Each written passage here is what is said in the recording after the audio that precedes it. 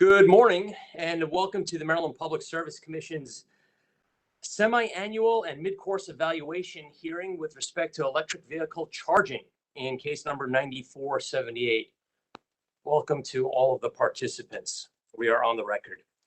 By notice issued on August 17, 2021, this has been noted as the time and place for the first half of 2021 semi-annual report by the state's utilities, as well as receipt of the mid-course evaluation report in our 5-year pilot program.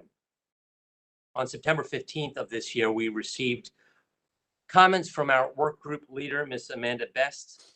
We received filings from 4 of our utilities that filed both their semi-annual report for Q1 and Q2 of 2021, as well as the evaluation report. And then in early October of this year, we received very detailed comments from our commission staff, Office of People's Counsel, ZVIC, private charging developers, individual Marylanders, and other interested parties. I do note that we have taken receipt also of the Guidehouse report, which was the report that was jointly filed by all 4 of our utilities that are participating in this pilot program. And that's our evaluation, measurement, and verification report that was analyzed by commission staff. And I understand it's being nationally reviewed at the moment. So we have an agenda today. We'll hear from our work group leader first, then we'll move to our utilities, likely have a lunch break at some point in about an hour and a half. Then we'll hear from private charging developers, followed by state agencies, and then individual public comment.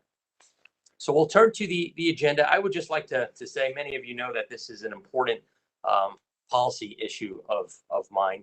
We have been viewed as a national leader in terms of developing electric vehicle infrastructure charging.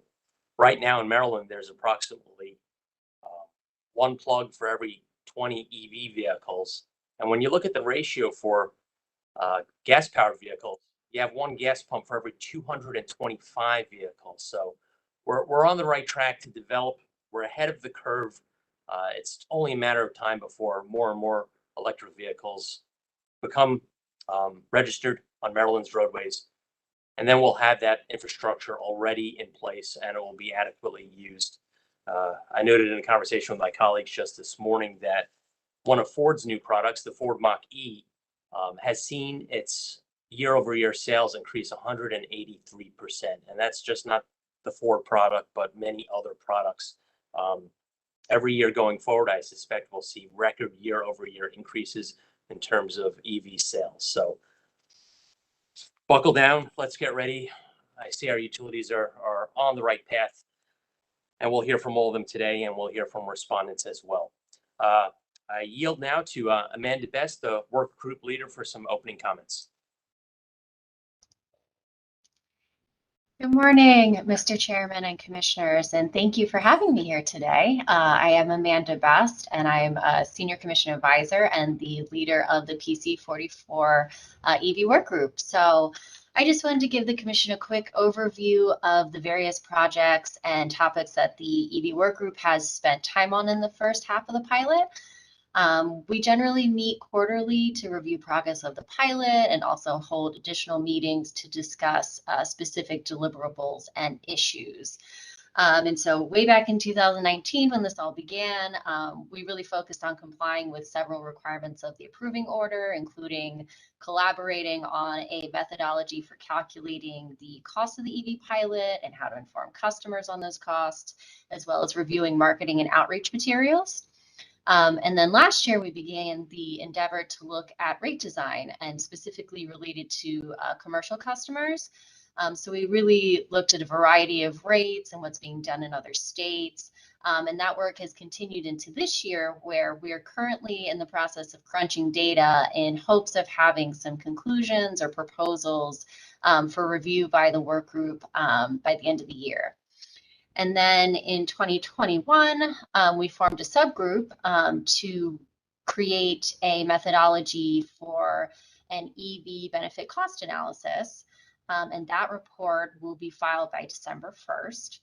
And then we also coordinated several meetings with the utilities over the summer on program review and design, which had several outside speakers come, and there were discussions with the work group members on a lot of the proposals that are before you today. As for the future of the EV work group, there are two areas that I believe could be valuable for stakeholders to collaborate on and provide recommendations to the commission. First, there was a discussion, many of the comments that came in about fleets, and I agree. I think that is an area that the work group could look at and explore for future recommendations. Second, I think it could also be beneficial to begin discussions on the future of the EV pilot or other programs in Maryland after the current pilot is set to expire in 2023. There are a lot of lessons to be learned from this pilot, from pilots in other states, federal offerings, as well as just what's going on in the industry. And so with around 2 years remaining in the current EV pilot, it may be prudent to begin discussions on what the future looks like from a utility and a regulatory perspective. Finally, I want to extend my gratitude to all the stakeholders in the work group. They really are a very engaged and dedicated group, and they, spend countless hours on EVs in Maryland, and I really appreciate all of their time and efforts. And I also thank you for your time, and I'm happy to answer any questions. Thank you, Ms. Best, and thank you for the letter that you filed in the docket. It's evident that the work group members worked collaboratively over the course of the past year. We recognize that these are not consensus proposals, but I suspect that the work group meetings helped yield more consensus than not. At this time, we'll begin with presentations with the utilities. Commissioners will either ask questions throughout or save their questions towards the end of each of the presentation. We'll hear from our 4 utilities in the program, including BGE, PHI, Potomac Edison, and SMECO. And we will begin with the presentation from BGE and one of their vendors, which is Weave Creek. Good morning, Mr. Gupta. Good morning, Chairman Stanek. Thank you for the time today. I'll just give it a second for the slides to pull up. So good morning. My name is Devesh Gupta. I'm Director of Strategy for Utility of the Future for Baltimore Gas and Electric. With me today is Christy Fleischman-Gronke, our Manager of Strategic Programs over all of our EV Smart programs, as well as Dan Herson, our attorney of record too. And so we're all available for questions throughout the presentation and afterwards, of course. First of all, just want to point out, reiterate the statement that the chairman already made in terms of how Maryland has been a leader, and the commission has done just a really great job establishing these initial programs that the utilities have been rolling out, giving us the opportunity to execute on them and execute on them well and gain some learnings over time. I can't tell you how many times Christy or I or others on our team have been pulled into discussions with other utilities around the company, or have received questions here and there from other staffs around the country about our programs and what's making them tick, how have we done so well on these, and why is Maryland thought about rolling programs out in this way. And then the other thing that we've seen is that there have been a number of programs around the country that have been approved by commissions, particularly I would say in the Mid-Atlantic and the Northeast, where they've taken our template that you all established here in Maryland and expanded it, right? Use the learnings from there, double down on what's worked, and also identified, where were there some gaps, and they've had the opportunity to learn from us. And so, that's an important piece as well, because the commission itself established this hearing and this midpoint filing as an opportunity for us to learn from ourselves too, to assess what it is that's been going well, and where are there opportunities for improvement to ensure that success going forward. I'm really proud of the work that BGE has done to execute on success, but all of that was it was a team effort from all of the stakeholders that have been involved here. So a really important piece of assessing where are we now, what else do we need to do, was assembling that work group. And credit to Ms. Best, the commission staffs, OPC, and many other stakeholders that got together over the last 6 to 8 months. We held 6 different sessions and really went in depth in reviewing where are the programs now, and what are some proposals to possibly improve those programs or create some enhancements where there might be gaps. And so today's proposals, what we filed, are reflective of that, and I'll stress that too. Just reflecting on some of the program successes. If we could turn to the next slide, Ms. Best. Again, so one, I think there's been really high engagement, and you saw that from the work group sessions that we held in leading up to the filing.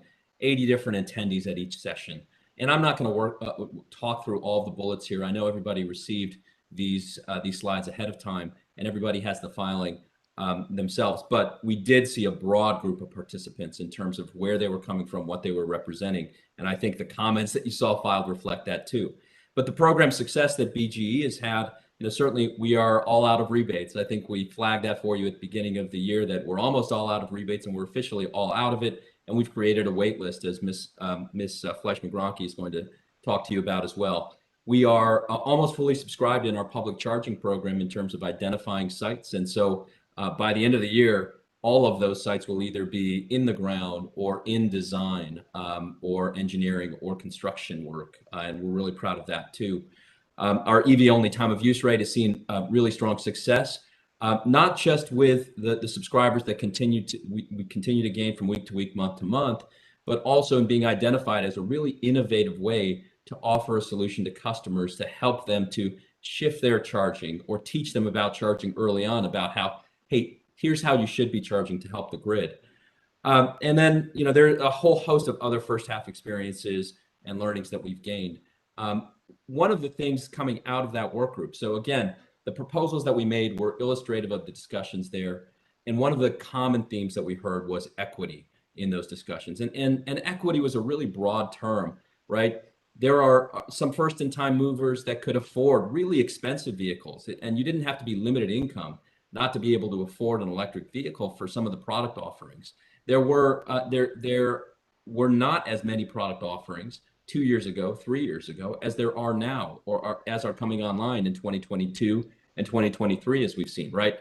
Pickup trucks is one that we're really looking forward to, because that's a popular type of vehicle in our state here in Maryland, right? So as these programs come out, one equitable thing to think of is not everybody had a product in the market that met their own needs, but it was also thinking about our limited income customers, right? How do we make sure that they don't get left behind in the transition to electrification? How can they participate? Are there some creative ways that we can make that happen? And then also multifamily customers, and we'll talk about this in depth as well, right? That was another equity issue that you saw reflected in comments, and that we certainly heard in those discussions, that we really need to figure out how to provide opportunities for multifamily, even if their property managers or property owners aren't willing to make that move yet. And so, you'll see that reflected in some of our proposals as well. That's just a brief overview of what we plan to address today. I'm going to turn the mic over to Ms. Fleischman-Gronke to first just overview the residential programs and some of the proposals that were in our filing. Christy? Thank you. Good morning, commissioners. Christy Fleischman-Gronke, Manager Strategic Programs. Ms. Best, if you could move to the next slide, please. So as Devesh mentioned, we ran out of residential rebates in early 2021, and per the direction of the semi-annual hearing that was held earlier this year, we have been waitlisting customers where we received applications. So as of right now, we have 165 customers currently on our wait list. We have received all of their documentation, confirmed that their charger is connected to our program, and they are just awaiting potential additional rebates if we're granted them through this process. Rebates continue to be important. They help customers, make the change from charging level 1 to level 2. We are now rebating smart chargers and EV telematics, and gaining that powerful insight to customers' charging behaviors has helped inform a lot of decisions and planning that we plan to use throughout the course of this program. It's also a great way to engage with customers and help them make that switch from gas powered cars to electric vehicles. The next proposal is ongoing $50 credits for the life of this pilot program. And this just continues to engage customers, provide them an incentive to charge off peak, Perhaps if they're not eligible for the EV time of use rate, they can enroll in this ongoing credit, which encourages them to continue to charge off peak. And lastly, this was a direct result of the collaborative process in the work group. The initial session, we had a lot of conversations about equity, and the work group, looking at other utility structures, proposed that low-income customers receive a higher rebate for the purchase and installation of their charger. A lot of times, low-income homes tend to be older homes, which require more service work to have a charger installed, so they're more expensive installations than perhaps a new home. And so we felt an additional $700, so it'd be a total of $1,000, could be given to low-income customers to help close the affordability gap. Now I'll turn it back to Mr. Gupta for our multifamily proposals. Thank you. So again, thinking about multifamily, this is one of those areas where where the working group really stressed the need for equitable access to EVs. When you think about just overall, as we set this table, the number of Marylanders that live in multifamily housing, it's a really diverse group of housing, right? It's not just apartment buildings or condos. It is townhomes that may not have garages, duplexes. We've got a lot of those types of housing all around the state, particularly in Central Maryland in BGE's territory. So it's important to think about how do we provide better access to those customers? And certainly we have our rebate programs, but as we've reflected time and time again, they are not getting, there's not as much subscription as we'd like to see in our multifamily rebate programs. There continue to be hurdles there. And I think these are themes that you've probably heard around the country, where multifamily property owners, they don't want to cover the rest of the cost, right? Because a rebate doesn't cover all of the costs of installing charging. They maybe don't want to manage that charging either, manage how residents use it, and deal with maybe disputes or things of that sort.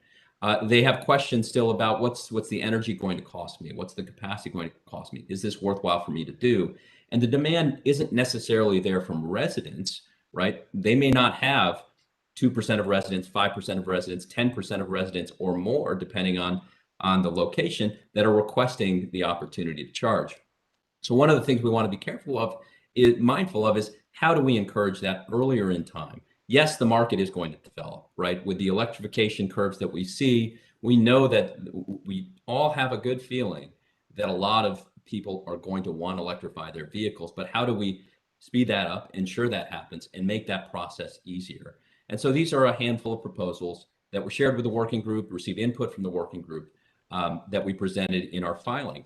Multifamily one was taking what the permission that the commission gave us earlier in the year to actually try out BGE owned and operated level 2 charging at multifamily properties and expand that. And the reason this was proposed is that we had a lot of success with that program.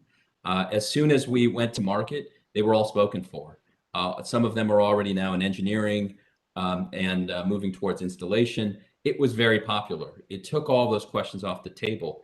In addition, when you think about equitable access, one of the things it did was bring parties to the table, properties to the table that definitely wouldn't consider it as soon in time, particularly some limited income properties that were really excited to get the opportunity for BGE to install a few level 2 chargers, which would certainly lay the groundwork for their residents to be able to start to look at electric vehicles, particularly in used car markets, particularly as the cost of electric vehicles are going down.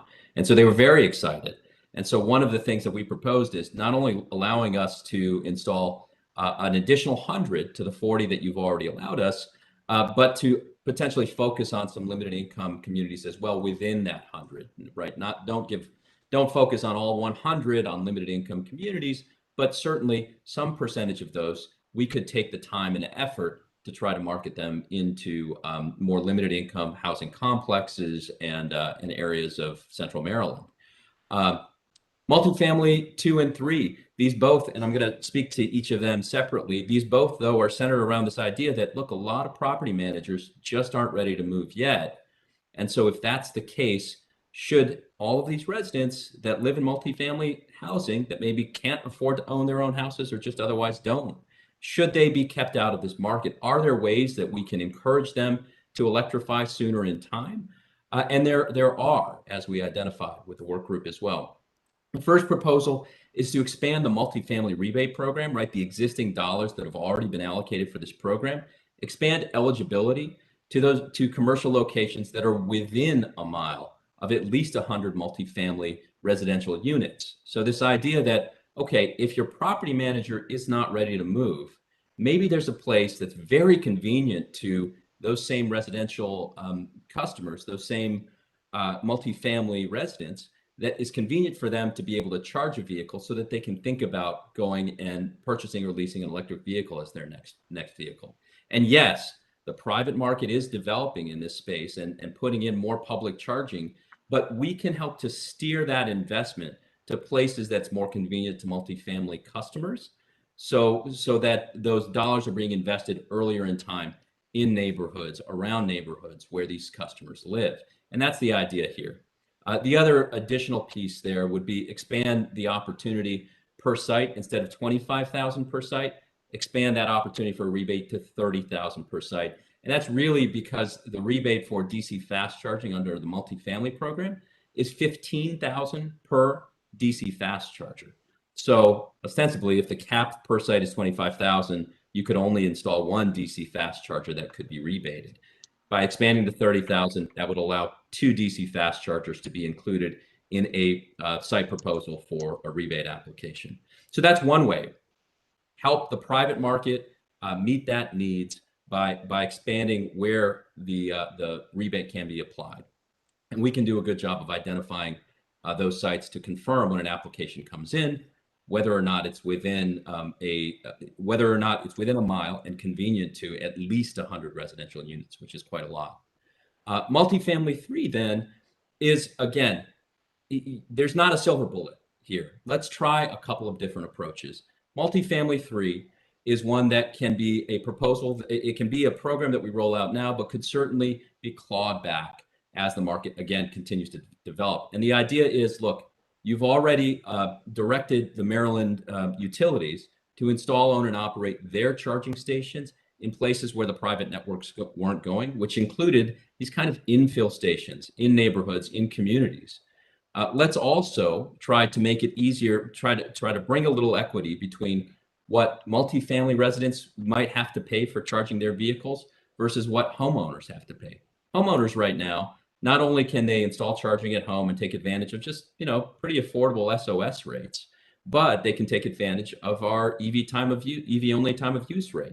You can't do that if you're in a multifamily property. So if we can provide some benefit to them in public charging that's convenient to them, which is the EV Smart Network, provide a discount at least initially, help that market to develop.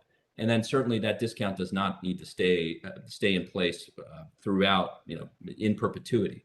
That 25% discount is the same one that the commission has approved for fleets of 5 or more vehicles that are registered in the state.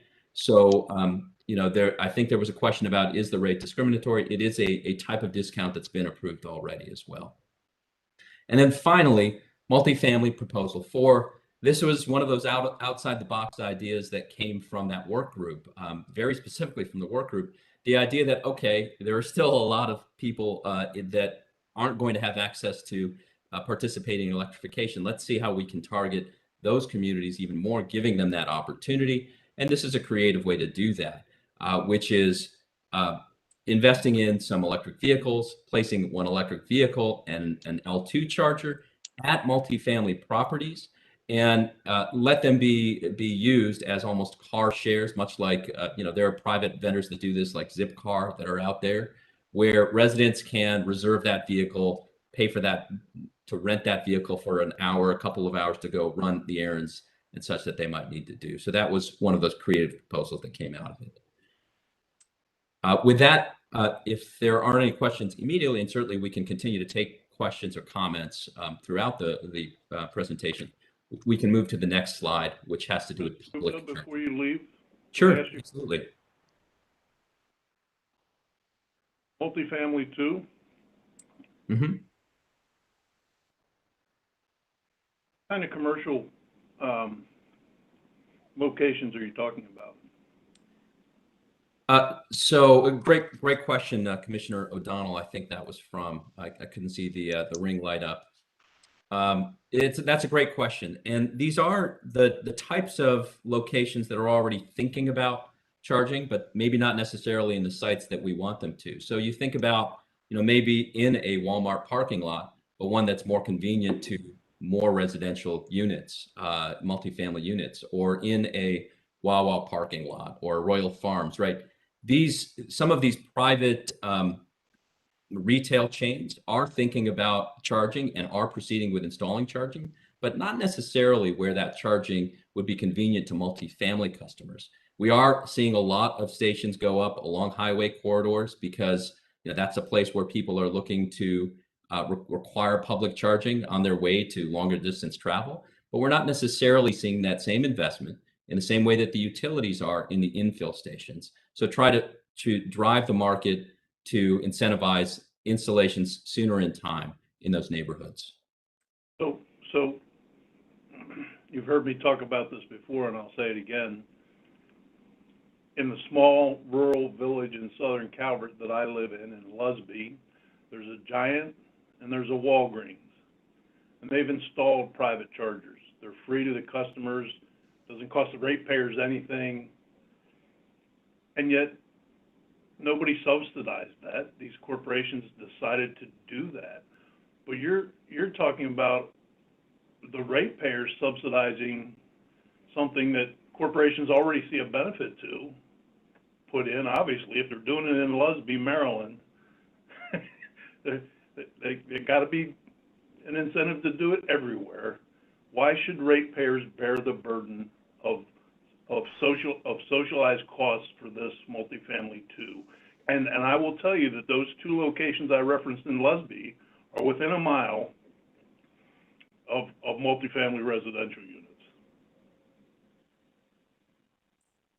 And thank you, Commissioner O'Donnell. And that's great to point out. It's not that there is no investment that's happening that might happen to be convenient to these customers, but it's a case where there's not enough investment. When you think about private property managers as well, these are also third parties, private companies that really you think should have an incentive to do this, but are not, right? Are not feeling it. So how can you still provide, at the end of the day, we're trying to figure out ways to provide benefits to residents and drivers of vehicles to electrify their transportation.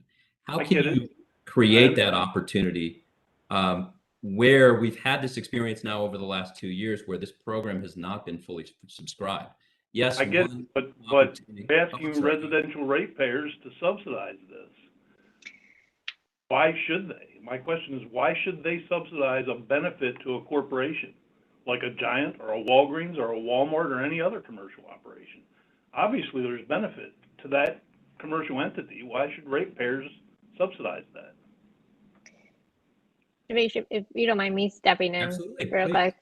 Thank you, Commissioner O'Donnell. So one difference in the example that you provided and this proposal is that the Giant and Walgreens chargers are most likely level 2 chargers, which take hours to fully charge the car. So it would be inconvenient for a multifamily to have to park their car at the Giant or the Walgreens and sit for hours.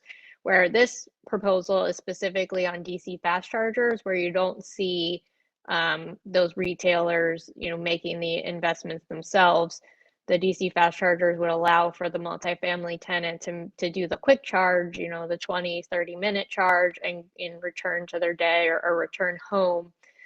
So those chargers are not, the level 2 are not as ideal in those retail locations if they're using that as their sole purpose for charging their car, like this program would be.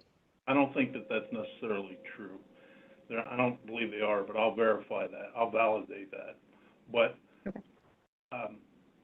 I will just say this. I find this proposal that the company is particularly tone deaf on listening to the concerns on this proposal. Thank you, Mr. Chairman. Thank you, Commissioner. Just FYI, your audio was getting very soft at the very end.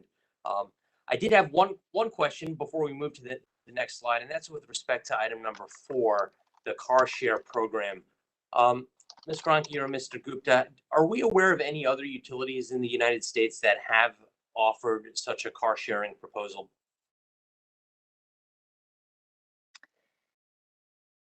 Not that I'm aware of. Well, I appreciate innovation, and this is outside of the box thinking. I'm still getting comfortable with the concept of the utility offering such a program. I recognize that there is a cost associated with it per car and per charger. That was my only question. Thank you, Ms. Gronke. Mr. Chairman, could I Thank you. ask a question? Before we move on, I'm interested in just a question, the residential 1 and 2 programs. Before we move on, staff I thought made some very good points, commission staff, about just the advances in the technology, just what's already in electric vehicles now as far as allowing people to participate in a time of use program, an effective time of use program. And I just wanted your thoughts on that. Is this still really where we should be putting money at this point, given the state? Also, personally out in the market right now for an electric vehicle, keep my fingers crossed that Ford will deliver one of these days. But you can finance a level 2 charger along with the car, and they've got some pretty nice deals, and that was true with a couple of the dealers I looked at. So again, just with the advances of technology with the car itself, and the fact that the financing is available in the private sector, how important does this continue to be? These residential programs continue to be? Christy, I'll offer one comment if that's okay. Yeah, and one of the areas that we need to recognize as well is that the purpose of the rebates, a major purpose of the rebates, was to provide more data for us to be able to see how are consumers charging, and how is that affecting the grid, and how do we need to prepare for that for the future. And if we don't get that insight, even for those that aren't interested in EV only time of use rate or aren't able to take advantage of that rate, how do we get more of that data, ensure that we're getting that so that we can remain engaged with those customers for when we do have programs that can be offered, and so that we can better plan on our system for the coming wave of EVs, right? This is really important data that we're getting from the initial 1,000 customers, and hopefully from an additional, 1,500 customers on top of that, or 2,500 customers on top of that. All of that is valuable information for us to be able to better prepare for the future. Yeah, and definitely agree. It's just a really, when we're discussing scarce resources here, we want to make sure we use our use the ratepayer money as effectively as possible. And I congratulate you for working with companies like GridWeave to try to hopefully tap into that data that's in the vehicle. But again, with the cost of the program, I do have concerns that now, with a residential number 2, that we have all these devices out there, but people aren't using them. And now we're having to spend more money to get people to actually use the functionality. And so again, that is a concern. And then also just with the, concerns about equity, to really have a smart charger, you have to have a garage. You have to have a garage that, you've been able to, upgrade to 220. And I just am concerned that with other programs out there, and whether or not we should be continuing to focus on the residential program, the smart chargers, and really kind of pivot. Yes, hopefully with the investment we've made so far, we will get some data about the time of use programs. But again, is this an equitable way to be spending money? And is, technology is changing quickly. Should we pivot with the technology? Thanks, Commissioner Richard. So to address a couple points, the 2,500 additional rebates help ensure the customer promotes or installs a level 2 charger. So there are chargers, mobile chargers that are coming with vehicles today. I believe Ford Mustang provides a mobile charger, or you can buy a wall charger. But getting those customers to install the 240 volt outlet is important to be able to have that flexibility on when they're charging and being able to manage that charge. So, we see that there's approximately 16,000 EVs in the BGE service territory, and we've received 1,320 rebate applications. So a small portion of those 16,000 are engaged with BGE. We do have another 550 customers in the time of use rate, but there's a high overlap in the rebate customers and the time of use rate. So not, a unique subset there. So we're missing so many customers to be able to engage with them, to connect with them, and know when they're charging, to start planning for those grid impacts. So the ongoing credits, allow for customers that maybe are not eligible for the time of use rate to continue the engagement beyond the $300 rebate, and continue to charge off peak. The residential chargers are rated for outdoors, so you do not have to have a garage. You have to have dedicated parking, of course, so they have somewhere to park near your house where you can charge the cars, but they are rated for outdoor use.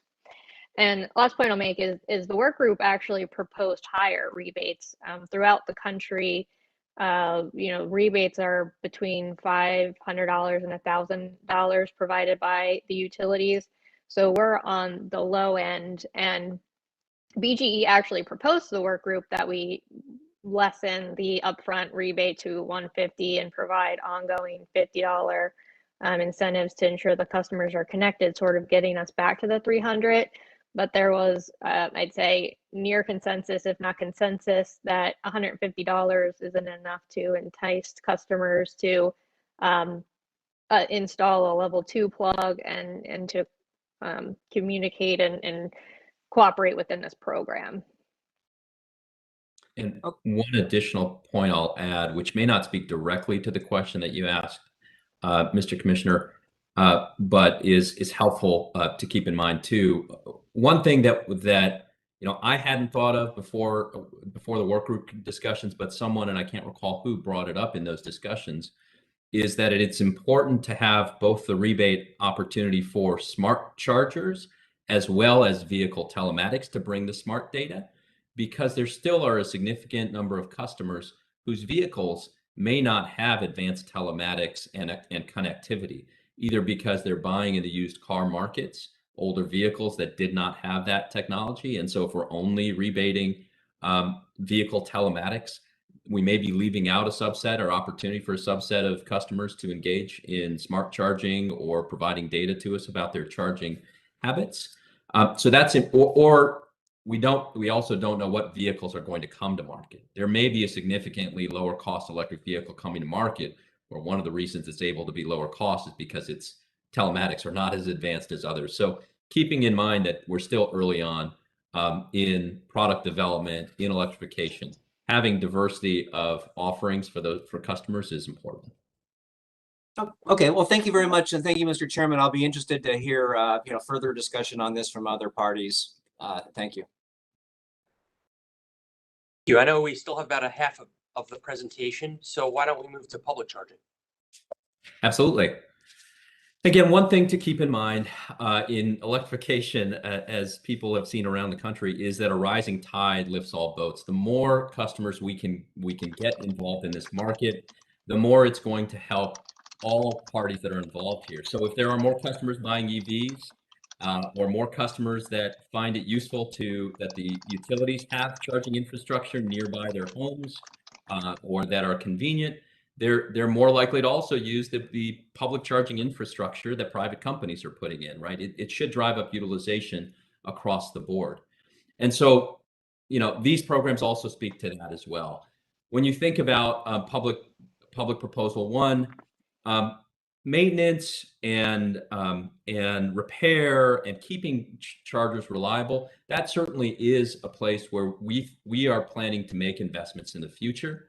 But it doesn't make a whole lot of sense for the utilities to build up all of that department, all of the personnel required to do so, if we're only in a pilot program. And so the request that we have, in order to ensure high uptime and ensure that all customers, again, early on in electrification, are getting a very positive experience, with public charging. We are asking the commission for additional budget to be able to provide an enhanced maintenance contract with our network provider. And this is something that, again, paring down the number of stations that we were allowed to install, while we may not have felt great about that initially, right? It was probably a wise decision on the part of the commission because it gave us the opportunity to learn. And this is one of those learning points, is knowing what are the challenges that these stations face on a regular basis, and what is it going to take in terms of personnel and parts and such in order to maintain a network of this size of 500 chargers, for instance. So Mr. Gupta, let me ask you here. This one really caught my eye. Are you telling me that your existing contract is for SOSO service, and that therefore now we've got to get better service? I mean, why wasn't your existing contract for maintenance at 98%? What did you contract for? 65%?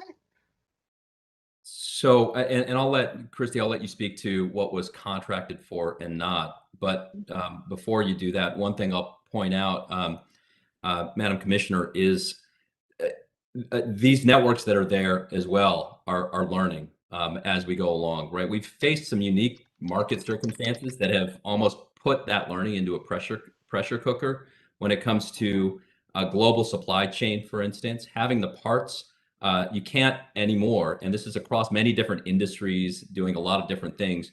You can't put an order in for a part and expect it to show up a week later, is what we found, right? And that wasn't the case. Again, we're finding that in different parts of our business too, not just electric vehicle charging stations, but we've felt that very acutely here, where we need a part in order to repair a station, but we can't get it within a week. So finding a solution where, hold on, stop.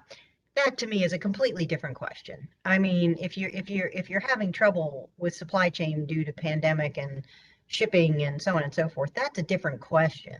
My question relates to, you say you need $1 million for an enhanced maintenance and repair service. So my question, maybe Ms. Gronke can answer, did you have parameters in your original contract that said it's okay if only 75% of our chargers are up?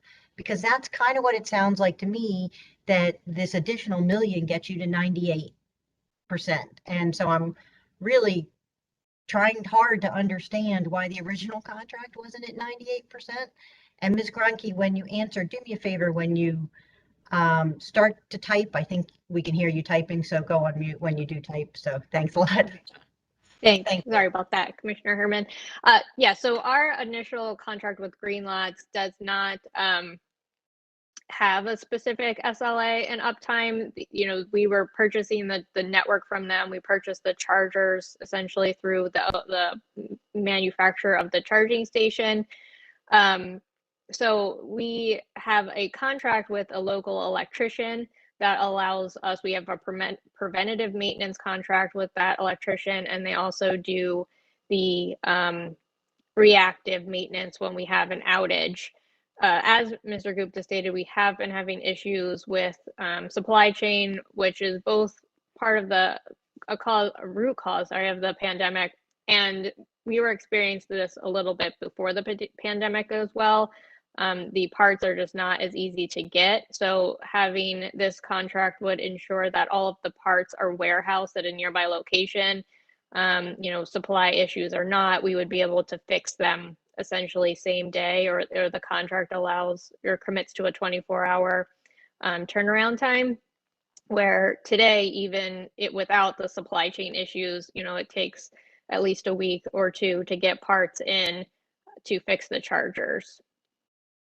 And I'll add, the reliability has been, when you look at metrics, it's been pretty solid, in the 90% uptime range. I think, Christy, you can identify the exact number. I don't want to misstate it.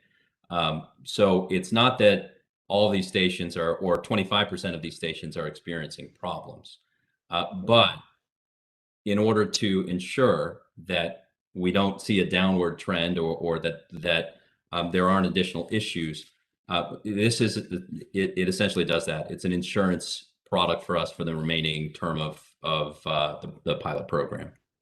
Okay, so if Ms. Gronke, tell me what percentage, you know, what percentage are down? Do you have a number for Yeah. that? So our average uptime is 95%. So this would increase our uptime an additional 3% to An ensure. additional 3%. For $1 Yeah. million for 2.5 years, we get 3%. Yeah, so one of the differences is, you know, majority of our network is level 2 chargers, and they have less internal components and experience less outages. So they're really bringing up the total average of the overall uptime. The DC fast chargers, which are shown in this photo here, have more internal components, have a more likelihood to fail given the higher power of them. So that's where we experience more outages. We want to ensure that, you know, the drivers are not experiencing range anxiety or perhaps, you know, getting stranded if they drive to a location and the charger is offline. We do install redundant chargers, as you can see in the photo. You know, we put at least 2 DC fast chargers per location so that if one of them is offline, there's a high likelihood that the other charger would be available for customers to use. But as EV adoption, you know, continues to grow and we see higher utilization of our charging stations, we want to ensure our customers have a good experience at our charging stations. Okay, thank you very much. Thank you. Proceed with your presentation. I recognize that we're going long, but I don't want to rush the discussion between the utilities and the commissioners. So we may reorder as we go forward, but please continue, Ms. Gronke. Absolutely. Thank you, Mr. Chairman. Moving, just thinking about public program proposal 2 and 3, they are somewhat related. So the first is allowing for a larger split of a larger contribution of DC fast chargers for our overall allocation of 500 stations.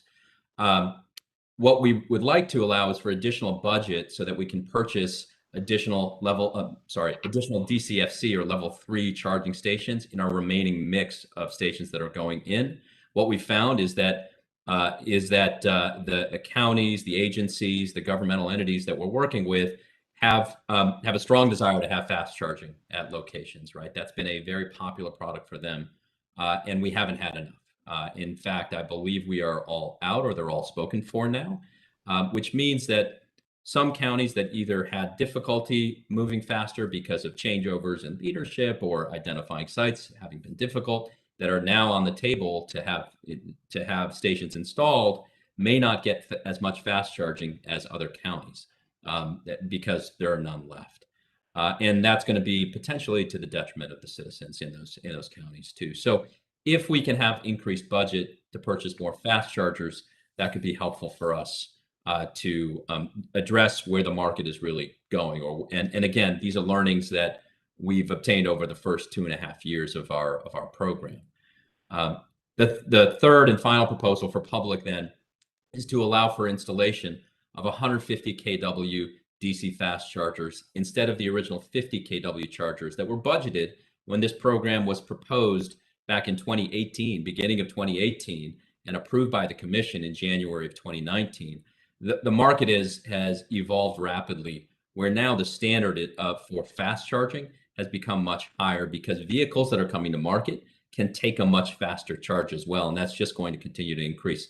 One of the unique things about the 150 kW chargers that we were able to install with the benefit of a U.S. federal DOE grant is that they are expandable. So they won't be obsolete over time. If the standard goes from 150 and starts to be 300 kW, we would be able to, down the road, add additional capacity at those existing chargers to be able to meet that need if we saw it. So that's public charger proposal 3. Both of these would result in some expansion of budget.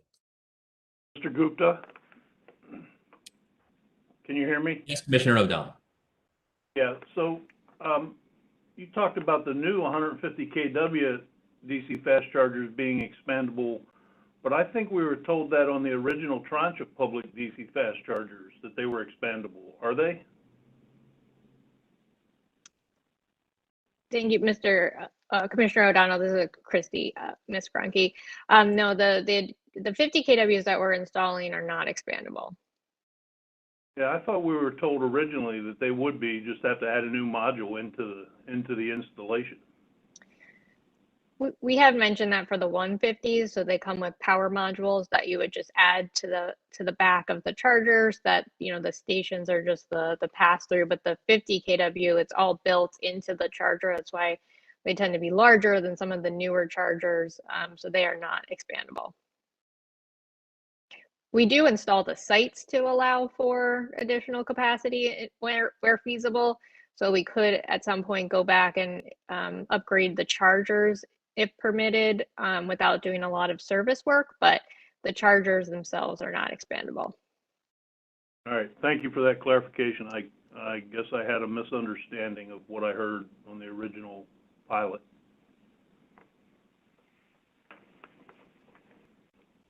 So, Mr. Chairman, I have a question regarding the public chargers. Hello? Commissioner Linton, yes, Mr. Gupta, question from Commissioner Linton. Thank you, Mr. Chairman. I'm sorry, everybody disappeared. I just see the slides now. So, wanted to understand a little more about for public charging options number 2 and 3, where you've noted that government site hosts are requesting more fast chargers. Help me to understand what the company's plan was for making certain that the chargers, the fast chargers, not the L2s, but the fast chargers were equitably distributed across your service territory. And I'll let Ms. Fleischman-Gronke focus on the question, but I'll note that we did set out with an allocation, but as the program progressed and there were those counties, those agencies that were moving faster in time, and so even that allocation we needed to reconsider. We couldn't hold in perpetuity chargers that would otherwise not be installed and available to Marylanders. But Christy, do you want to cover that question? Well, actually, before Chris, excuse me, Miss, before you do that, can you help me to understand the company's thinking as to why you needed to move faster? I mean, this is a pilot. We're just reaching the midpoint now. So, what was the pressure to move faster and distribute them faster? Commissioner Litton, thank you for the question. So we had received some indications from some jurisdictions that they, you know, were not interested or would not be interested in many chargers, some of the slower to move, you know, given the utilities property on the city or county property. So, you know, in order to meet the goals of this pilot, we moved forward with some of the first movers and identified that, you know, DC fast chargers are really needed to help reduce the range anxiety. So to help, you know, facilitate the charging in those areas, we installed the DC fast chargers. We received some unique requests, you know, in order to support Maryland's goal of electrifying their fleet at 100%. And now, you know, many counties and smaller municipalities are making those goals. And BGE is able to help support those fleets with the DC fast chargers. So the company started with a plan for making certain that all of the chargers were provided equitably across the service territories. And I'm not quite sure or clear as to what happened to change the plan, but helping to understand where we are now. You certainly had a certain number of DC fast chargers that were available. Clearly, those are the ones that most parties are preferring because of the fact, as you said earlier, that cars are able to use those. They're able to take faster charging, and for government offices, very few people are parking there overnight. Mm-hmm. So, help me to understand what the disbursement is for the chargers today. Sure, and I would say, you know, we haven't left any counties or cities or municipalities out. All of the jurisdictions do have DC fast chargers. Now that we're getting, you know, into the few we have left, about 50 chargers left out of our approved amount, the sites are continuing to ask for DC fast chargers, and, you know, we're letting them know that at this point we only have level 2s available. You know, if we do not receive approval to change the split, we would continue to offer level 2s to the site hosts. You know, we have indications that they'll still take the level 2s, just using this opportunity to let the commission know that the DC fast chargers are requested. They are, you know, more desirable. They do help, you know, with EV adoption and getting that range anxiety by providing the quick charge and back on the road. And just emphasizing that the value is still there for the level 2 chargers as well. There's no doubt about that too. It's not that I think they're desirable differently, right, for different use cases. When you think about that office building, for instance, Commissioner Linton, there is a really strong opportunity there for level 2 charging, because if somebody is in the office building for 2 hours, 3 hours, or maybe they work there and they're there for 8 hours of the day, that's more than enough time to not just get a top off if your tank was half full, but potentially a full charge if you were closer to empty in your battery range. So level 2 is still valuable, but there is desirability for different reasons for fast charging as well, as Ms. Fleischman-Gronke pointed out. Okay, so I'm not sure I got a full answer to my question, but I'm assuming that you've made certain that the DC fast chargers are distributed fairly evenly across the service territory, so that we can learn as much as we can about the use of these chargers during the course of this pilot, and at the same time encourage third-party and private investment in fast chargers across the service territory. That was part of the overall goal for this pilot. Am I correct in saying that, or are we seeing areas where there are not fast chargers installed right away? I know that there's something happening. There was something happening. There were some challenges in some portions of the county. Excuse me, the city. I think you're correct, Commissioner Linton, on all those points.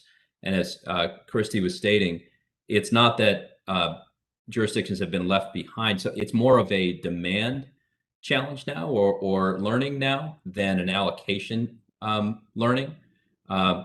Originally, we thought that 100 out of 500 was an appropriate split of DC fast chargers to level 2.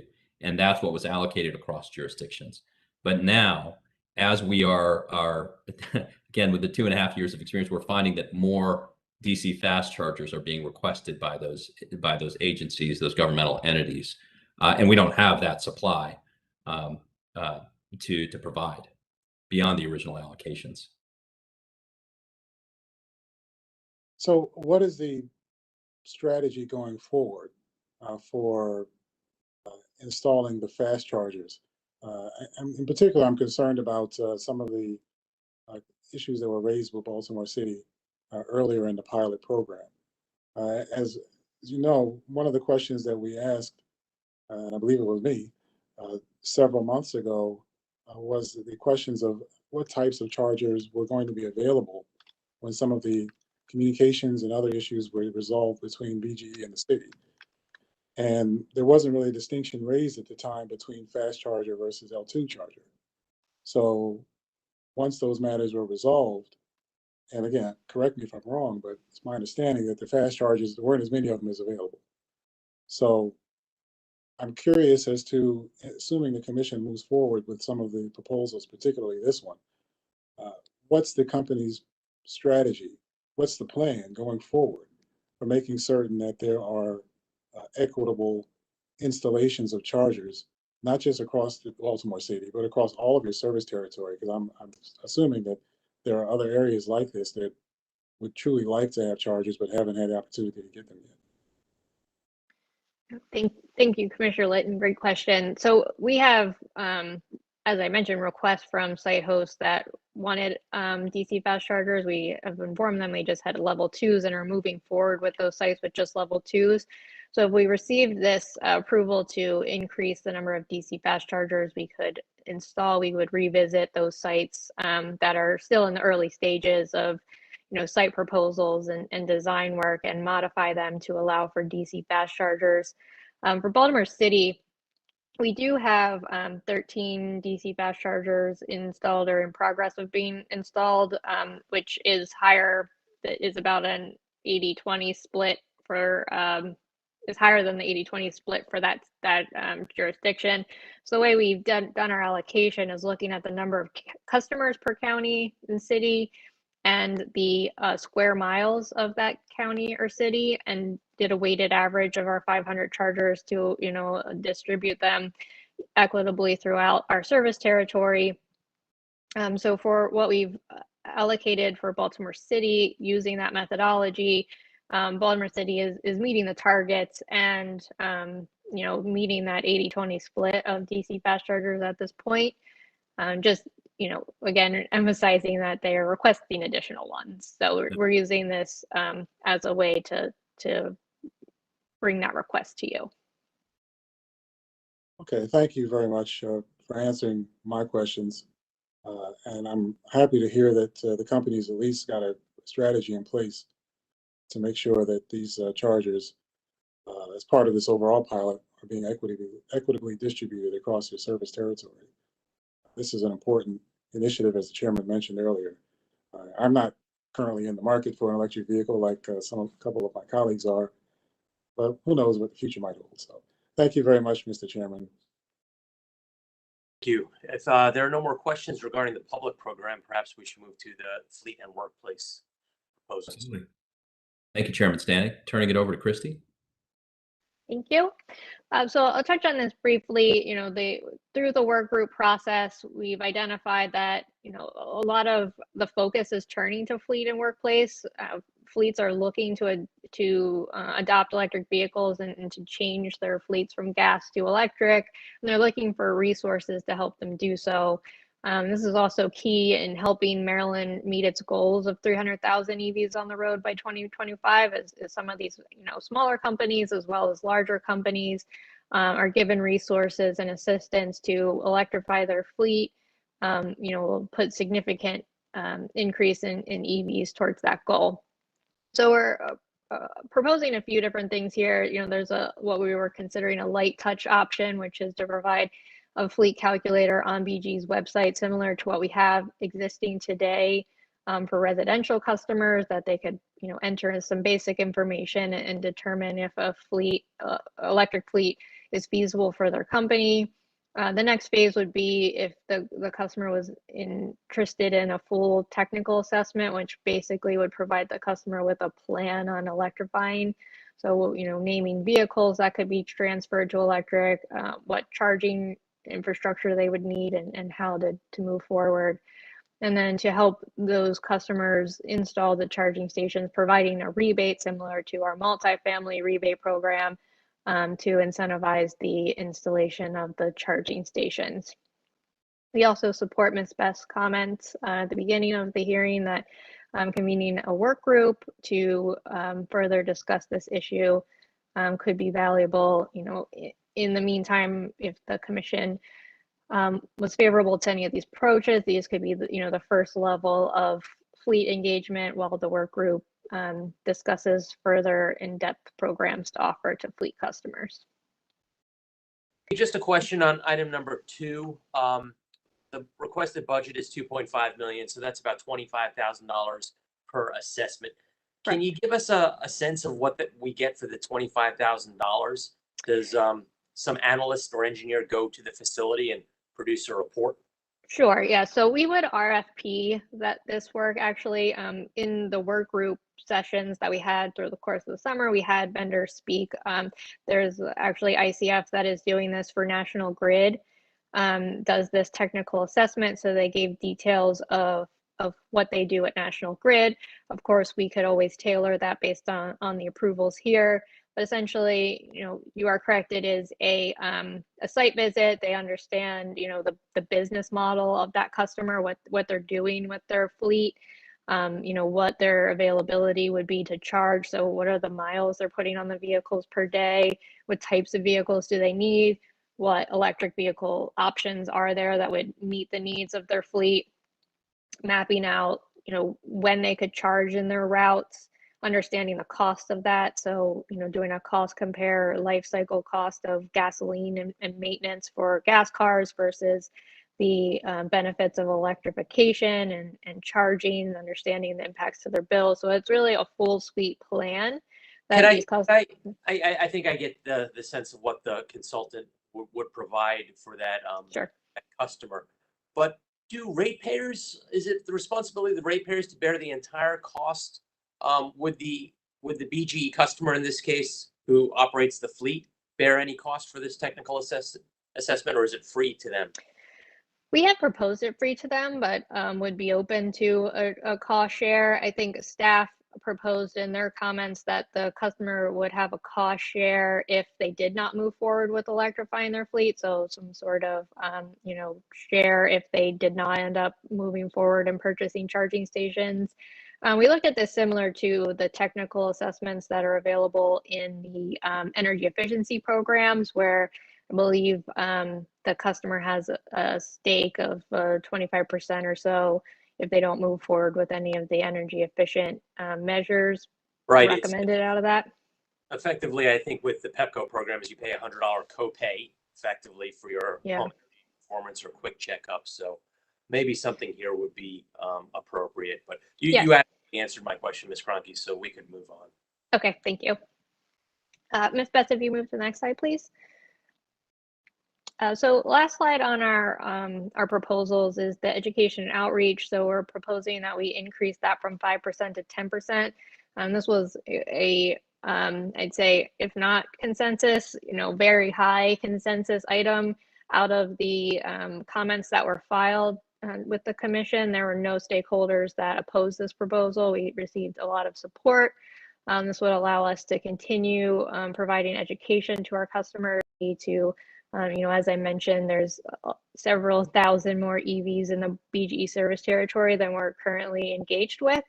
So providing that outreach and really connecting with our customers to help them through their electrification.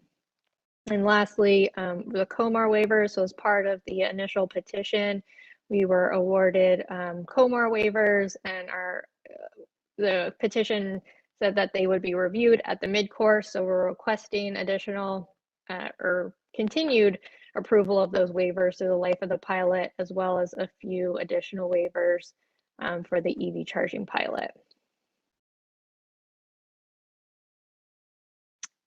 Ms. Best, yes. What is 10% of your budget for education? What's the dollar amount? Sure. So for our current approved budget of the existing programs, it's about 1.2 million. Okay, so your original budget was 12 million? Our original budget is about 24 million.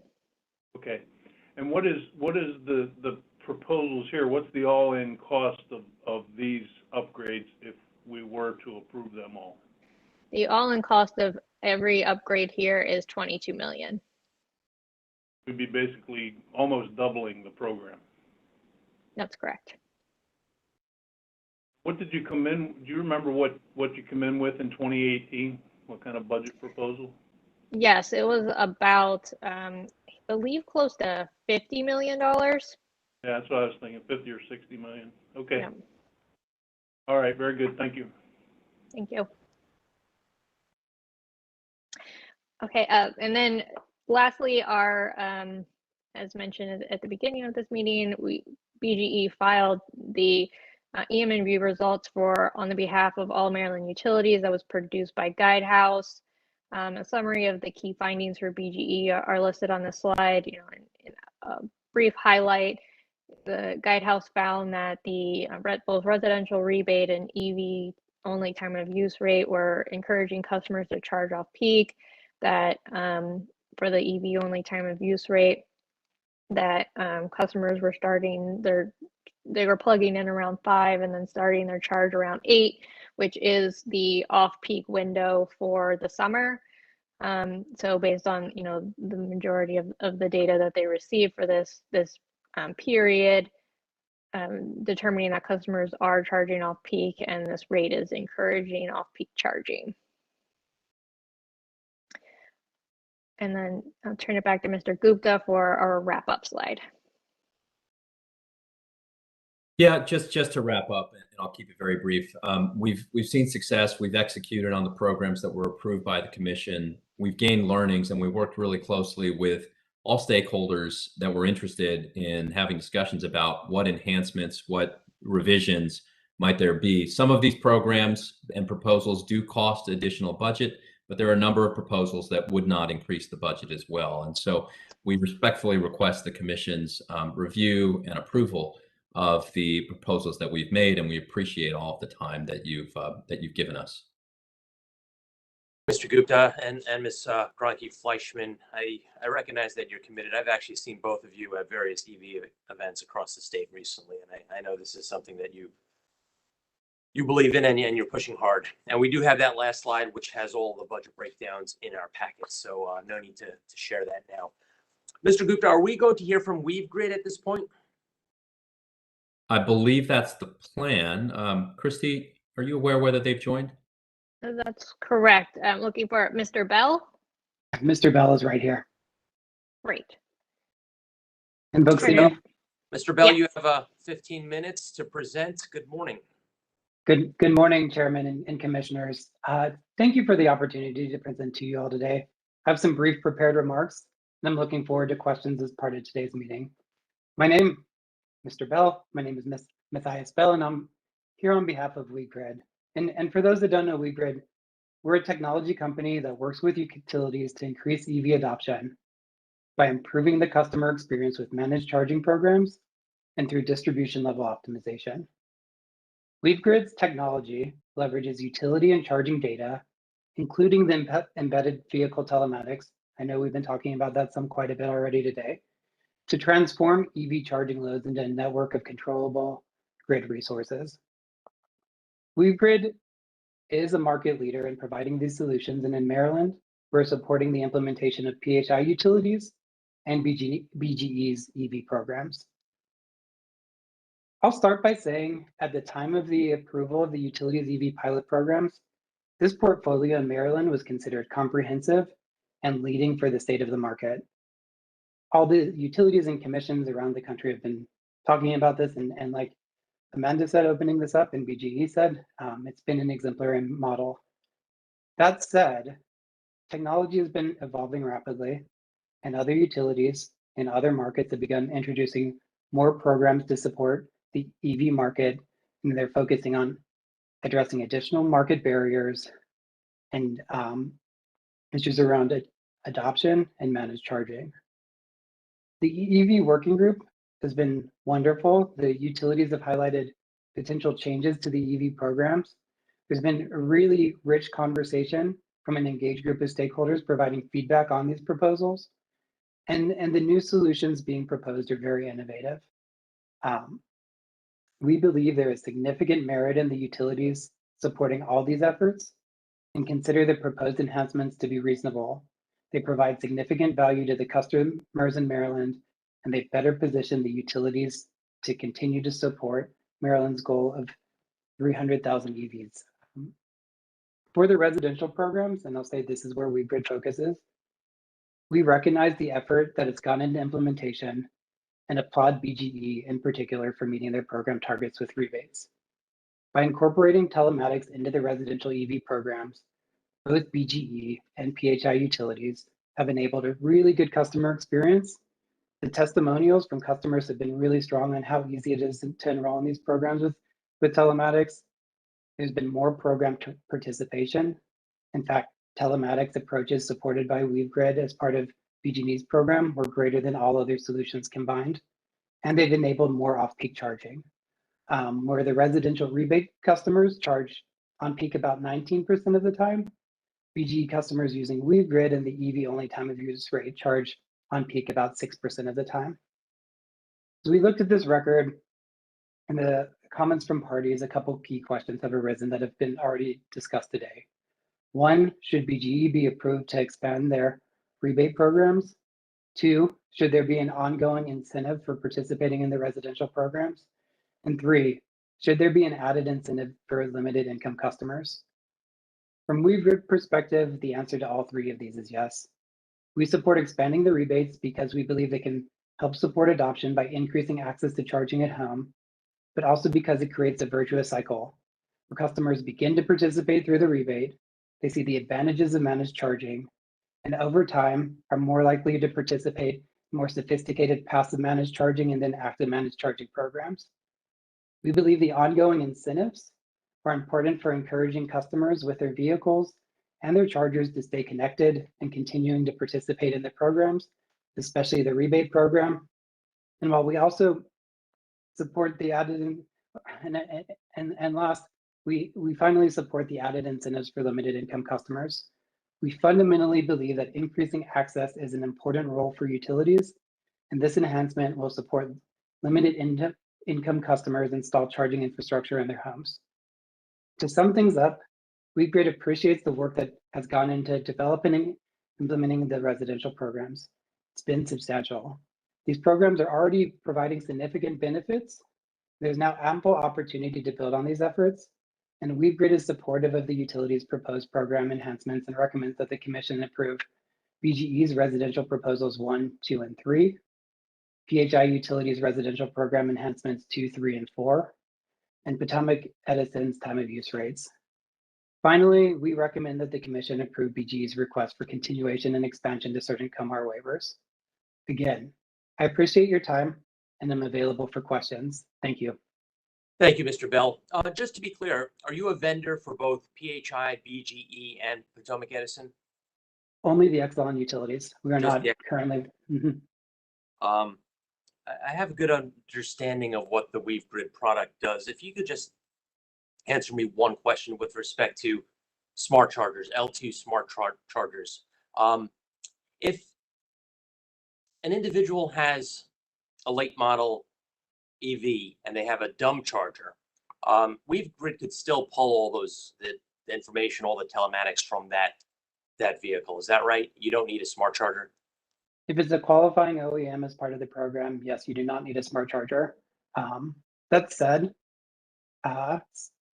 we do support technology agnostic programs, and there is value in smart chargers, and there could even be value as these programs become more sophisticated for customers at times to show up with both. That said, we think the most cost-effective solution here in the near term is utilities leveraging the telematics on board the vehicles. Thank you. That's an important statement. I do recognize that Mr. Gupta did make an argument for going back and helping folks with electric vehicles that may not have the onboard technology. Although I suspect that in just a few years, that's a relatively small group, and it'll be getting smaller by the day as everything that rolls off the assembly lines now have that technology on board. So thank you for your testimony. Thank you for participating today. Other questions for Mr. Bell? Thank you, Chairman. Hearing none, we'll keep moving forward. We're a little behind schedule. We'll next hear from the PHI utilities, and then we will have a lunch break before hearing from our next two utilities. So we'll, good morning, PHI team. Mr. Michael, you are on mute. Good morning, Mr. Chairman and Commissioners. Doug Michael on behalf of Potomac Electric Power Company and Delmarva Power and Light. We have a presentation today, and we're prepared to answer any and all questions the Commission has. With that, I will turn it over to William Sullivan, the Vice President of Technical Services, to begin our presentation. Thank you. We'll pull up the presentation. Good morning, Mr. Sullivan. Good morning, Chairman Stanek and Commissioners. I'm William Sullivan. I'm the Vice President of Technical Services here at PHI. I report directly to Tyler Anthony, who is PHI's Senior VP and Chief Operating Officer. I'm responsible for the implementation of the electrical vehicle charging programs for both PEPCO and Delmarva Power. It's an honor to appear before you today to update the Commission and lead our company's presentation this afternoon on the mid-course program evaluation of our electric vehicle charging program since its launch back in 2019. To assist me this afternoon, or this morning, almost afternoon, 3 minutes before, with me today are my colleagues from PHI who, like me, work directly as leaders on implementing our EV programs. David Schatz, the Director of Strategy and Business Planning, Brianne Jordan, the Manager of Smart Grid and Innovation, and Stephen Park, the Manager of Project Execution. All of us will address the Commission on various aspects of today's presentation and discuss our EV program's progress to date. We're also here to address certain requested enhancements and modifications to the currently approved EV program offerings that we believe are needed to ensure the program's success for our customers. For today's agenda, if we could pull up the presentation. I'm not seeing it just yet. Little technical difficulty here.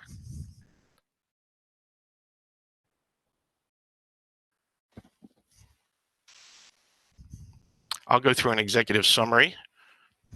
Sorry. We'll provide a program overview. We'll give a status of our public charging stations. We have established a program and process management action plan. We'll cover that, and we'll talk about our program enhancements. I'd like to begin our presentation this afternoon by first acknowledging, and you can move to the executive summary slide. Thank you.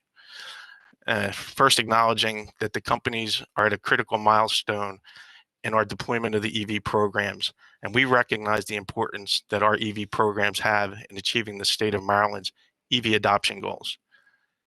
Importantly, we acknowledge that the progress to date on our EV programs has fallen short of the company's and the Commission's expectations. PHI and its senior leadership take full responsibility for the EV program shortcomings to date, and we're fully committed to ensuring that the execution of the EP programs will meet and exceed all program goals. Several changes have already been made to the management processes that we firmly believe will accelerate the deployment of chargers and enable the companies to meet and exceed all goals. We are here to reinforce and commit to the Commission that the success of the EV Smart program is an important element of PHI's long-term strategy, and we are taking immediate action to get this program back on track and achieve all program goals. As our September 15 report indicates, I can report that the last 6 months in the reporting period and over the period since then has been marked by significant steps forward. Since the end of our reporting period, we have processed an additional 143 residential rebates to get us to a total of 499, with a target of 1,000 at the end of the program. And we've installed an additional 27 charging stations to get us to a total of 66, with a target of 350 at the end of the program. Also, we are glad that we finalized a major agreement with the Maryland National Capital Park and Planning Commission. This will allow us for upwards of 25 new sites that can support over 80 charging stations across our service territories. These sites can accommodate both level 2 and DC fast charging stations. Now that the agreement has been executed, we expect we will be able to fully install those charging stations within a 6-month time frame, substantially contributing to the overall charging availability in Maryland.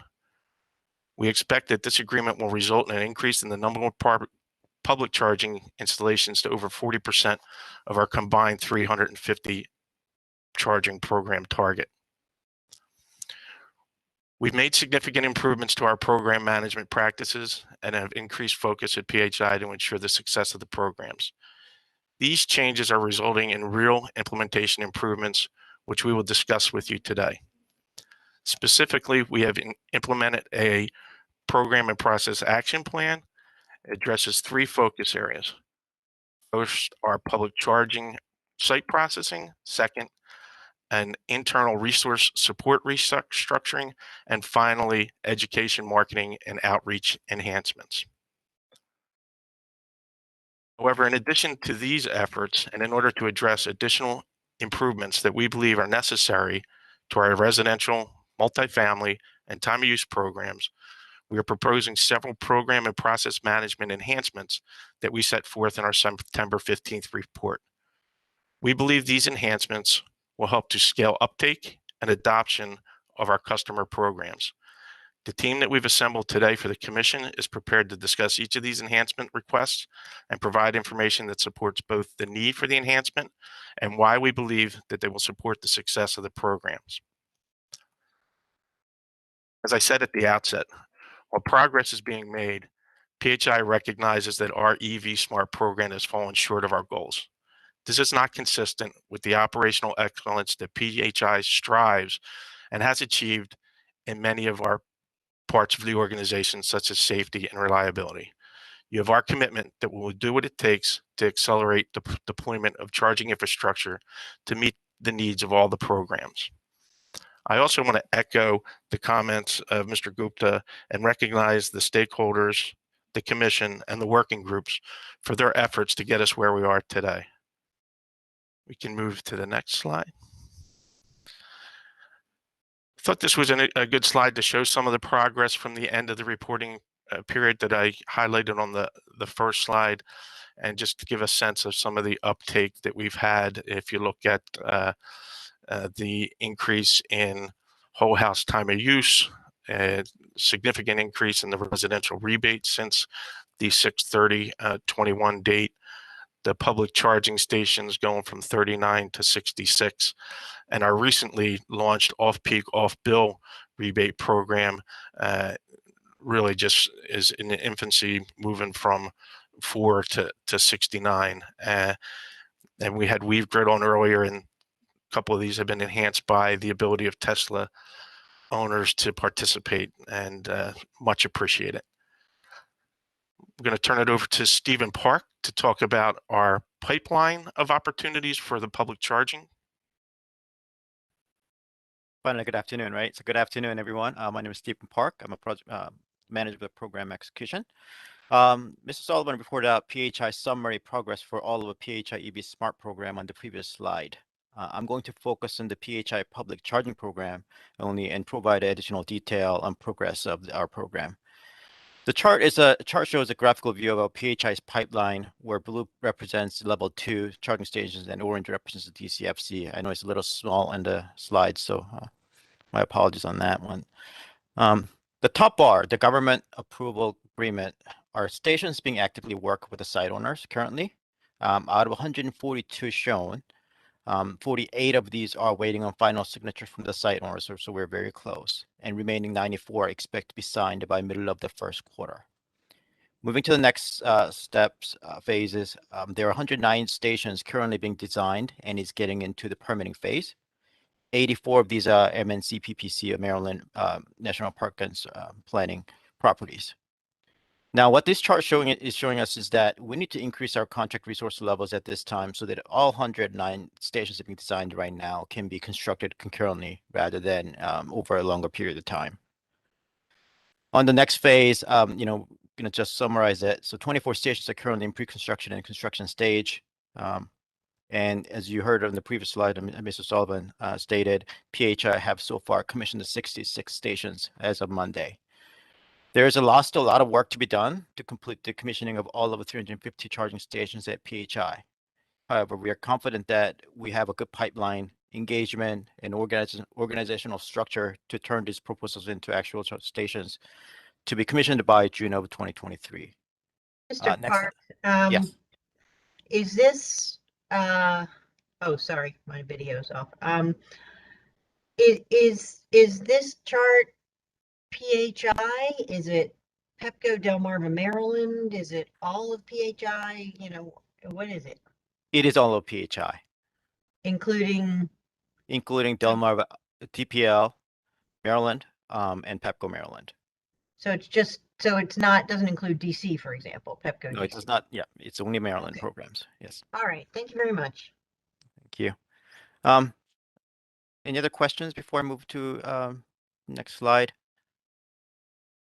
Next slide out there, Ms. Brian Jordan will go over the process management action plans.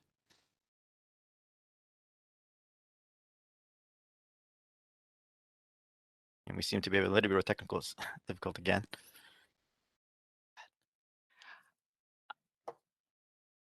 Good morning, everyone. I apologize for the technical challenges. As the presenter, let me reshare the presentation for you all.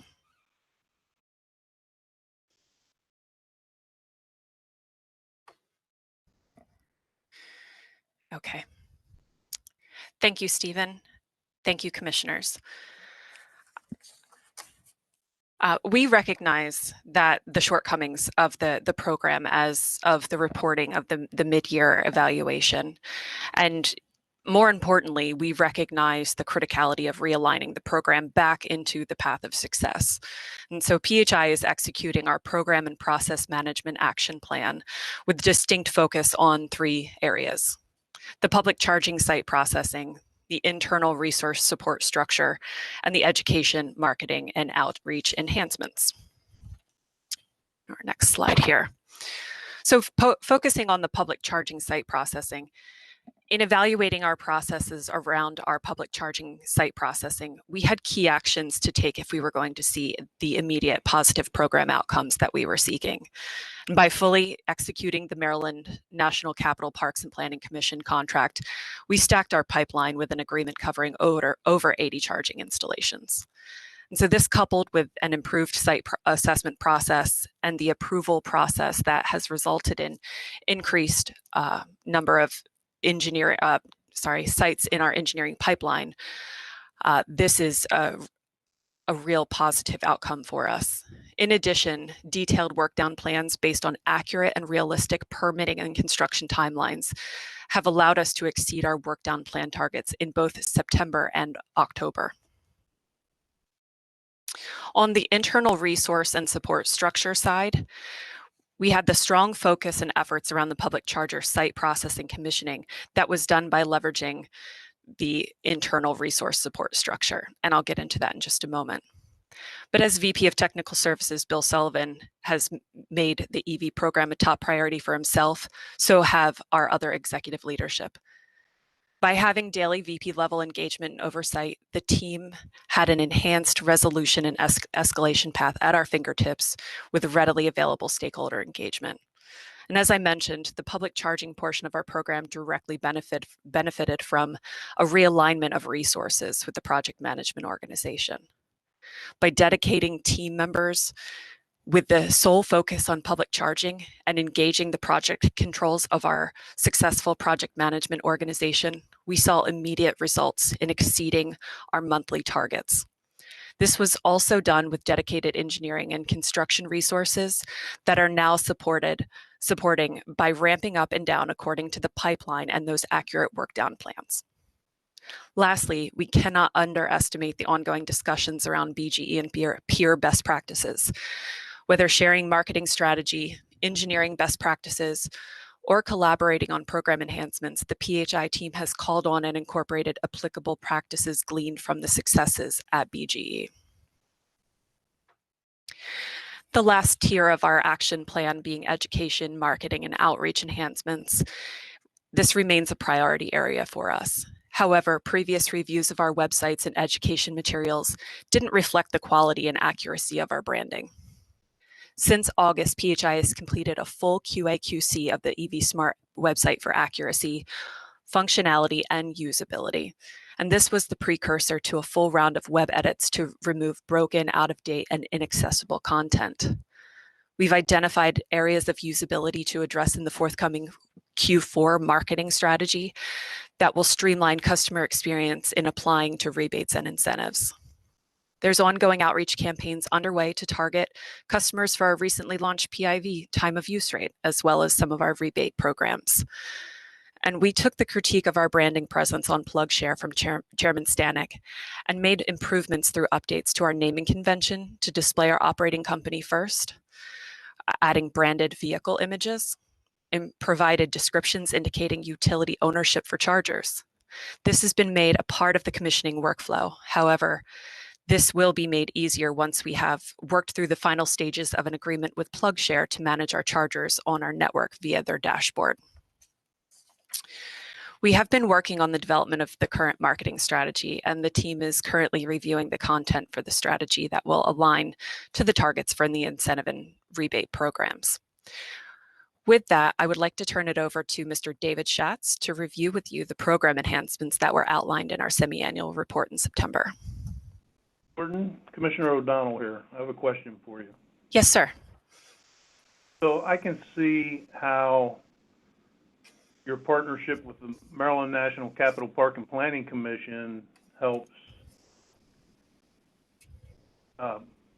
Pepco. What is the enhancement in the pipeline for Delmarva? For the public charging sites, sir? Yes.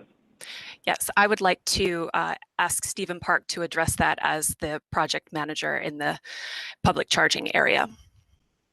Commissioner Donald, thank you for the question out there. We're doing a lot of reach out with the Delmarva side as well.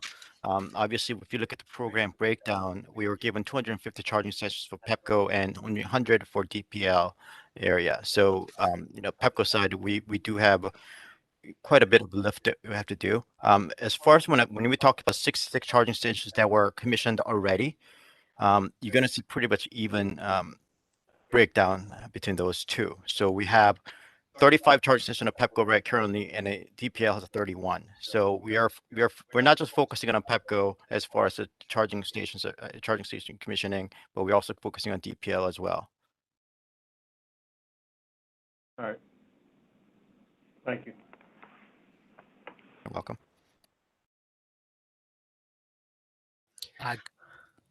Mr. Schatz, if you're ready. Yes. Good afternoon, Mr. Chairman and Commissioners. The next few slides are focused on the program enhancements that the PHI utilities propose, and I'll keep my comments brief as I know many of these enhancements are shared among the Joint Exelon utilities, and Mr. Gupta and Ms. Gronke did cover many of these in the previous section. So I will be only focused on those enhancements that are unique to PHI's request, and I welcome your questions along the way. Overall, we have 11 enhancements, all of which were socialized at the PC44 EV Working Group. And I'll note that many of the enhancements do not result in a change to the approved budget for the PHI utilities, but are retools or expansions based on important lessons learned. For example, none of the proposed enhancements for the multifamily programs involve a budget increase. Looking at the residential program enhancements on the current slide, we propose 4 enhancements, and the one that I'll highlight is number 2, which is a request to really align PHI's program where BGE's program is in offering rebates to customers with a vehicle that can collect and transmit charging data, such as through the WeaveGrid platform. I think this was discussed pretty extensively this morning. Moving to the next slide. These are the enhancements for the multifamily programs, and the PHI utilities are proposing a few different ways to encourage the uptake of incentives in a segment that has proven difficult. We're proposing to increase the amount of incentive toward the cost of installation and charging stations, covering up to $15,000 per port or up to 100%. We've heard from customers that the cost of installation is a real key barrier for EV charging at multifamily properties. And I will note that this is an observation that's consistent with programs in the multifamily segment nationally. Even with this adjustment to cover additional costs, I think it's anticipated that multifamily customers would still require some upfront investment to fully deploy charging. But overall, we're confident that this adjustment will reduce critical barriers for this segment. Next slide. Finally, PHI is proposing 4 enhancements for the new segments of fleet and workplace. And again, these are consistent, as that 4th column shows. These are consistent across the Joint Exelon utilities. These are consistent proposals.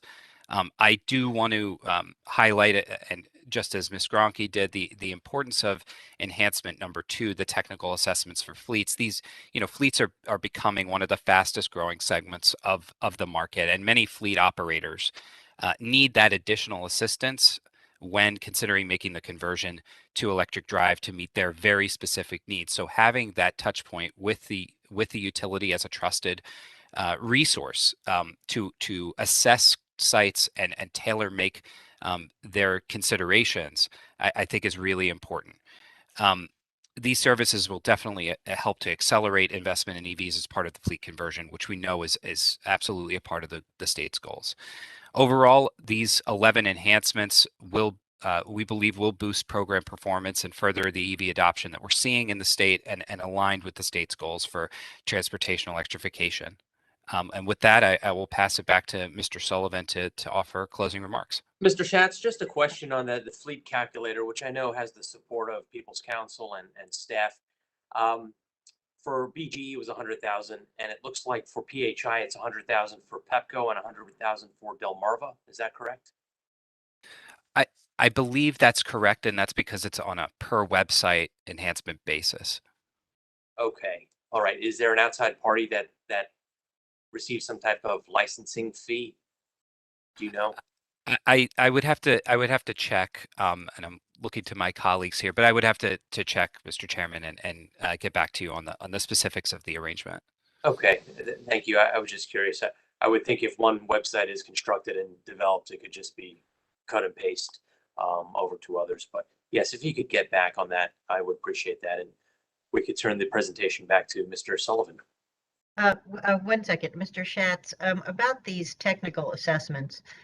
Do you have any response to the parties that suggest that, this seems pretty expensive, there should be at a minimum some cost sharing? And the second question I have is, do other utilities in the nation provide ratepayer funded technical assessments? So on the second part of the question, yes, I believe there are 4 such programs that are offered that are exactly like the one that we're proposing here, most notably the National Grid program, where ICF does go out to sites, provide customers with that tailored response and tailored kind of economic analysis to the fleet conversion, start to finish. So we do have precedent in other jurisdictions for this offering. In terms of the cost share, while we did not include that as part of our proposal, I think as Ms. Gronke did highlight, we would be open to a discussion on how best to structure the program so that we are looking at customers that are truly going to, once they do a fleet conversion analysis and an assessment, go through with the conversion to EV. So we are certainly open to a discussion on how to best structure it. Either way, I think that offering this particular service is very important to scaling the market, particularly for such a fast-growing area of interest. So, if ICF is doing this for other companies, National Grid or whomever, why doesn't ICF just do this independently and create a business out of it? It seems to me I don't know if anybody's out there listening, but it sounds like if you can get, if this really costs $250,000, then it sounds like a pretty darn good business opportunity for somebody to get into this business. Well, so the coverage that we're proposing here works out to roughly $25,000 per fleet assessment. And I think what's important is that with a utility-driven program, as this would be, we do work with ICF to assess some of the grid impacts, right? I think that's one of the important parts of this, is really where fleets meet the grid and the interconnection process. And I think that collaboration, that coordination, being an in-house service, it creates an efficiency where ICF or any other fleet assessment provider, and I'm not sure how big of a business opportunity it would be, but they might have additional steps to work with local utilities to do this. I think having it in-house creates this efficiency in looking at the grid holistically and working with that customer to understand the implications of their interconnection. Okay, thank you.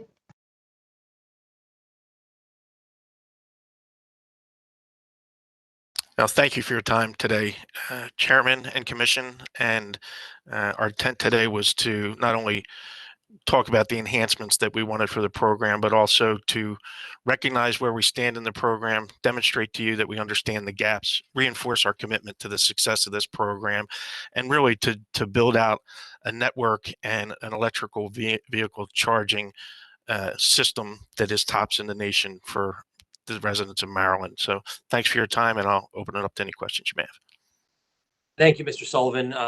you may know that going back to the last semi-annual hearing that we had back in the spring, I was highly critical of some of the progress that Pepco and PHI was making over the course of the past 2 years. I have done some independent research over the past couple of months. I know your leadership is new to this program, and I've seen changes. I've seen changes on the PlugShare website. I've seen changes elsewhere. So obviously the program has 2.5 years to go.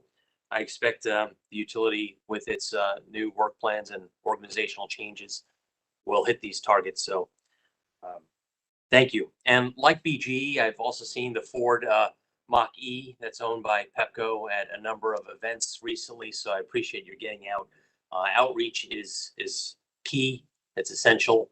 We need to see these EV vehicles at community events if people are ever going to feel comfortable with purchasing them. So I do not have any additional questions. I yield to my colleagues if they do.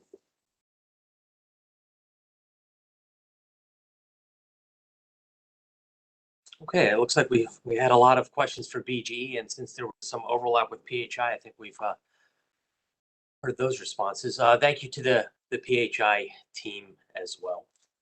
At this point, we will take a brief lunch recess. We will reconvene at 12:50,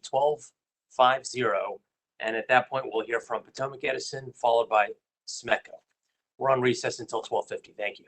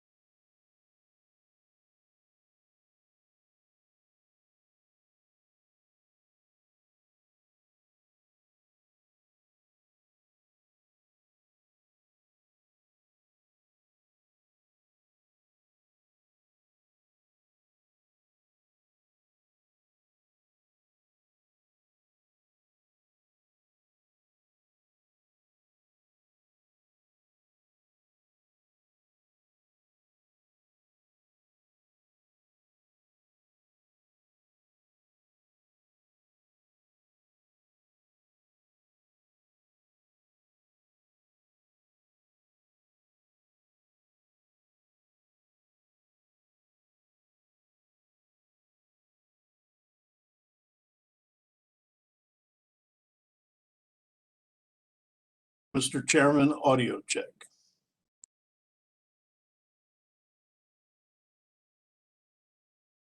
Loud and clear. I can hear you. I can hear you too.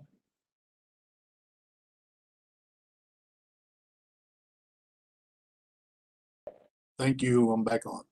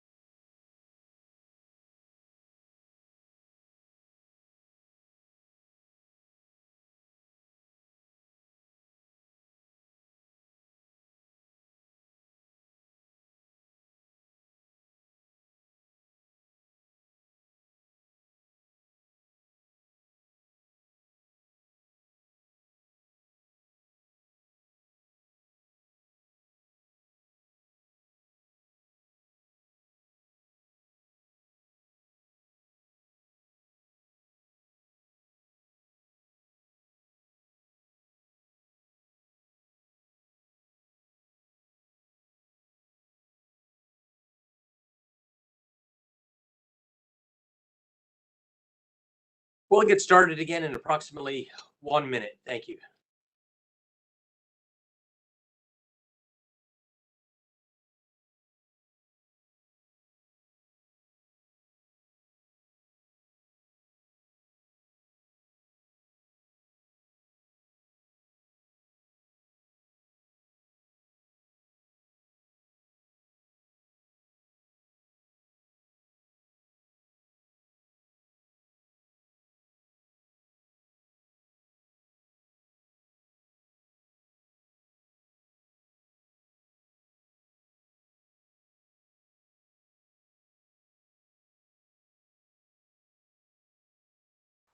We are back on the record. I hope everybody had a good lunch. So we heard from the Exelon Utilities with their EV Smart portfolio. Now we will hear from Potomac Edison with the EV Driven marketing portfolio, followed by the Southern Maryland Electric Cooperative. Good morning, good afternoon, Mr. Trout. Good afternoon, Mr. Chairman, Commissioners. Jeffrey Trout here for Potomac Edison. And I apologize in advance if I sound a little scratchy. I'm still under the weather. But fortunately, our presentation will be led by the leader of our program today, Mr. Neil Keating. We have a few slides to walk you through. And then he and Mr. Valdez and I and other members of our team are here to answer any questions that you have. And with that, with your permission, I'll turn it over to Mr. Keating. Thank you. Good afternoon, Mr. Keating. Thank you. Thank you, Chairman and Commission, for the opportunity to speak today. My name is Neil Keating. I am a Distribution Program Manager for Potomac Edison. I'd like to highlight the successes, challenges, program change requests, and address staff comments for Potomac Edison's EV pilot filing for the reporting period of January 2021 to June 2021. Next slide, please. First, successes. During the reporting period, Potomac Edison installed 6 public EV chargers, 4 level 2 and 2 DC fast chargers. In total, Potomac Edison has 16 level 2 and 4 DC fast chargers installed. Locations for DC fast chargers that support geographic diversity, corridor EV charging have successfully been identified, and Potomac Edison is actively working on 3 of those installations. Additionally, at the suggestion of the Commission, Potomac Edison worked to update driver applications and websites with better descriptions on EV charger ownership, amenities, and photos during the reporting period. PE continues to add photos and descriptions as new data becomes available. Potomac Edison approved 59 residential rebates, a 111% increase over the prior reporting period, for a total of 101 rebates issued since program start. PE had 68 new participants in the off-bill credit program, an increase of 84% versus the prior reporting period, for a total of 125 participants in our off-bill credit program.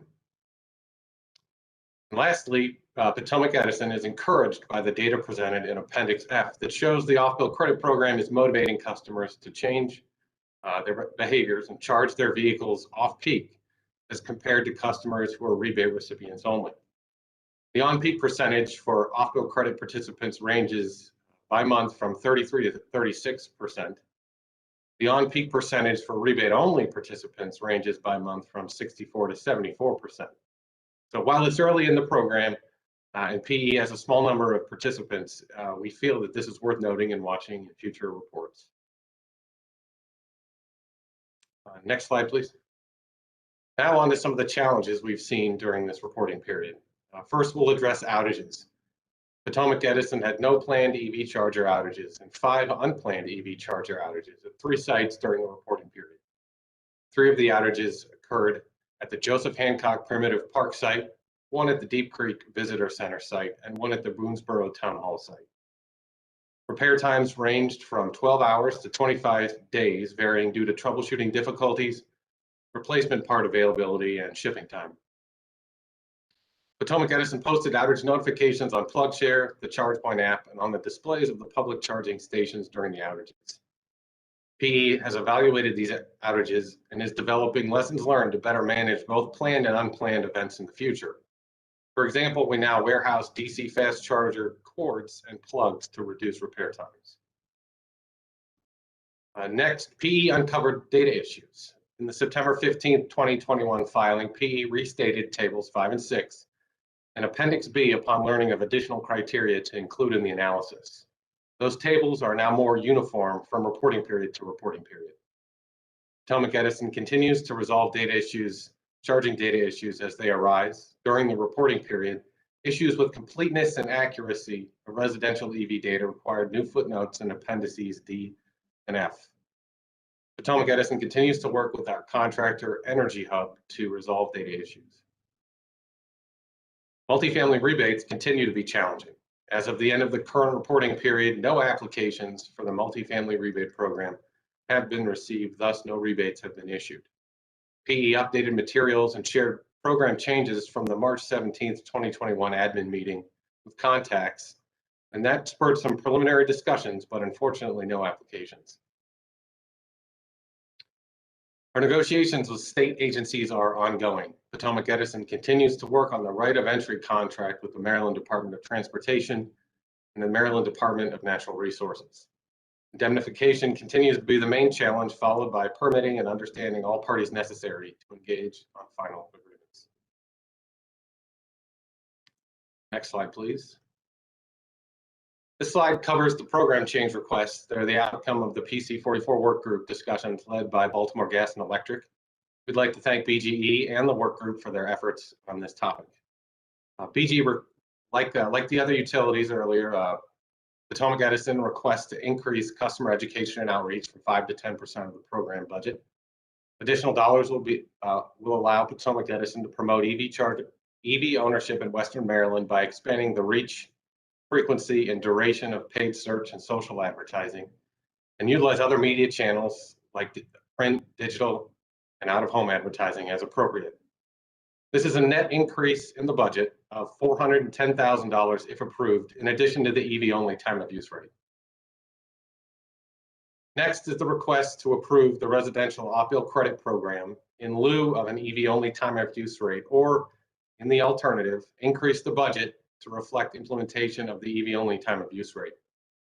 The estimated capital cost for the EV-only time of use rate program implementation totals $724,000. For the multifamily program, PE is requesting approval to install up to 7 utility-owned level 2 chargers in multifamily locations. This request does not require any increase in the budget, as it would use the existing $250,000 incentive budget on a first-come, first-served basis. PE would limit each multifamily property to 1 dual-port level 2 charger, which would be separately metered and managed under the same guidelines as the public program. The rate charged to tenants will be the same as Potomac Edison's public charging network. For our public installations, PE requests the ability to install 3 level 2 chargers at gated government properties at parks. This request does not require any budget changes. At the Urbana Park and Ride location, PE requests that the commission match the EV pilot end date to the storage pilot end date and grant Potomac Edison the authority to maintain the EV chargers in working order, including replacement if necessary for the duration of the storage pilot. Finally, PE supports the creation of an EV work group to further develop fleet and independent operator EV programs. Convening a PC44 work group would allow for further discussion and insight into the challenges fleet owners and independent operators face, as well as how utility filings can help boost EV adoption. This request does not require any budget changes. Next slide, please. And then our last slide, PE would like to address staff comments. Potomac Edison disagrees with 2 of staff's recommendations. First, staff recommends the commission reject Potomac Edison's proposal to install 3 level 2 public chargers at parks that are gated overnight. PE thinks understanding EV charger usage in a park is a good pilot learning opportunity, and would like to compare park usage to existing installations that are open 24 hours a day, like libraries and town halls. PE feels that parks could offer a high potential for high utilization. Parks may host events that attract thousands of people throughout the weekend. Examples could be baseball, soccer, lacrosse, or other youth sporting events. And focusing on youth sporting events, tournaments are often regional, which means drivers come from a distance to attend and dwell at the location for the duration of the event, which can be hours. With more and more drivers purchasing electric vehicles, PE expects they'll be looking for charging in parks in the future. So, Mr. Keating, Yes. did you think about installing fast chargers instead? And, We're limited to 20. Thank you for the question, Commissioner Herman. We're limited to 20 DC fast chargers. Our strategy with the DC fast chargers has been to electrify travel corridors. The parks don't necessarily fit into that. And further, we would like our DC fast chargers to be actually available 24/7, 365. So at this time, we were limiting that to level 2 only. Okay, because that sort of addresses the problem of, get somebody a charge faster and moves them. If you're at the park for 2 or 3 hours, you could, get a good charge for 2 or 3 hours. It's something to think about, in order to test and see how many people would come to the park and use a fast charger. Commissioner, one thing I don't think we have discussed internally is whether we would consider the fast chargers for that deployment, but simultaneously request an increase in our proportion of fast chargers to the total chargers. As I said, I don't know that we've discussed that internally, but that would be a way of reconciling the two considerations, the one you raised and the one Mr. Keating raised. Yeah, I mean, I get it, but at the same time, if it's if somebody could say, I'm going to go play tennis for a couple hours and at the same time I can get a charge, it might be something to test. I don't know if Pepco is going to be with their park chargers with the Park and Planning Commission. Maybe that's sufficient to test that kind of usage, but that's something maybe you could talk to Pepco about and see if they are in fact testing park usage that way. Thank you, Commissioner. Mr. Keating, quick question. Why only gated parks? What's the logic? Thank you for the question. We have installed at parks that are not gated already. Example, the Joseph Hancock Primitive Park in Hancock, Maryland has 2 DC fast chargers installed there paired together. Rather, I think we're asking, there was in the work group discussion, there was some concern around utilization of chargers that would be behind gates. And with that in mind, we just wanted to be transparent and kind of ask for an opinion on that, what the commission would say about installing EV chargers behind gates, a limited number of level 2 EV chargers behind gates.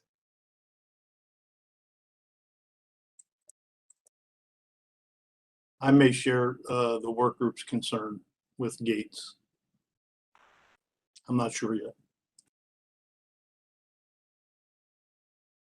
Mr. Keating, I think we've all learned early on, and you heard some of this from PHI, that it's all about location, location, location.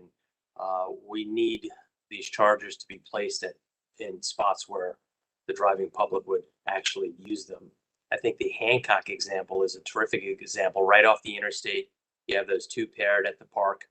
A few blocks away, the Electric Vehicle Institute, I believe, has 2 more DC fast chargers. So you're able to sort of share the wealth with traffic going both eastbound and westbound on I-70 there. Parks are interesting. Depending on whether people are actually going to go out of their way, are they going to do some activities at the park? Obviously, if they're going to do activities, it will be during the daytime. People may do activities at night, but those are the activities we want to encourage. But I think that there needs to be a hard look at, okay, is this park, is it near some other amenities? Can an individual do some shopping, grab a bite to eat while they charge, especially for an L2 charger where you may only be getting 20 to 25 miles per hour through the charge. Whereas with your fast chargers, you have to eat lunch fast because in 30 minutes you'll be at 80%. So I do share the concerns. I don't know where I stand with respect to the gated parks at night. I know many parks do close at dusk without gates, and I've seen people charging after hours, which I guess is impermissible. But the machines are still working, so they're still getting a charge, and I think that's just fine as well. So I'll think about that more, but I know both SMECO and Potomac Edison have a similar concern here. Thank you. And to reiterate, this is a limited number of chargers. We certainly want to make sure most of our, if not all of our chargers are available 24/7, 365. But Frederick County has been an eager partner, has asked several times about these parks in their county, and we thought it is a worthy question. So thank you.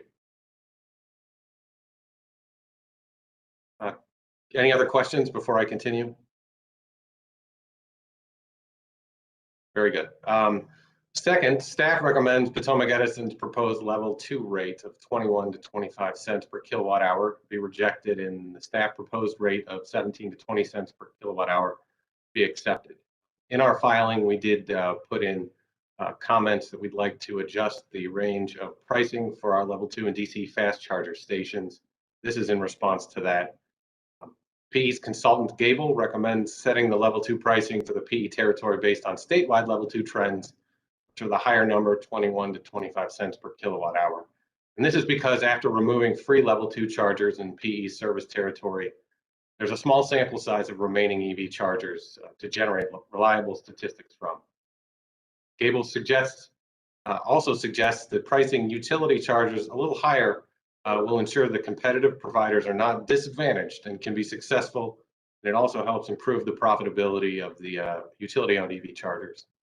And finally, Gable feels the proposed price ranges would not stimulate significant changes in customer usage patterns.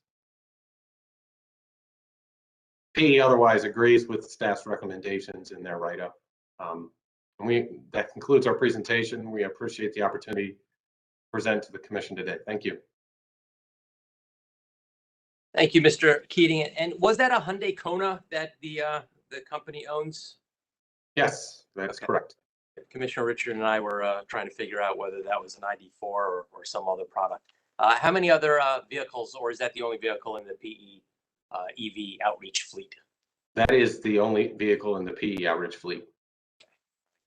Good to know. Obviously, you are differently situated from some of our larger utilities like the Exelon utilities. Your service territory is also very expansive and in some regions very, very rural. My colleagues know that we attended a meeting earlier this summer closer to Western PA, and after topping off at Hancock, I didn't recall how mountainous some of the roads were and the grades were, and I was desperate for a fast charger somewhere west of Cumberland, and unfortunately there are no fast chargers west of Cumberland with the exception of Deep Creek Lake, and I wasn't going that far. So I applaud the company for what they've been doing to electrify the corridors, but that's not to the at the expense of the L2 chargers, particularly with Frederick County and some others expressing interest. So I'll keep an open mind with respect to these proposals, as I suspect my colleagues will as well. Any additional questions for Mr. Keating or his team? Seeing none, thank you to the Potomac Edison Company. We will next turn to our friends in Southern Maryland.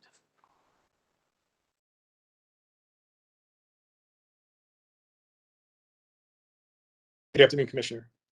This is Mike Highland from SMECO. Mr. Highland, good afternoon. Do you have a presentation to share? Yes, Amanda, thank you. Oh, there it is. Why don't we jump ahead to the first slide? I'm also on the phone with Mark McDougall, our General Counsel of SMECO, and Jeff Shaw, who is the Vice President who oversees all of our DER programs. I'm the program manager for the solar program and the EV program. I came on board about 13 months ago, so it's been quite fun for me to really get this up and running. On this slide, you'll see a few bullet points. As of the end of Q2, we had installed our first 8 level 2 chargers. They're all dual port BTC units. We now have 9 actually commissioned and operating. So our goal in this first year of installing units, since we're roughly a year behind the other utilities, we filed after they did and hit pretty hard with COVID and some supply chain. Our goal was to have a pace of 1 EV installed per month. So we think we'll definitely eclipse that by the end of the year. And right now we're sitting at 9 and we're in the 10th month, but we have a few under construction. We have 36 total locations identified. That's about 60% of our end goal of 60 EV chargers. Our split is probably going to be, we're allowed to install 60. We were thinking 50 level 2s and 10 level 3s. We did ask for the ability, and we can go to a 40-20 split, but I can see us being closer to that 50-10 split. In our first 2 quarters of operation, we had 114 charging sessions. So it was a learning curve for us as we started to see community members begin to use our chargers. And I'm proud to say in the last quarter, quarter 3, we've actually doubled that number. We're well over 200 charging sessions. And it's important to point out, and this gets back to what Neil was saying, we only had 6 sessions actually started after 8 p.m.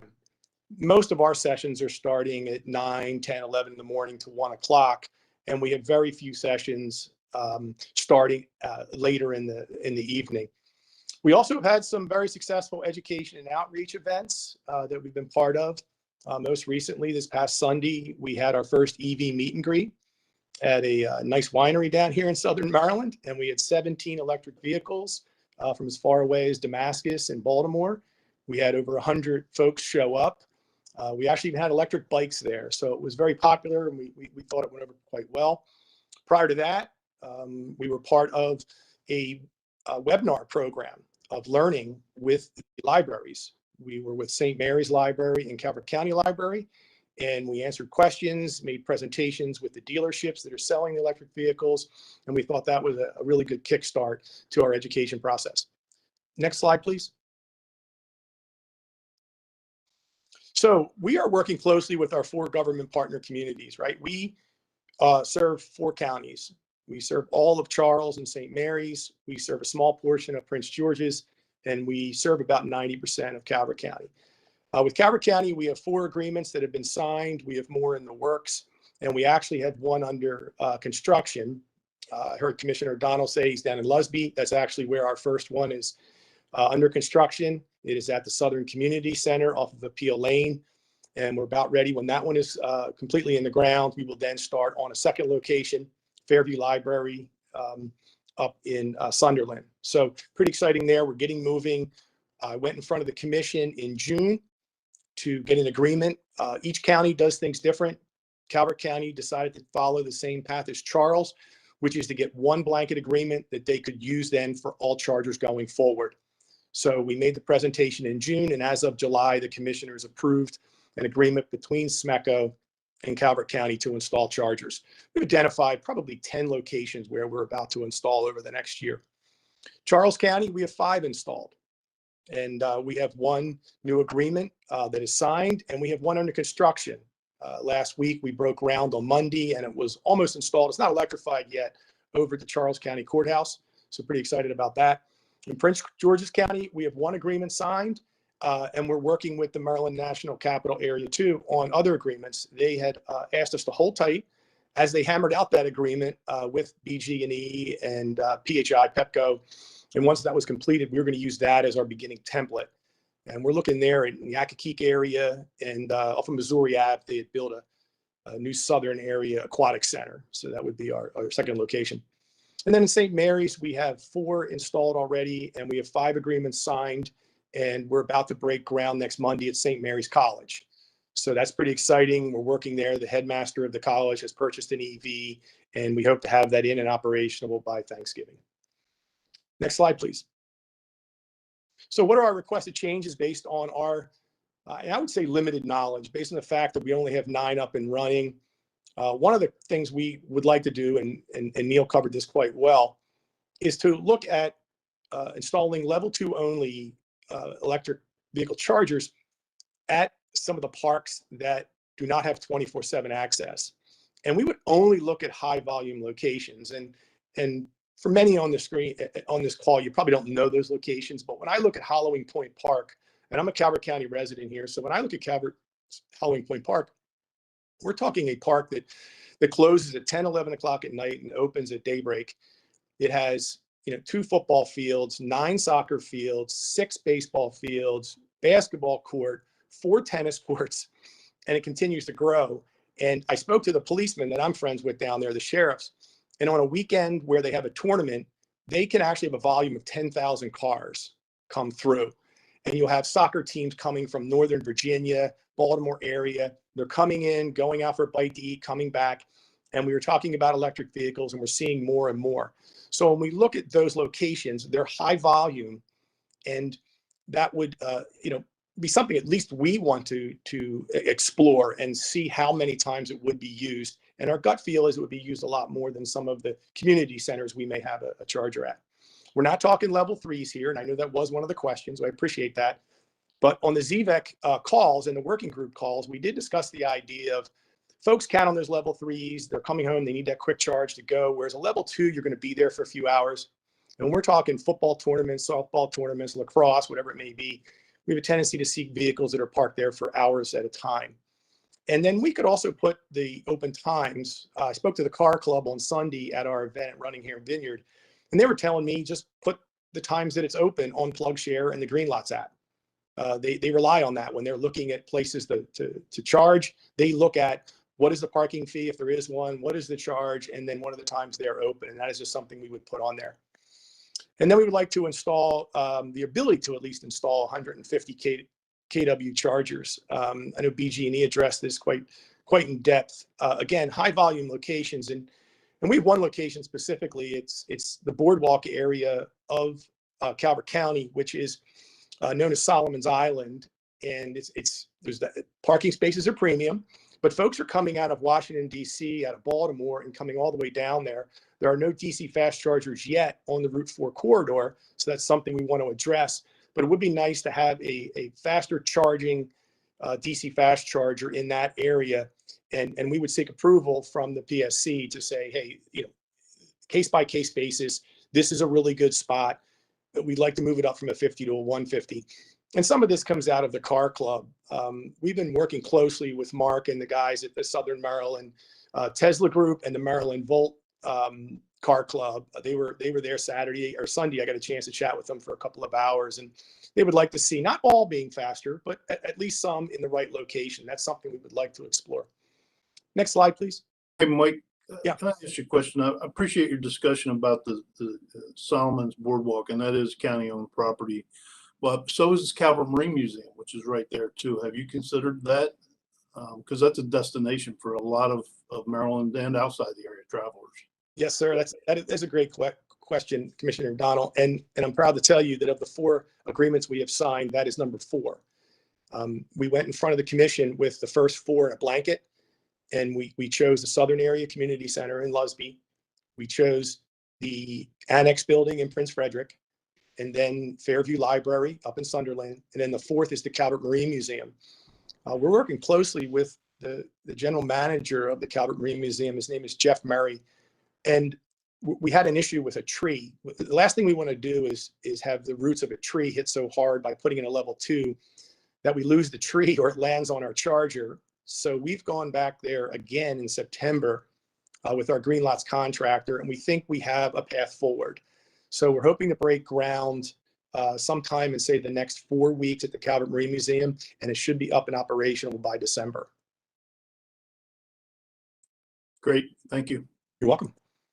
Next slide. Okay, so we weren't sure of exactly what we should do for a future slide. I put it in the comments, but we want to file, and you'll have a chance, obviously, to approve or not approve. But we're thinking we've been sitting on the sidelines in a couple of areas. We're pretty happy with where our public-facing charger program's going, but we really would like to test out the residential rebate program.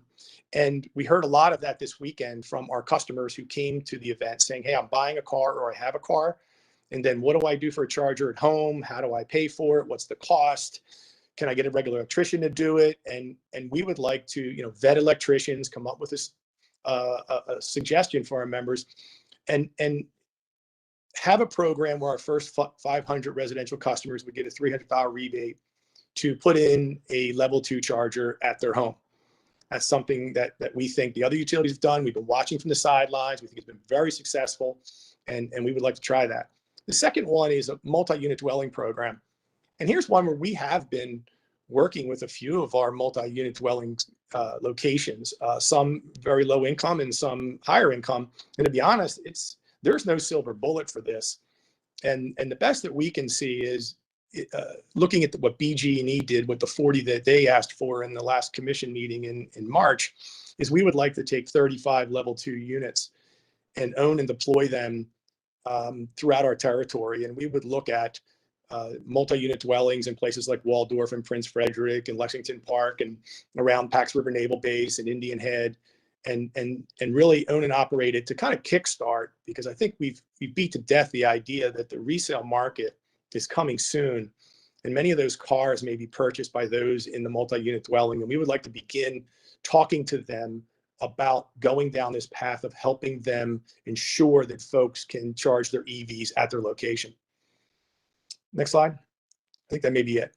Yep. Well, there I go. I welcome any questions you may have, and I certainly can reach out to Mark or Jeff if you have anything that I can't answer.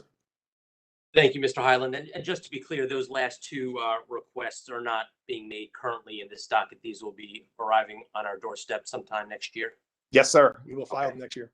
All right. Well, if it's one thing I've learned so far today from the utilities, is that we have learned some lessons with respect to multi-unit dwellings, and there's been a shift towards ownership and utility operation of those chargers. Seems like there's a lot more interest in the rebates, which saw very little interest from landlords and property owners.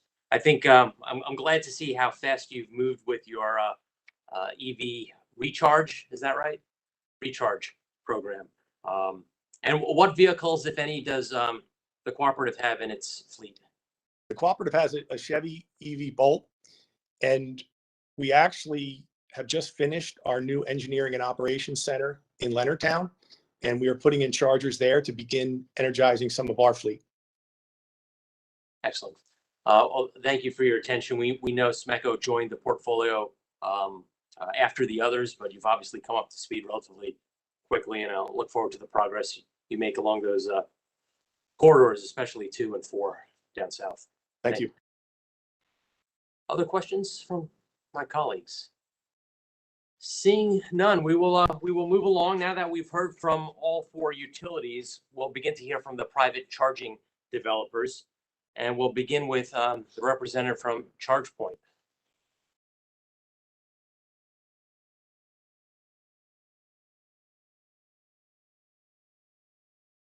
Josh, are you with us?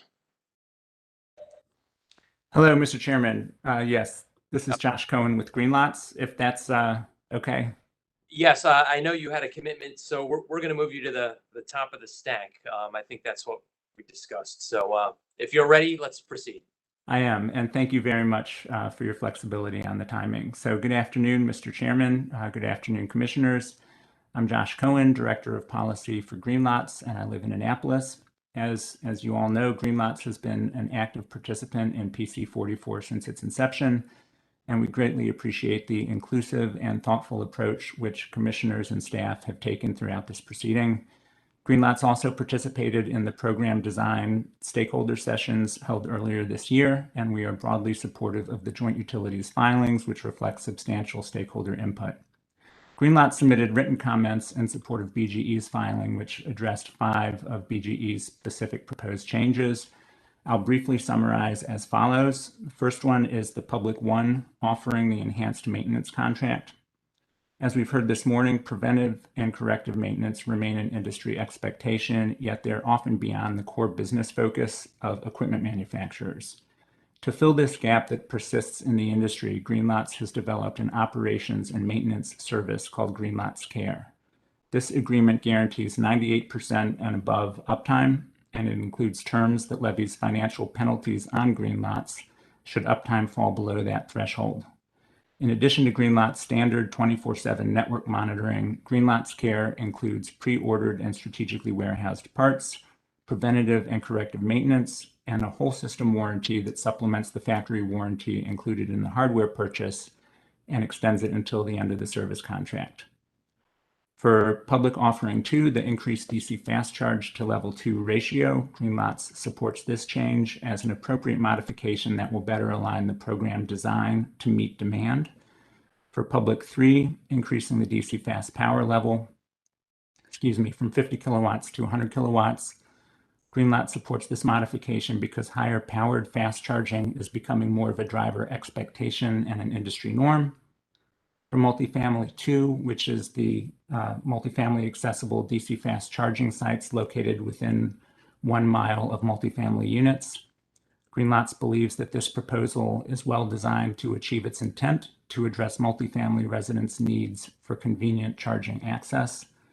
And for the fleet workplace offering 3, which is the rebates for purchase and installation of level 2 units, Greenlots believes that this proposed rebate will help improve the economics of electrification and thereby support more companies and fleet operators' adoption decisions.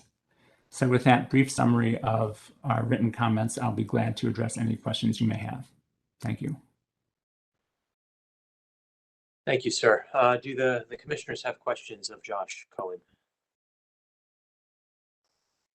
Thank you, Mr. Cohen, for joining us today. My pleasure. Thank you. We'll next turn to the representative from FreeWire, Mr. Olmsted.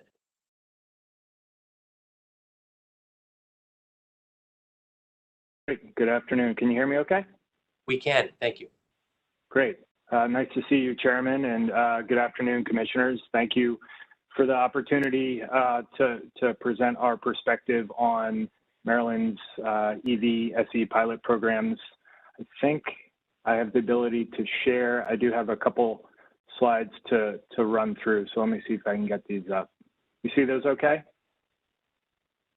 Yes, you could probably enlarge them a little at the bottom right, but we could see them. Okay. Let's see. How's that? It gave us a preview, but I think it works for our purposes. Okay. There we go. All right. So good afternoon. I'm Peter Olmsted. I'm Director of Regulatory Affairs for a company called FreeWire Technologies. We are a manufacturer of battery integrated DCFC fast charging equipment. So I'm not going to run through all these slides in great depth. You have them to run through at your leisure. But really what I wanted to focus on today is what we believe is a trend that is approaching in the market for public fast charging electric vehicle equipment, and one that I wanted to put on your radar and encourage you all to think about in the context of the second half of the utility pilot program. So we, getting right into it, we were founded in 2014. We manufacture out of the Bay Area, San Francisco Bay Area. We came to market in 2014 actually with a different product than you saw on the previous slide. We came to market with a mobile level 2 charger that has battery storage integrated into it. We sold this to the likes of Google, Facebook, LinkedIn, other corporate campuses, and really the idea was to provide them with a flexible charging solution that they could use instead of dedicating parking spots in their parking lots and having their employees jockey for spaces all day long. So that, in a lot of respects, was our proof of concept to really demonstrate that there is increasing need for pairing energy storage technologies with EV charging. There's just substantial infrastructure, electrical infrastructure needs and demands as we look to increase EV adoption and look to build out the grid to support that. And we believe that energy storage plays a critical role in this transformation. We're very bullish on the ability for pairing these technologies to help reduce costs overall. And we're very mindful of, the commitments that the utilities have made to invest in EV infrastructure on behalf of the ratepayers. And we believe that this technology innovation can offer greater bang for the buck. So this is a product that we brought to market last year. As I mentioned, it's the battery integrated fast charging unit. You can see the battery pack that drops into the bottom of the dispenser. And the battery technology is actually the same technology that's in the Nissan Leaf. So what we can provide as a result of this product is, as I mentioned, a significant reduction in infrastructure costs. So the product actually plugs into the grid at the same level as a level 2 charger would, but then is able to utilize the integrated battery to provide the fast charging to EVs. So when we see some of the barriers associated with the time to deploy infrastructure heavy public fast charging, the costs that are associated with some of the operational aspects of fast charging, such as energy costs and demand charges, and then we consider the high infrastructure costs at the edge of the grid for supporting and enabling traditional fast charging technology. We really believe that more and more we should be looking towards energy storage technologies and what they can offer in the context of our build out. We are aware, if I have my facts right, that the PHI utilities and PE did request some authorization early on with the initial filings of this case to have some authorization to pursue this type of innovative approach. I believe that was rejected at that time. Subsequently, I am aware that PE has been approved to pursue a pilot program in Frederick County, I believe, to pair energy storage and EVSE technologies. That's at a much greater scale than our product is. I believe that battery was 500 kW. The battery pack in our unit is much smaller than that. It's at 160 kWh. So we believe that this modular application, again, can help to overcome some significant barriers related to the installation and operation of fast charging.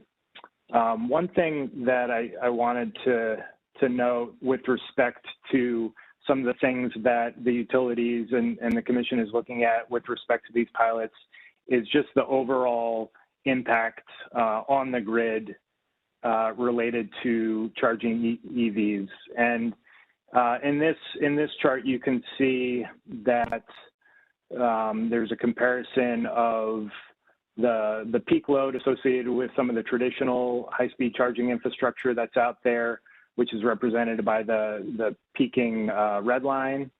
And then the green line is really representing the recharging of our battery pack inside the unit of our product. And then below the x-axis is where that integrated battery is discharging to provide a high-speed charge to the EVs. And you'll note that the peaking nature of our product versus the traditional DC fast charger is much more predictable. It's much lower. Ours is only ever peaking at a level of 27 kW as compared to the traditional charging infrastructure, which can peak upwards of 100 and 150 kW. So again, we believe that, looking to energy storage and battery technologies paired with EV charging equipment really offers a great opportunity to not only reduce the infrastructure needs at the edge of the grid, but also reduce the overall strain from charging vehicles. And I did note in Guidehouse their analysis of the first half of the pilot programs. They assessed as part of the different pilot programs the amount of charging that was occurring on peak. And what jumped out to me was that in the public charging scenarios or locations that over half of the charging occurred on peak. And so again, I think that as we look to the second half of the pilots and we look further at the build out of this infrastructure in the state of Maryland, really being mindful of the impact on the grid and innovations such as ours and others that can help reduce that grid strain is fairly critical.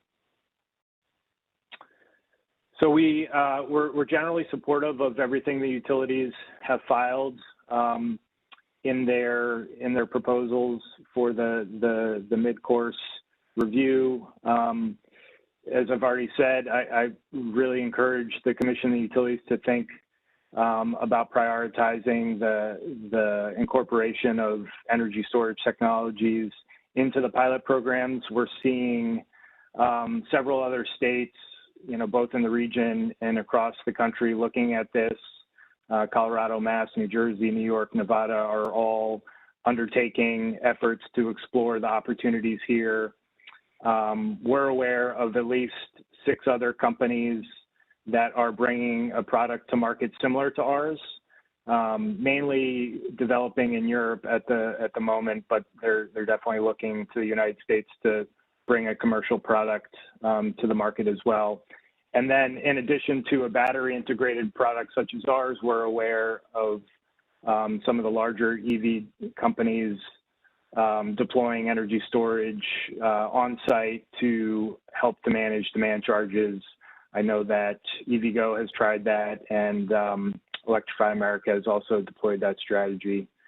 The other thing I would mention is I do really appreciate the reporting that has gone along with utility pilots, the amount and detailed information that's in the semi-annual reports is very helpful, especially in a nation market. It's really interesting to see the cost trends and the charging session data. I would encourage that the utilities continue there and go even more granular. I think that if we're really looking to drive the most cost-effective programs possible, really having consistent and granular data about the deployments, the different cost components is going to be critical. So with that, I will wrap it up. Happy to answer any questions, and thank you again for the opportunity. Thank you, Mr. Olmsted. It seems that FreeWire has effectively found a relatively simple solution to a complicated problem. Let me ask you this first. Since your chargers are effectively, it's an L2 connection paired with a battery, which results in an L3 output, you don't have a demand charge issue, do you? No, that's correct. As I mentioned, we're only ever topping out at 27 kW. So, we're largely mitigating demand charges for our customers, which in this period of low utilization can be very beneficial to our owners and operators that operate our equipment. That is a tremendous comparative advantage to those who are operating these heavy L3 connected units with 3-phase power. I suspect that the capital costs of having your cabinet installed with the battery, the upfront costs are probably substantially higher than a typical L3 unit off the shelf. Is that fair to say? They're a little bit more because yes, we are selling a EV charging dispenser and energy storage. So we are selling that, but from a total cost of ownership standpoint, when you do look at the costs associated with make ready, whether that's on the customer side or the grid side, you look at those operational costs such as demand charges. When you look at that total cost of ownership, it does get pretty close from a comparative standpoint. Now in markets where make ready is covered 100% or there's demand charge relief, that's certainly going to play against us in the market. And so again, another reason that we advocate for looking at these types of technologies and establishing policies and programs that can support and encourage the deployment. I should say that we're not opposed to make ready programs or demand charge relief. We just believe that there are technology solutions out there today and more coming that can also help to overcome barriers that we see with installation and operation. I think you have a really smart product. I've actually viewed some of the FreeWire YouTube videos, and particularly right now when we're reviewing hundreds of pages of data for each of these chargers, and I look at lots of chargers are only used once every 10 days, maybe for an hour or two. So your batteries are going to be fully charged and able to dispense a fast charge. By the time the next car comes around, it'll be fully charged again and only being supplied by an L2 220 supply line, which we hear from the utilities how expensive it is to install these L3s because of all the additional work and permitting required, whereas an L2 charger could probably be installed in an afternoon if you don't have to do a lot of concrete and asphalt demolition. So I will comment on your statement with respect, well, you made two statements, one with respect to the Urbana project, and that is part of the statewide utility storage pilot project. So it is somewhat larger than your battery, although will be paired with a charger at the park and ride. So I would put that in a different bucket, although there are some similarities. And the other issue is back in 2018 and early 2019, when we were determining how we were going to craft this 5-year pilot proposal, you are correct. There was an innovation component that the commission did not approve of at the time. And at least for this commissioner, my concern was that it wasn't well defined. We did not have a proposal such as yours before us. And had we had a proposal such as yours, I may have been inclined to support it. So I just wanted to put that on the record. Do my colleagues have questions for the FreeWire representative? Seeing none, thank you, Mr. Olmstead. Thank you, Chairman. Next, we will turn to the representative from EVgo, Ms. Corinne Dumit. Yes, good afternoon. Just give me a second while I get everything set up here.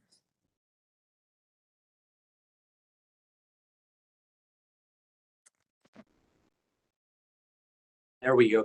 We could see you. Do you have a presentation today? I don't have a presentation, no. I will just give some high-level remarks to emphasize some of the elements that we have put forward in our comments that were submitted to the Commission, if that's okay with you. Great, thank you.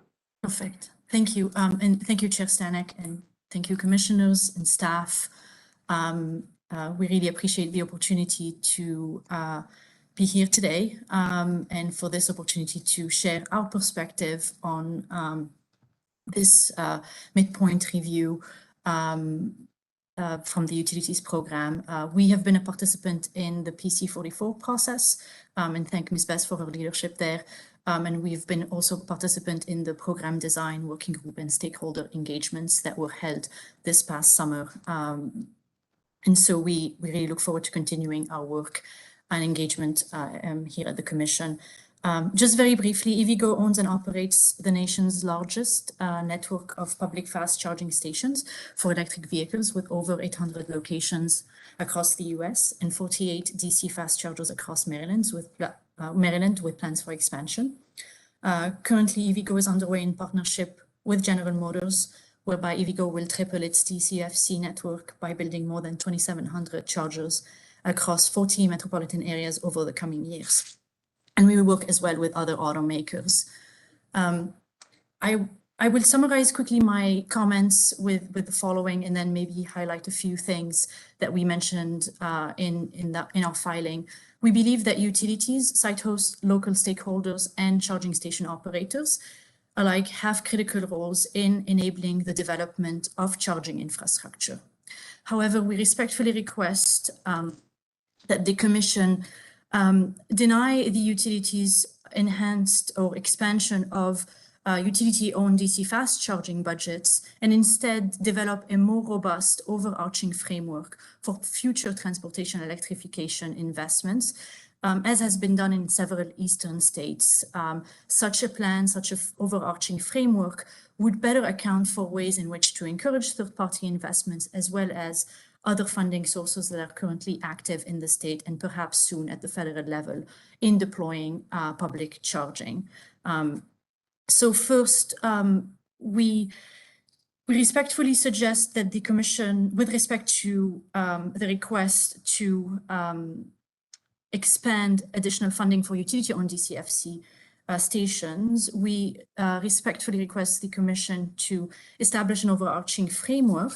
A couple of examples there have been in New Jersey and in Connecticut, and that overarching framework would perhaps clearly identify gaps in existing infrastructure deployments, including how those gaps are being met or will be met by additional funding sources, set criteria for how incremental utility-owned fast charging development would address those gaps and be complementary to the work that is undertaken by third-party DCFC providers. As we've commented in the past on this matter before the Commission, EVgo supports a shared responsibility model in developing the infrastructure. And as an owner-operator, as an owner-operator with a decade's experience, providing on-the-go fast and reliable charging options for a wide variety of customer needs, we continue to see that the best way to achieve a robust and competitive market for fast charging is to allow the private sector the opportunity to lean forward in the development of charging infrastructure, aided by things like rate reform and complemented through programs such as Make Ready. And so,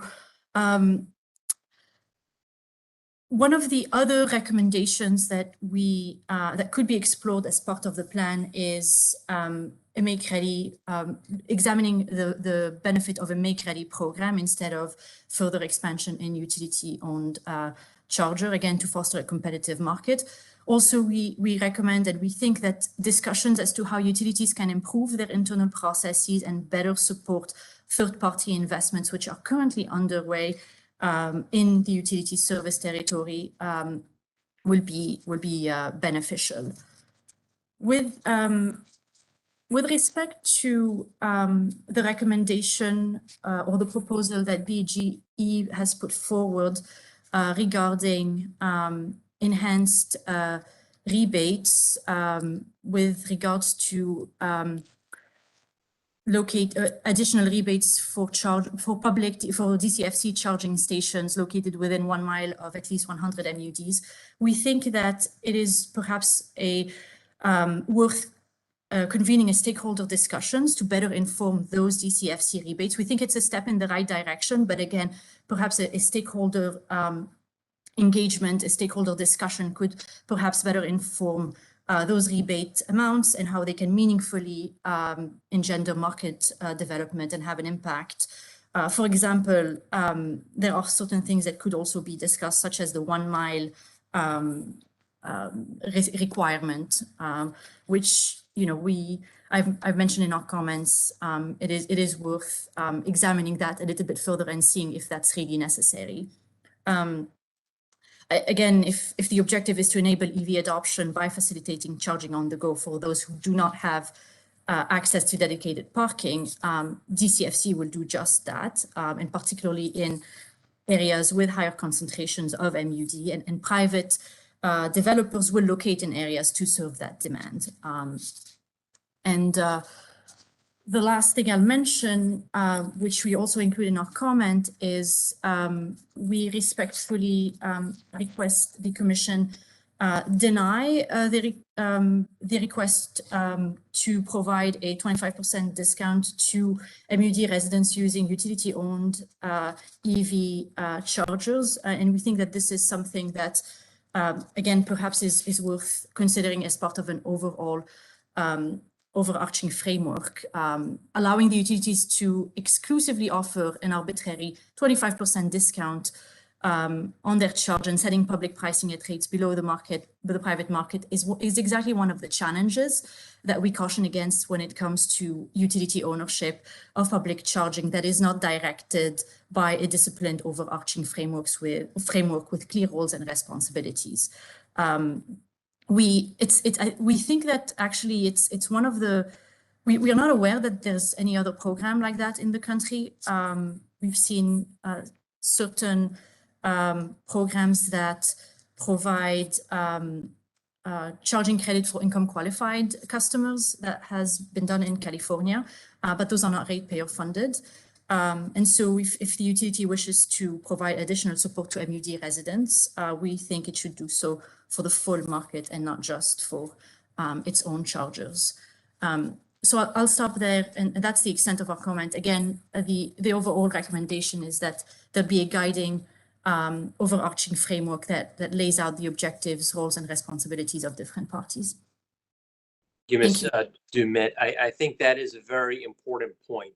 We have somewhere in the neighborhood of 50 proposals before us, and it's not necessarily a Chinese menu where we take a piecemeal approach, but we do need to take a thoughtful approach, because a residential program, such as the one you just cited, the 1 mile program, does impact public charging, and there is some overlap between each of them. So you raise a good point, and I appreciate that.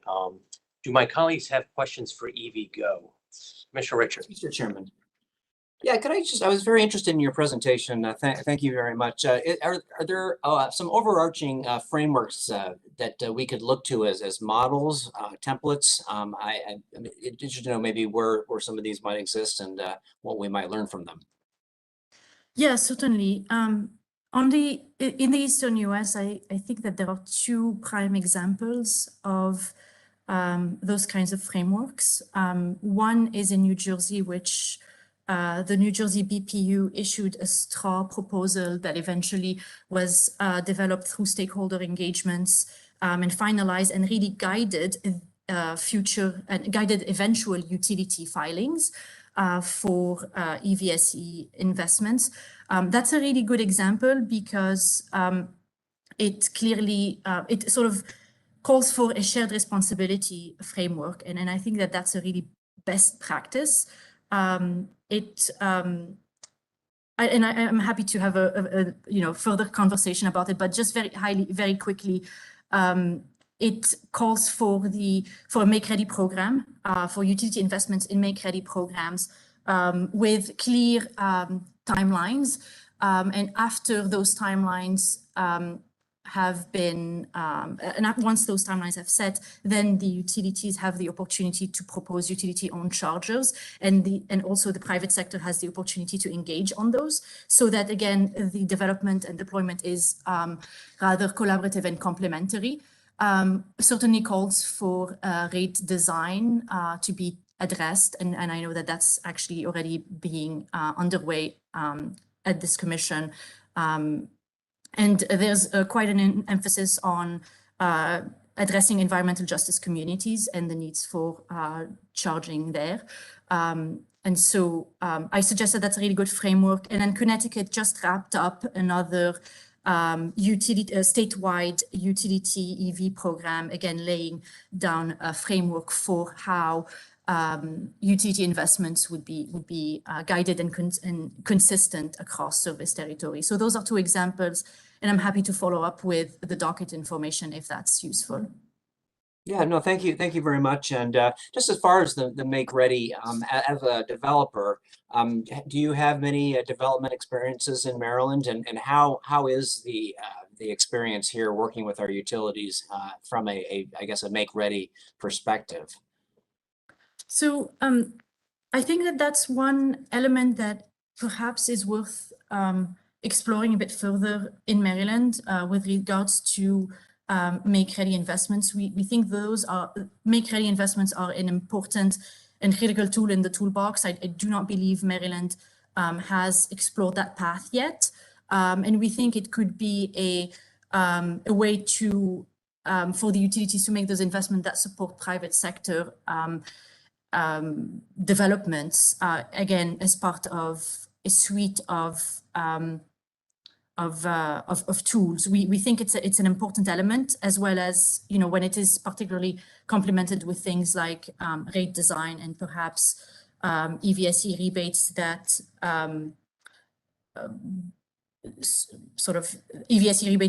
that address certain program design criteria. For example, in Connecticut, the utilities have been approved to offer EVSE rebate, charger rebate, as well as Make Ready up to a certain cap by site, right? So, and then the cap is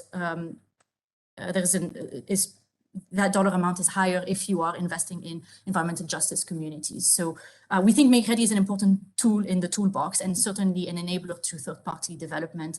And we think it's also a win-win as well, because it really makes for a collaborative and sort of, it makes for a collaborative approach between third-party providers as well as the utilities working hand in hand for facilitating deployment. Okay, no, I appreciate that. I'd like to know more about the Make Ready programs in other states. But is Maryland a good place for companies like yours to make investments? Are utilities, are they accommodating or?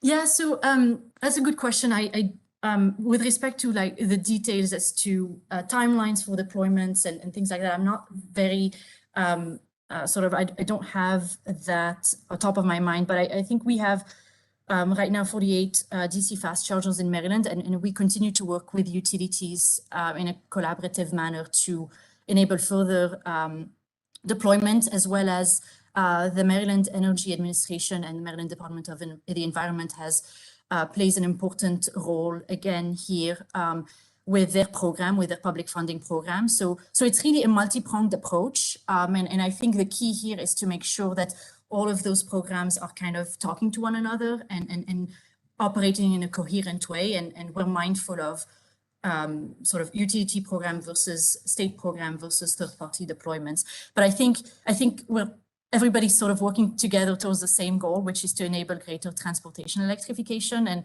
And where there are lessons to be learned, the dialogue is there. And thankfully, the commission and its staff are helping to facilitate that continued dialogue.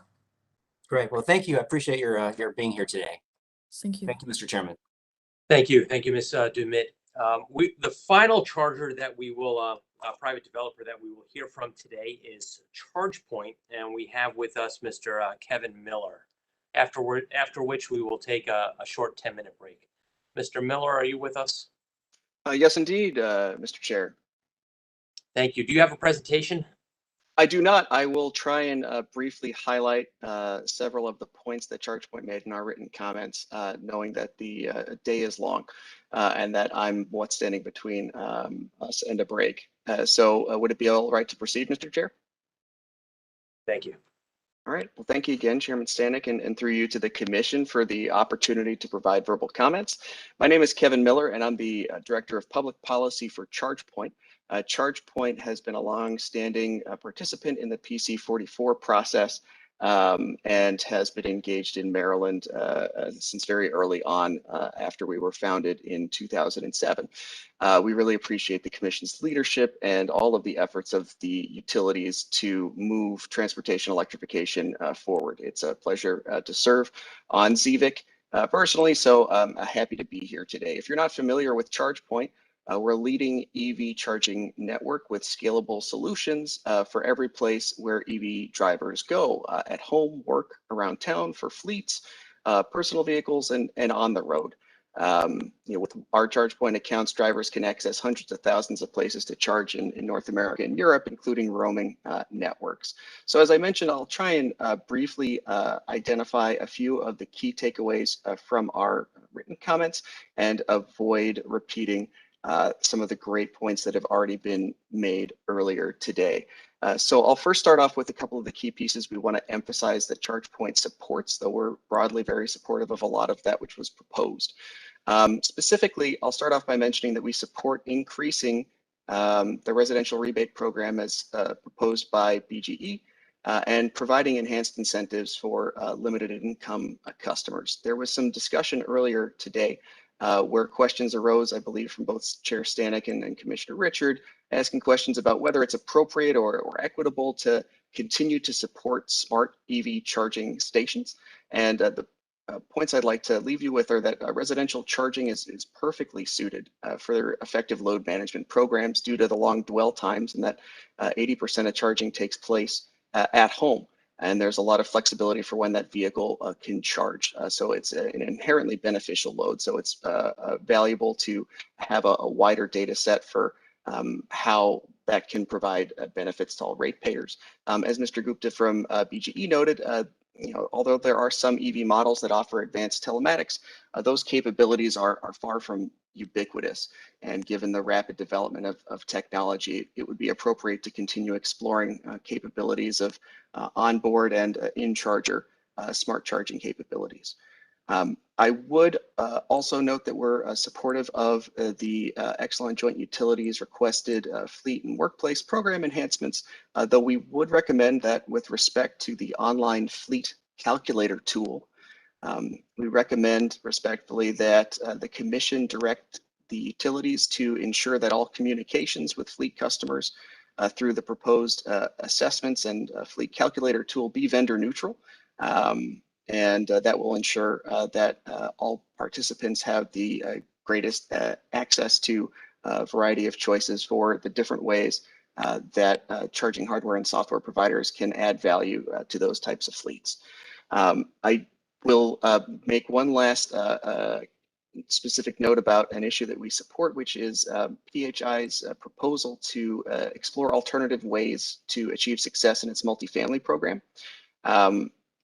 As many have noted today, the multifamily residential market segment can present higher barriers to deployment compared to other commercial or residential settings. And we completely agree that these challenges warrant special consideration. We're particularly supportive of the PHI Utilities proposal because the trade-off that it presents the commission with, increasing incentives while decreasing targeted port deployments, is appropriate because it addresses that cost barrier, but it also focuses on the structure of the existing approved incentive framework in a manner that will provide new data as to how the market responds to different levels of incentives rather than throwing out the baby with the bathwater. So we're supportive of that. I will now shift to some of the concerns that we cited in our written comments. I don't want to repeat the great points that Karine made about the 25% discount at utility-owned EVSE. We do widely support the need to increase access to residential charging. I grew up in an apartment building. I know that if you don't have a garage, it can be a challenge. However, it's also important for the commission to consider that EV charging is a competitive service, and the EV charging ecosystem often relies on utilization. So the folks who buy and deploy or lease our turnkey charging services have to take the utilization into account when they're thinking about how their investment will work and the different services they can provide and amenities they can provide to drivers. So we recommend pausing on that approach and ensuring that any kind of discount be broadly based to target specific LMI populations across the board, regardless of where someone's plugging in. I will shift to two last issues. One deals with the proposed programmatic changes by BGE, shifting level 2 funds into both 50 kilowatt chargers and 150 kilowatt chargers for $11 million. In general, I agree with the sort of statements and the conversation that Chair Stanek and Karine previously had, that it's challenging to treat these programs in a silo, particularly in the context of a mid-course review. So we are supportive of considering these types of significant changes to program in a more comprehensive context. Now, to the specific issues that I'd cite within each of those tranches, the $5 million for 50 kilowatt chargers, reducing the number of level 2 chargers, I think, is problematic in that you're starting to significantly sacrifice the potential beneficial load from level 2 charging infrastructure. But I would note also on the $6 million for 150 kilowatt chargers, ChargePoint respectfully did not see a lot of evidence provided to justify this proposal. BGE identified that 150 kilowatts was an industry standard, and I'd respectfully assert that this anecdotal argument really doesn't provide sufficient justification for the commission to authorize millions of new dollars of funding. From a practical perspective, 150 kilowatt chargers won't necessarily result in a shorter charging time. Of the EVs on the market that are capable of charging at a direct current fast charger, the majority don't charge right now above 50 kilowatts, but that is changing. So for vehicles that can charge above 50 kilowatts, they typically don't draw high power for the duration of a charging session, whether they're plugged into a 62.5 kilowatt charger or a 150 kilowatt charger or a 350 kilowatt charger. The duration of a charging session, in fact, for a vehicle plugged into, for example, a 175 kilowatt charger and a 125 kilowatt charger is a matter of minutes, 2 to 3, and it's often negligible. And I will briefly end by noting some of our concerns with regard to the proposal to by BGE to expand its ownership in multifamily residential locations. The current competitive market environment provides options for infrastructure providers to work with independent site hosts to host chargers themselves. And as I previously mentioned, there are specific and unique challenges, though we'd respectfully just try to underscore that the if a utility, if the incumbent utility is empowered to leverage ratepayer funding to conduct the very same activities that the private market is, there will be a fundamental and detrimental impact to the existing market, as the monopoly would be, operating in that same space without some of the similar risks that have to be borne by the private market. So knowing that there are some unique challenges, I previously supported, reassessing the way as proposed by PHI, the way that those programs are developed. One of our concerns that I'll leave you all with is that, if the purpose of the pilots is to provide new data, as Mr. Gupta noted previously in the BGE presentation, ChargePoint would respectfully suggest that it's not clear that BGE has demonstrated how increasing the number of charging stations that it can own and operate will necessarily provide any new data for the commission to consider moving forward. If BGE identified barriers to enrollment, there are other ways to find new approaches to test, given that the commission already provided the authorization for BGE to own and operate chargers. What are some of the other takeaways that can be developed in the course of this pilot program?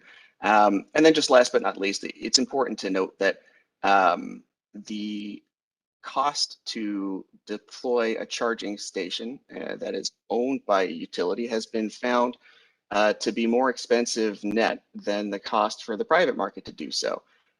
This was entered into the record in New Jersey by Atlantic City Electric, an Exelon subsidiary, which noted that privately owned charging stations deployed through its proposed program at the New Jersey Board of Utilities would provide more than double the net benefits than utility owned and operated stations. All the more reason to underscore that it's important to have a comprehensive and robust discussion around the costs and benefits of different approaches to supporting transportation electrification. So there's plenty more that I could say, though, again, I appreciate that the day is long and we have more content in our written comments. If any of those pieces, I'd be happy to speak to as well. But thank you, Mr. Chair, and I'd be happy to take any questions. Thank you, Mr. Miller. And we do have your comments and we have reviewed them. One thing that I will note, and this is a positive note, is that since our last EV work group meeting before the commission, which was in 2018, I've appreciated that the private developers have participated in the work group constructively. And while in many respects, EVgo, ChargePoint, and others are competitors with our utilities, the private charging developers weren't afraid of the commission opening up the program to utility-owned charging infrastructure. I suspect that may change and it may be changing before our eyes now, but I do appreciate all of the private developers working cooperatively with our utilities, with our work group leader, as we move forward. And we now find ourselves surprisingly 2.5 years into a 5-year program. So thank you for your comments. Do my colleagues have questions?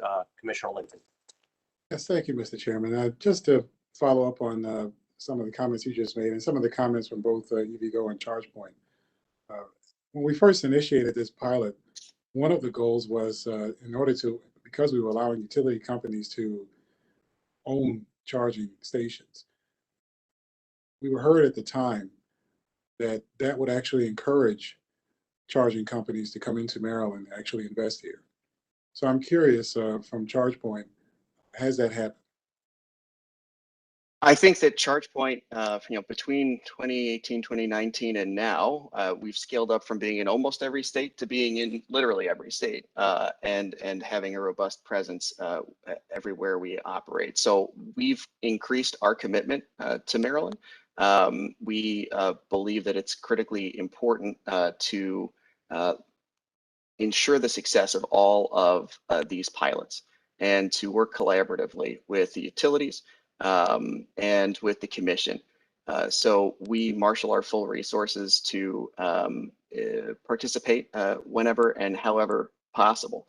The one thing I would note, Commissioner, is that when we consider the high level notion that a rising tide lifts all ships, one of the pieces that I respond to with that and say is to say that it's not whether the utilities are involved, because we fully agree that they need to be involved in a meaningful way, and we partner with utilities around the country.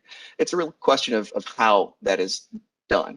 And some of the best practices that we've seen in other jurisdictions, even when a utility is authorized to own and operate charging infrastructure, it's possible to ensure programmatically that a rising tide will lift all ships by ensuring that the participants in a program have the ability to choose what type of hardware or software they may want to see deployed on their premises.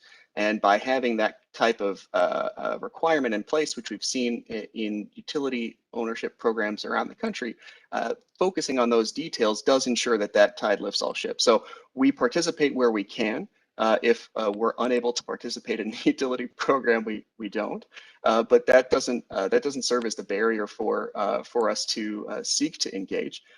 We just seek to make sure that as commissions and utilities seek to develop public-facing and now even fleet-facing programs, that they do so in a way that is inclusive and technology and provider agnostic, knowing that there isn't a one-size-fits-all approach to this market. So I may have answered your question in a roundabout way, or I may not have, but I'd be happy to try to do so more succinctly and more directly if I misunderstood your question, Mr. Commissioner.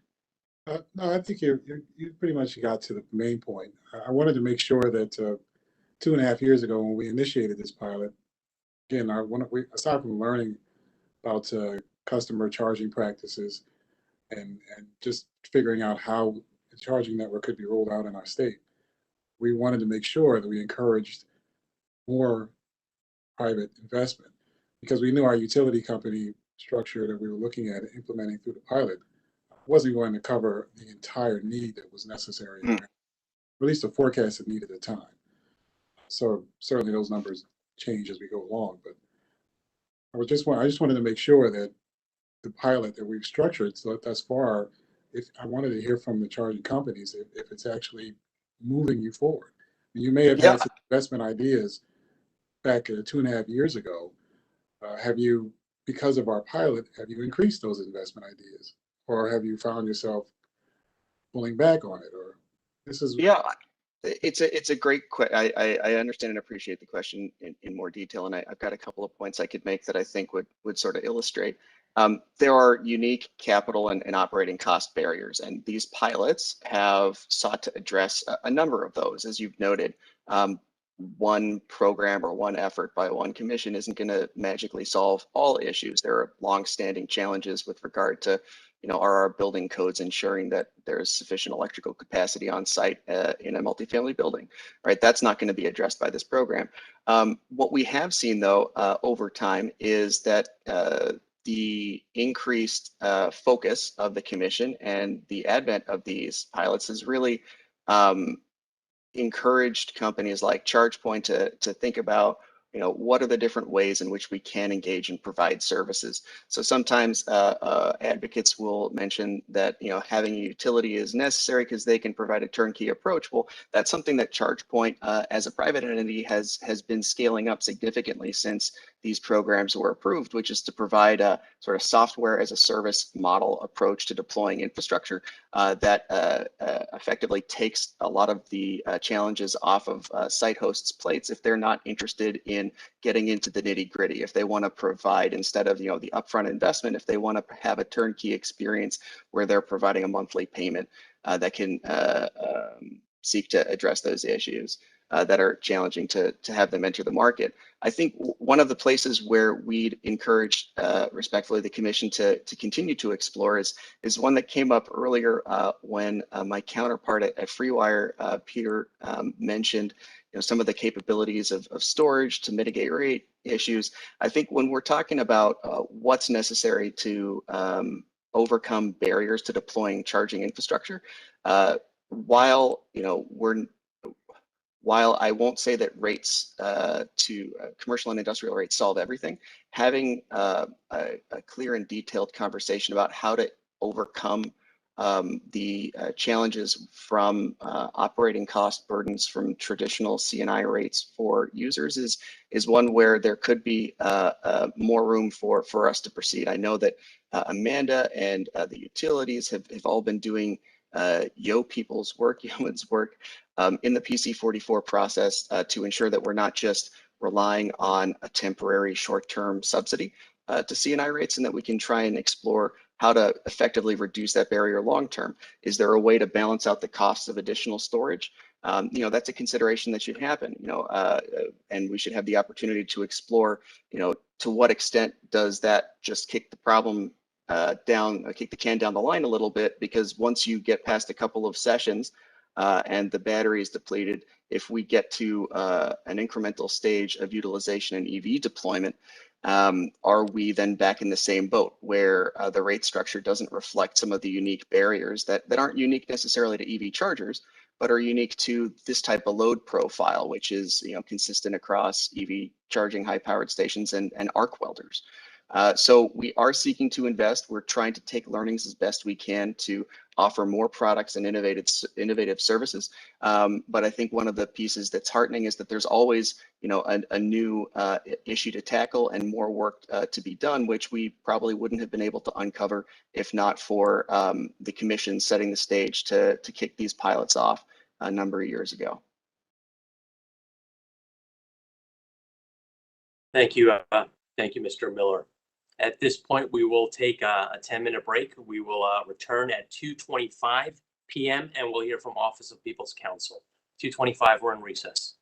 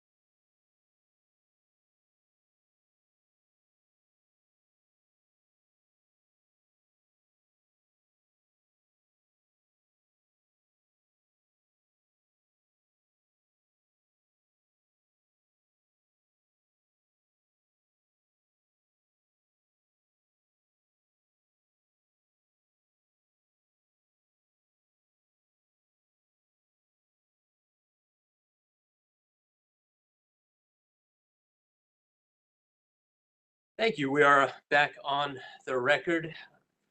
I see Mr. Hoover with Office of People's Counsel is ready to proceed. So Mr. Hoover, if you are ready, we are ready to listen. Mr. Chairman, Commissioners, I'm Fred Hoover from the appearing on behalf of the Office of People's Counsel, and with me is Courtney Lane of Syneth Energy. I'll make some remarks on the comments which we filed with the Commission, and then Ms. Lane and I will be available to answer questions. Thank you. Good afternoon, Ms. Lane. The Public Service Commission should use the mid-course review of the electric vehicle pilot program as an opportunity to evaluate and make recommendations to the General Assembly on the future role of the Commission, utilities, and ratepayers in the further deployment of electric vehicles and charging station infrastructure throughout the state.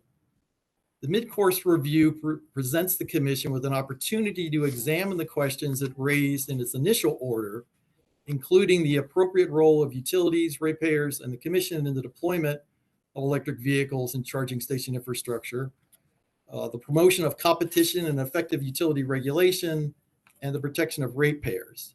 Specifically, Office of People's Counsel respectfully requests that the Commission ask the Governor and the General Assembly to increase the state's overall effort to achieve the goal of electric vehicle deployment and charging stations throughout the state by first requesting that the General Assembly and the Governor appropriate general funds to the Departments of Transportation, Environment, and the Maryland Energy Administration and other state agencies to invest in deploying charging stations. Second, to direct state agencies to be involved in the development of opportunities for low-income communities to access electric vehicles.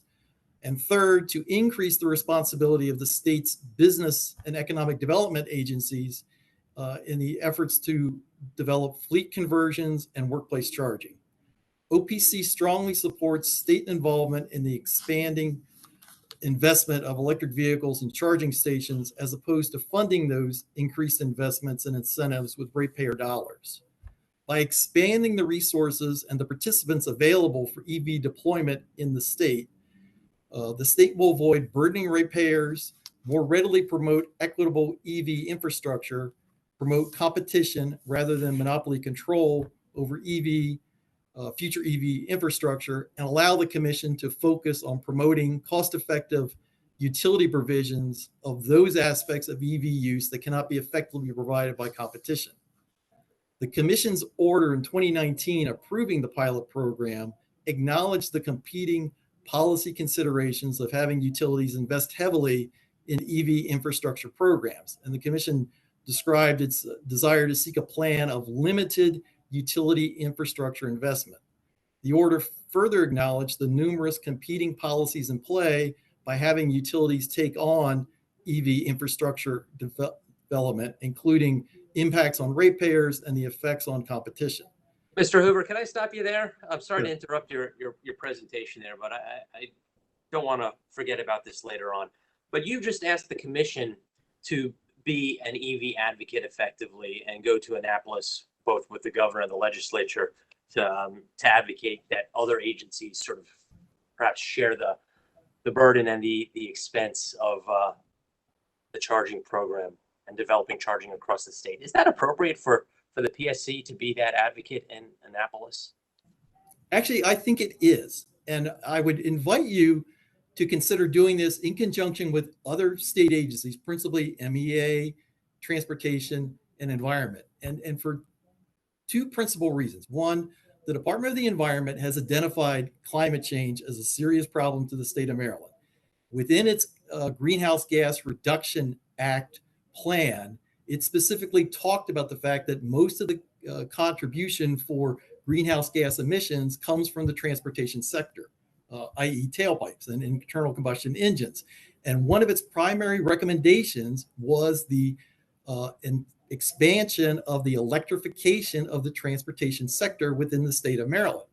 Our argument is that if this is an important state priority, which it is, I mean, addressing climate change has been dealt with by the General Assembly for the last few sessions. This past session, they actually increased both your authority and our authority to address climate change issues. What we're saying is instead of having the infrastructure development and deployment solely on the back of ratepayers and deputizing public utilities as the principal deployment agents, let's look to try to share both the financial burden and the effort across state government.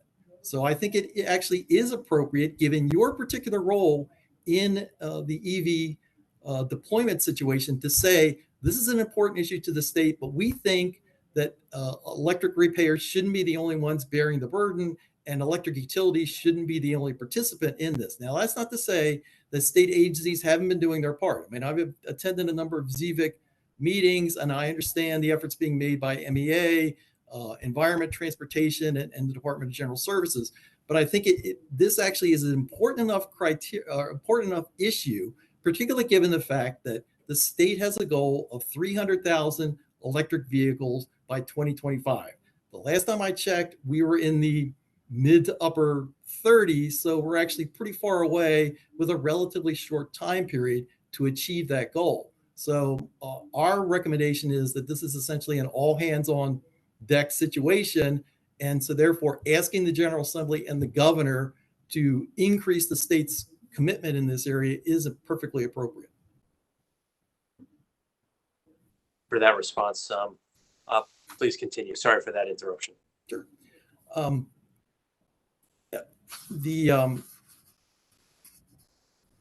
In our view, EV infrastructure investments should not be treated as PSC regulated monopoly services. There are several legal and policy considerations that should be considered as part of any evaluation of further utility investments in EV infrastructure. Principally, utility-owned and operated EV infrastructure may undermine competition.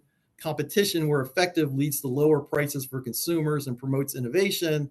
And it's crucial that the barriers for entry for competitors be lowered to encourage price competition and service innovation.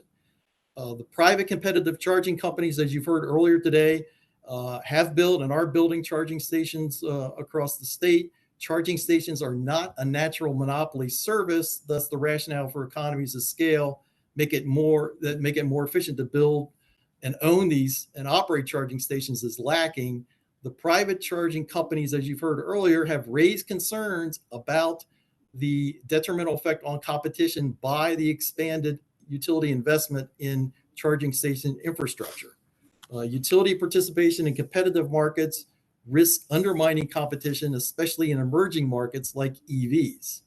More significantly, the incumbent utilities have a ready source of funds for their infrastructure efforts, largely the guaranteed money that they get from recovery from these costs and ratepayers. The General Assembly has not specifically delegated to the Commission the responsibility of developing EV-funded infrastructure. Now, that's not to say that the Commission is prohibited from authorizing utility-funded infrastructure, but rather the Commission has not been required by the General Assembly to do this. Therefore, in our view, the burden of financial support should be spread amongst the citizens in the state. The Commission should focus its attention on the EV-related services that can only be provided by utilities. Utilities do play an important role in the development of EV infrastructure. They perform the make-ready work for EV charging stations. Further, the Commission will need to make decisions regarding the proper rates and rate incentives to encourage vehicle charging at times that are beneficial to the overall grid. And the Commission eventually will have to deal with the issue of EVs as an ancillary source of generation for houses or large structures, particularly related to parking facilities. The Commission should bear in mind that ratepayers have been the principal source of funds for incentives and investments for electric vehicles and charging infrastructures. And that comes not only from the programs that you have authorized, but some of the efforts that are done by the Maryland Energy Administration are actually funded by the proceeds of the RGGI auction, which is primarily derived from ratepayers.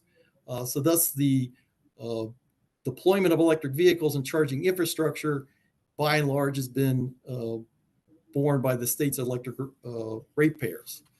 Financing EV infrastructure through rates creates equity issues too.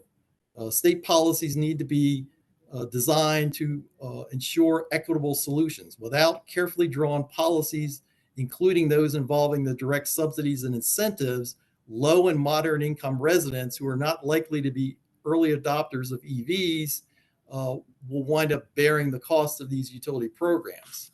Finally, the utilities' current proposals to address the equity issues and the low-income access issues are incremental at best. I mean, it involves an expansion of utility-owned and operated charging stations in multifamily dwellings, with only in the situation of BG&E's proposal, a specified amount dedicated to low-income dwellings. Or contracting with a rideshare company, but neither one of these actions actually deals with the issue of the lack of access of EVs by low-income customers. In our view, state agencies are better able to deal with the persistent problem of the lack of access directly to electric vehicles and charging stations in low-income communities. The other aspect of EV deployment has been this move toward the development of workplace charging and fleet conversions to electricity. It's our view that this is a perfect opportunity for participation by the state's business and economic development agencies in helping to facilitate both the conversion of fleets and the incentives for workplace charging. It also will provide, as was mentioned earlier, in relate to the technical assessments, the way that program was described, it's basically being contracted out to an independent entity. It's not something that's being done in-house by utilities.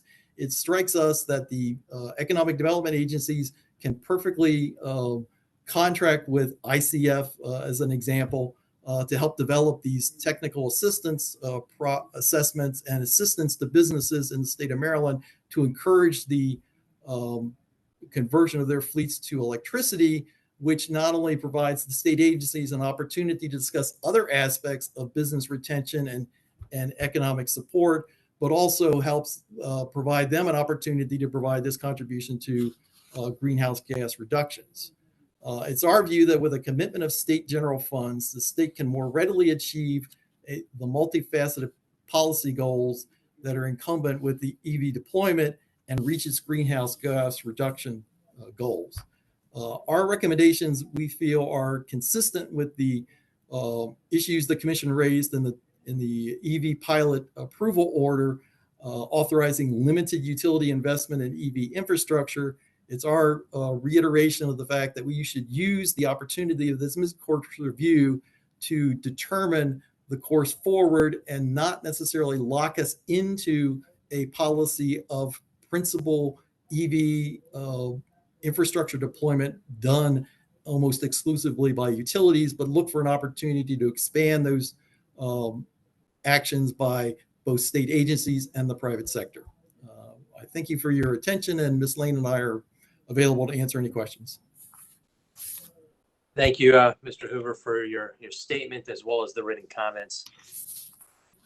I recognize that you have concerns with a number of the limited income programs, and I think our utilities are trying at least their best. It doesn't seem like OPC is satisfied with the offerings that were provided, one of which was that car share program. They were planning to provide 15 vehicles and a plug in low income neighborhoods. Can you explain to me why OPC opposes that program? Well, first off, I mean, our view is that the problem is access to vehicles by low-income customers. And that's primarily a problem with the current price of electric vehicles. I mean, even with incentives, it's just outside the range of that. We had raised questions when this proposal was originally presented to the commission and had wanted some more details about exactly how it was going to work. We've not seen an example of this program anywhere else in the country to be able to compare it to this. We've just sort of heard this discussion that it's been going on. And I guess our concern is the assurance that the ride sharing program will in fact primarily serve low-income customers, as opposed to the normal customer demographic of ride sharing companies, which are, higher income folks. And so I guess we still are not convinced and haven't seen the specifics on this rideshare program to convince us that it adequately will address this concern for access to EVs in low-income neighborhoods. Well, Mr. Hoover, this is not a ride share. This is a car share. It's more akin to a car rental kind of a situation. So it would be the owner, the low-income folks in that neighborhood, they'd be driving the car themselves. Does that change the calculus at all for you? Again, I think we really need to see more specific details about exactly how it works. I mean, and haven't quite seen that, and I didn't really see it in the comments filed by BG&E on this.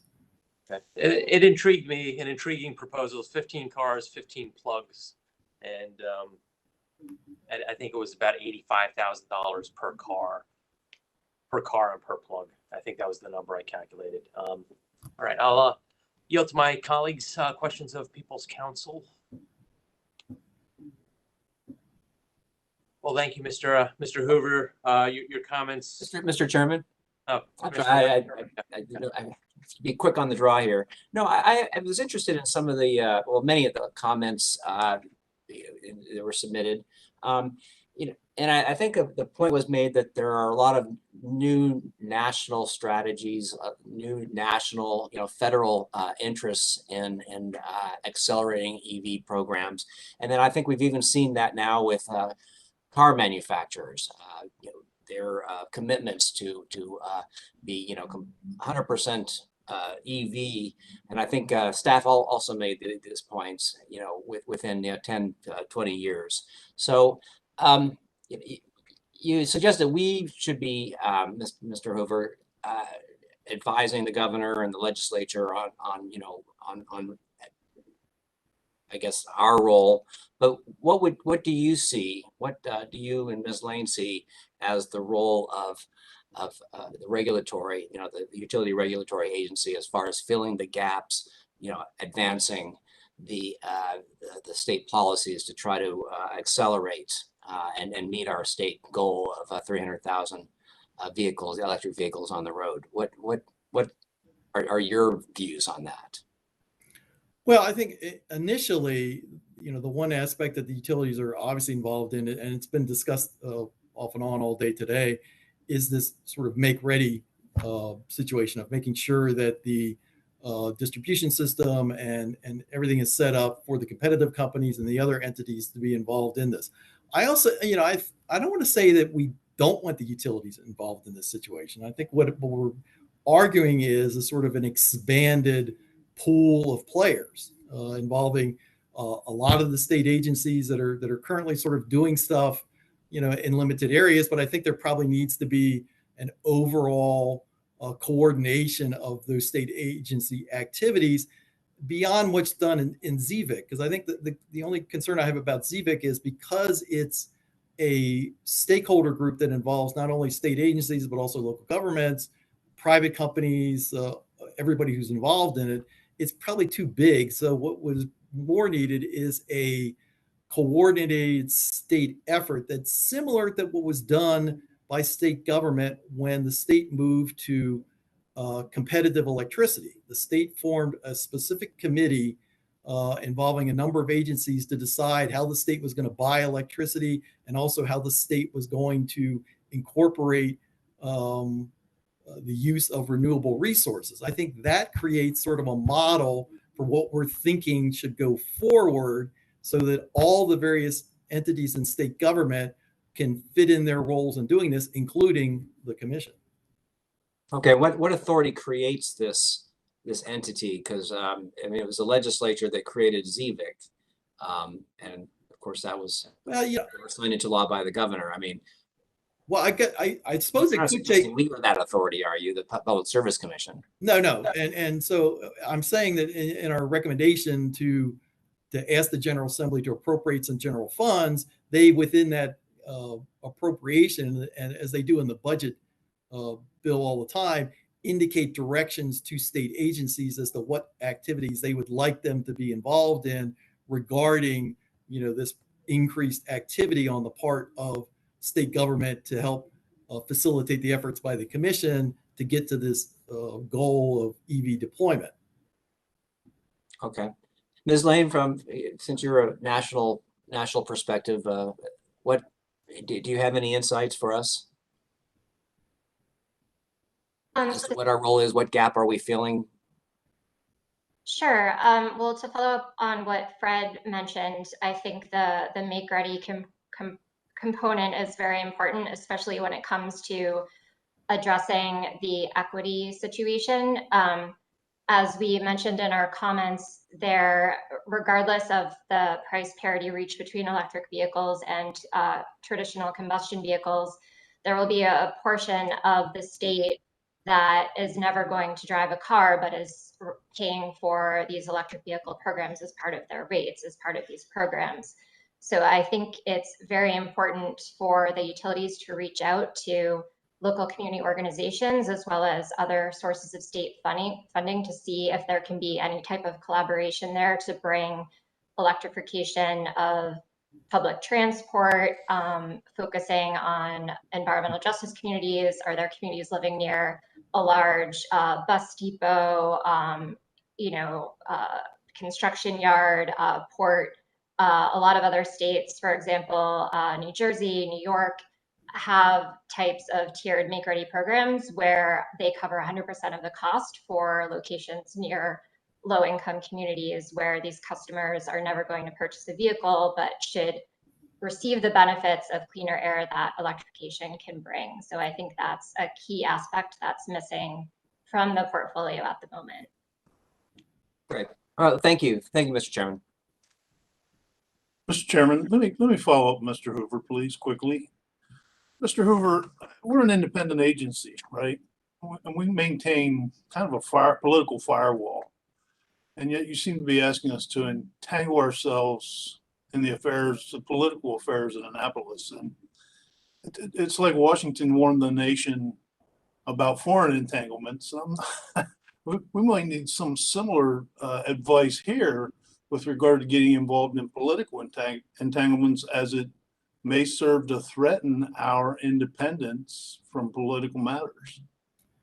No, I actually don't see it that way. I think if you advise the governor and the General Assembly about what you've been doing, to support the deployment of electric vehicles, which, as I mentioned earlier, appears to be an important state goal for a variety of reasons, environmental and others, but say to them, the problem we have is that we have a limited mechanism in order to facilitate electric vehicle deployment. Yeah, I heard you say that, but you're not addressing the inserting in the political debate that I'm raising.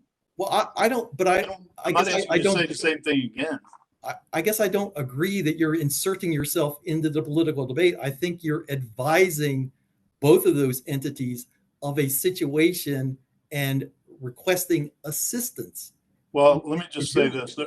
As being a member of the legislature for 22 years, there is a large array and spectrum of political views and thoughts on these matters, very large. And to suggest that we get in the middle of that is probably not something I'm inclined to support.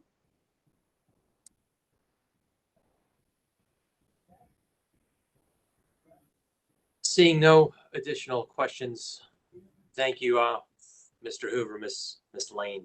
At this time, we will hear from the commission staff. Good afternoon, Mr. McAuliffe. Good afternoon, Mr. Chairman and members of the commission. Annette Garofalo will be here appearing on behalf of commission staff. You're right, presenting staff's position on the electric vehicle matters that are before you today is Drew McAuliffe, Director of the Commission's Electricity Division, and Mikhail Spiegelman, Public Service Engineer, and staff is, of course, available to answer any questions you may have. Thank you, Council. Ms. Garofalo, thank you. Good afternoon, Mr. Chairman and Commissioners. Drew McAuliffe on behalf of staff, presenting our comments on our EV mid-course review. As Annette mentioned, Mr. Spiegelman will also address the COMAR waivers that BG has requested on their metering. So just a quick introduction, I'm going to run over the current state of EVs across the country and in Maryland. I think that's important to cover because the goal of this program was to incentivize EV adoption. So I think just to show, we keep hearing that EVs are coming, just to give you a little bit more information on that to show that that is actually happening. So I won't go over the proposals much right now, as we've heard all of those, but they hit every part of the program, as you're well aware. And they would cost approximately $28 million if all proposals were accepted across all the utilities. Staff's recommendations would cost approximately $7.5 million. I'll also quickly go over some high-level data on the semi-annual reports. So current state of EVs. So of vehicles registered in Maryland as of August 2021, there was approximately 37,000 plug-in electric vehicles. So that includes plug-in electric hybrids as well as battery-only vehicles. So as you see there, it's about 60-40 battery electric to plug-in hybrid EVs. But just a year ago, we were only at 26,700 EVs. So it's about a 40% increase year over year. So a pretty substantial increase. And then I pulled some data from staff's original presentation in this hearing before that was approved back in November of 2017. There were only 10,000 EVs in the state of Maryland. So as you can see, we've almost gone up by 4 times, and we will, I'm sure, by the time it's actually 4 years. By the time we hit November 2021, I'm sure we'll hit 40,000. And as you can see, the share of battery electric vehicles has increased steadily. So as you see in 2017, it was at 43%, or again, at currently it's about 61%. So the cumulative EV sales since 2011 is a little over 2 million through June 2021. Maryland ranks 14th in overall EV sales. Now, while that may not sound like a lot, obviously we're not the largest state in the union, so we're actually punching a little bit above our weight, being 14th in EV sales. 2021 is going to easily become the highest year yet for EV sales. The previous high was about 329,000. Through August, 374,000 EVs have been sold. And looks like we could easily pass 500,000 for this year. And just to give you an idea of overall sales, EVs are about 2% nationwide.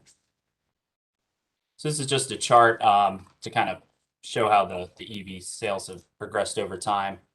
The specific numbers aren't terribly important, but just to give you a visual representation of the rapidly increasing EV numbers in the country. Again, we're a little over 2 million cumulatively. This data is through June 2021. And they show the various quarters in the bar graphs there in the blue. So as you'll see in 2018, there was a bit of a peak. That was really because of the introduction of the Tesla Model 3. But as you see, to the end of 2020 and 2021, EV sales have been increasing drastically. So this is Maryland-specific data. Again, it'll kind of show the same trend as nationwide. So this data only shows fuel cell, battery electric, and plug-in hybrid vehicles. So you may not be able to see the specific numbers, but in 2018, 2019, 2020, the years were very similar in sales of these EVs, about a little over 6,000. But this year through June, we've already hit 6,200. So again, for Maryland, as with the rest of the country, we'll expect to see the highest EV sales for any year to date. And another aspect to show EV adoption is the amount of charging stations available. So in October 21, currently there's about 2,600 level 2 chargers and over 500 DC fast chargers in the state of Maryland. And again, looking at staff's past data collection and previous hearings on this issue, in February 2018, there were only 966 L2s. So they've nearly tripled. DCFC, we had 172 as well. So they've more than tripled since then. And while before the commission approved this EV portfolio, NREL gave us some numbers on what the amount of chargers they thought we should have to support 300,000 EVs in Maryland. So they pointed out 9,300 level 2. So we're about a third of the way there. But they only noted 1,000 DCFC. So as you can see, we're over halfway to meeting that goal. So I believe in the state we are well on our way to having a sufficient amount of at least fast charging to support as many vehicles as we need to. And something that we also heard earlier is the amount of EVs available, which I think, again, is an important point to show maybe while EV adoption has been slow, it's starting to pick up. So battery electric vehicles, there are currently 41 available nationwide. And in 2019, there were only 15. So in just 2 years, they've more than doubled, nearly tripled. And by 2023, some estimates are pointing to well over 100 battery electric vehicles available for purchase. And if you combine the plug-in hybrids, currently there are 91 models available for purchase. So there's quite a few more options available for customers. Anyone who tried to purchase an EV 2 or 3 years ago is well aware that really the only options were Tesla, a Nissan Leaf, or a Chevy Bolt. Those were really your only options if you wanted a battery-only electric vehicle. Mr. McAuliffe? Yes. Just a quick question. I was surprised to see that there are any public L1 plugs or ports available. Those are free, or do people actually pay for that? I believe those are mostly at Walgreens, and I think they are free. I left those on there just for comparison's sakes, but as you know, L1 ports aren't particularly useful, and I know Walgreens installed a lot of those about 10 years ago. Oh, okay. Legacy ports. Thank you. Yes. So as you can say, they've actually decreased, which again, I don't think is an issue. Okay, so now I'll go over the proposals just to kind of summarize staff's comments to make it a little more clear. So I'll go through in the same order as the staff comments. So first I'll begin with BG's residential proposals. So their first proposal was to add additional residential rebates, 2,500 of them. And staff has recommended that this be rejected. And again, as our comments pointed out, we're not so sure that the smart chargers, so the point of this program was to incentivize EV adoption and to increase EVs. We're not so sure that incentivizing smart chargers does that. In our opinion, these customers would have purchased an EV without these smart chargers. So I don't know that's particularly useful, an efficient way to spend ratepayer dollars. And as we've discussed with the telematics, so currently only Tesla customers are allowed to use their telematics instead of installing a smart charger in their homes to, say, sign up for the EV time of use. However, staff did ask a data request on this, and BGE did state that they're working with WeGrid to bring other manufacturers into this telematics agreement. And it came to staff's attention about a week ago that Excel Energy in Colorado, I believe through WeGrid, I don't know if they're still on the line, they can confirm or deny this, but they're offering a similar EV-only time of use rates with the use of telematics, no smart charger necessary. But they include Tesla, Honda vehicles, Ford, Chevy, and BMW as well. So it's clear that other O&Ms for these vehicle manufacturers can participate in these types of programs and not Tesla vehicles only. So that's encouraging for staff, and we think that is a more useful model to follow moving forward instead of incentivizing chargers that are unnecessary, in our opinion. Mr. Chairman, may I ask a question on this point? Mr. McAuliffe, so would there be any, I guess, cost or anything that would be needed to try to accelerate our utilities efforts when trying to get to, using the telematics from all of these different models, all these different vehicles? Sure. Yeah, I'm not aware if there's any cost. I mean, obviously BGE and now PHI will have a contract with WeGrid. I don't know the specifics of that. I know to include the Tesla vehicles, I can't remember off the top of my head, but I know it was less than $1 million to, bring this online. So I don't think it would be terribly costly if there was a cost, but I do not have specific numbers on that. Okay, that might be useful information, when we get to our deliberations, because it seems like there's a lot of interest, a lot of promise in going this direction. And since we're at the midpoint of this program, that might be something useful for us to consider, how we can perhaps, be a leading state in accelerating our efforts in this area. So thank you, Mr. McAuliffe. Yep, sure. So the second proposal BG was requesting was to have the $50 annual credit for each customer to continue collecting their data. Every year they participate in the program to collect their data. Staff accepted this proposal, but with a little bit of a twist. I think this should be capped at 2,500 participants maximum, just kind of looking at BGE's trends. I believe they have. So this would apply to the EV only time of use participants and rebate recipients. So BGE obviously already hit their 1,000 rebate recipients. I believe they stated they had 100 or so on a wait list. I believe they already have 500 TOU participants. So I think they're at about 1,700.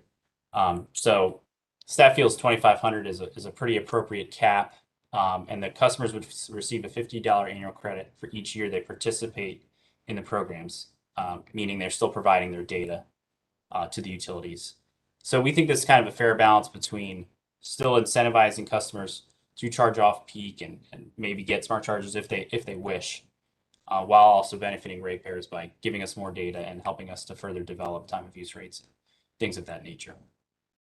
So, Mr. McAuliffe, is it possible that they could have more than 2,500 customers participating as EV only time of use, and 2,500 would get the rebate, and the people who came after that wouldn't?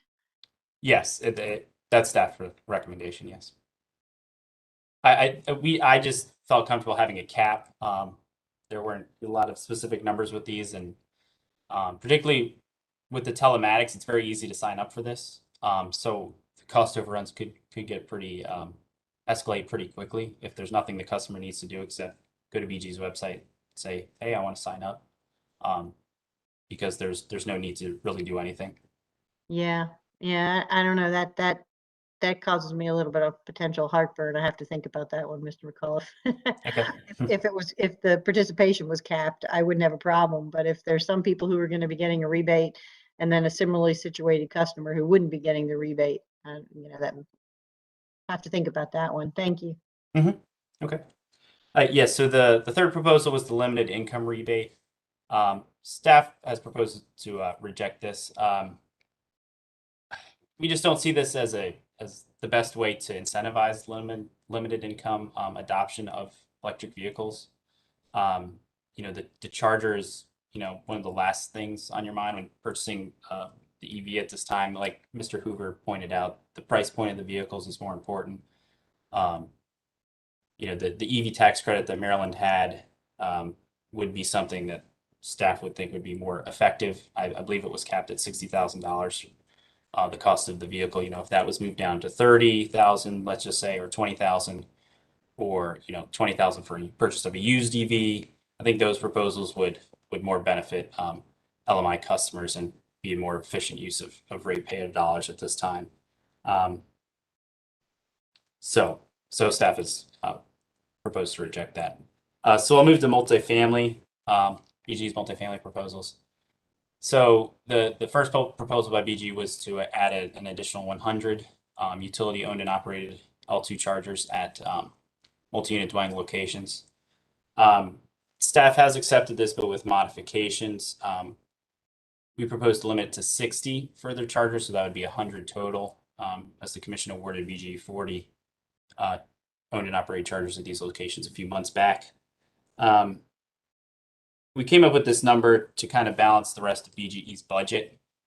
So if the commission allowed BG to own an additional 60, I believe that would BG would use approximately $1.5 million of their MUD budget on those chargers, while still having $1.5 million left for their rebate program as well. It's clear to staff, based on the customer's preference for the utility-owned chargers at these locations, that they prefer these. The 40 that BG was originally authorized have already been spoken for. So the multi-unit dwelling property owners are clearly indicating that they prefer this method. Staff understands the hesitation to allow the utilities to own more chargers. As you may remember, staff recommended that the utilities not be allowed to own or operate any chargers, multifamily or public, during the original filing. So I understand those concerns. But it's clear that this space, as we've heard from every utility, is limited at this time. So for staff, we feel that really drives the need to really help push EV chargers at these locations, because it's been so difficult. And again, we think this will help more with LMI customers and more of those equity issues if we have more chargers at these locations. The second proposal was the multifamily rebates for fast chargers within 1 mile of, I believe, 100 multi-unit residences. Staff recommends this proposal be rejected as well. I believe Commissioner O'Donnell pointed out concerns of providing rebates to a Walmart or places like that. Staff definitely echoes those concerns, as well as, again, providing rebates to even the charging companies themselves. As we've heard, they have a lot of agreements with manufacturers. They're really building out their infrastructure. They've raised a lot of capital in the last year or so, being listed as SPACs in the stock market. We don't feel that ratepayer dollars should be going to these corporations and benefiting their bottom line. Again, we think there are other ways to efficiently use ratepayer dollars. The third proposal was the 25% discount at for multifamily residents at utility-owned charging stations. Staff recommended we reject this proposal, and we've heard the comments from the charging manufacturers. We definitely agree this could undercut the market for the uses of their chargers. This is a competitive market, and again, it's unclear how this would be run, how you would determine if a customer is a multi-unit dwelling resident. There's some technical issues that could arise, and again, we don't think this is the best way to go about helping LMI customers get access to EV charging. The fourth proposal was this EV car share, as you asked about a few minutes ago, Mr. Chairman. It is a very unique proposal. I think it's pretty costly, and there's some liability issues and things like that. As we heard from BG last week, they do have agreements with Lyft and other ride-hailing apps to have EVs located in these same areas. So we feel like that would be a more cost-effective and efficient way to educate folks in these areas on electric vehicles instead of purchasing EVs and having folks rent them for a specific amount of time. So I'll move on to BG's public proposals. So the first one was the Green Lots maintenance contract. Commissioner Herman, I heard your comments earlier. Staff was a little conflicted on this one, as we pointed out in our comments. We're not thrilled about this. The utilities, as part of this proposal, were pointed out their superior customer service and reliability standards and things of that nature as a reason to allow them to own these public charging stations. Like I said, we're not thrilled about this, but having reliability at these stations is of the utmost importance. It could really damage the EV movement if folks go to these chargers and they're not operational. As any Sure, driver, but, yeah. But Mr. McAuliffe, we heard that they're currently at what was it? 95%. 95% reliability, and we're going to get 3% for another $1 million. Yep. I don't know if you discussed that in the work group, and I don't really even know what that means, but it seems to me if you're at 95% already, is it worth it for an extra ratepayer $1 million to get just a little bit of a change? Sure. Yeah, and I hear those concerns. I guess I would argue 95% is not sufficient enough. If you had 95% reliability in your home, you would not be thrilled about that. So again, we have heard some concerns from concerned citizens that chargers are down quite often. So again, I just have a hard time believing chargers are down all that often if they have 95% reliability. For the BGE chargers, maybe it's a different charger. I don't know. But and then the other thing is that I'm just concerned that the concept that that BGE would enter into a contract that wasn't getting the absolute best reliability, and so now we have to supplement that contract for an extra $1 million for 2.5 years, 2 years. That's a lot of money. So yeah, I understand and appreciate your conflict. Thank you. Yeah. I understand your comments 100%. So moving on to proposal 2, BG requested to increase the amount of DC chargers they have to offer. essentially paired with their third proposal, which would also make all these increased DCFC chargers 150 kilowatt chargers. This would require an $11 million budget increase. Proposal 2 and 3 combined. BG's current budget is around 22 million, so that's quite a substantial increase. So staff has proposed to reject these proposals. Staff did offer a sort of a compromise for proposal number 2. If BG is willing to limit some of their L2 chargers, they could install a few more DCFC while staying in budget if they wish. If customers are particularly requesting DCFC, and in staff's estimation, it would leave about a 3-to-1 ratio of L2 chargers to DCFC chargers if they did this change. But again, these are pretty substantial budget increases that staff feels are not appropriate at this time. In regards to the 150 kilowatt chargers, I would agree that this is where the market's going. We shouldn't really focus on where it is or where it was. Most cars that are coming out will be capable of accepting charge above 50 kilowatts at least. Anyone who's charged at a 50 kilowatt charger versus a 150 kilowatt charger knows there is a drastic difference, particularly if you're charging only to say 80% or so. So this is where the market is moving, but the cost increase is a huge sticking point for staff. Moving on to BG's fleet and workplace, staff largely was accepted these proposals, as you can see. I guess we view the EV portfolio as a whole as kind of filling gaps in the EV market instead of maybe driving the EV market per se. Again, as we've heard, there's the DCFC chargers available in Maryland are pretty substantial. So we don't necessarily feel that the utilities need to be involved in that space as much. But as I kind of point out with the multi-unit dwellings, there's obviously not a lot of charging there. So we think the utilities can kind of fill that gap. Fleet and workplace is another place we feel the utilities can fill this gap that's kind of there right now. So the first proposal was the fleet calculator. Staff has recommended this proposal be accepted. It's relatively low cost, pretty simple idea for folks to go on BG's website and kind of plug in some numbers to at least get a general idea of what adopting an EV would look like and the cost of that and what rates they may be charged and things of that nature. So we think that's a pretty simple proposal. The second one was these technical fleet assessments.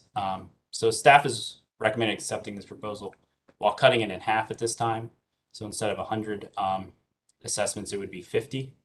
And staff has also added some modifications with this. So as we heard earlier, staff has proposed a sort of cost sharing mechanism.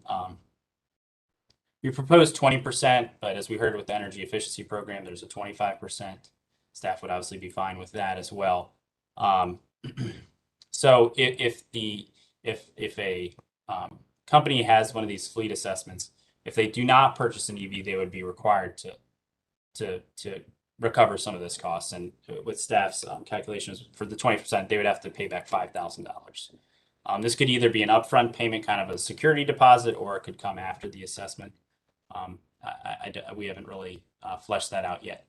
But if there was no EV purchase, they'd have to pay some of this back. If they did purchase some EVs, then this cost sharing would be waived. Again, this is just to kind of flesh out the folks who are more serious of EV adoption and not to waste ratepayer dollars here.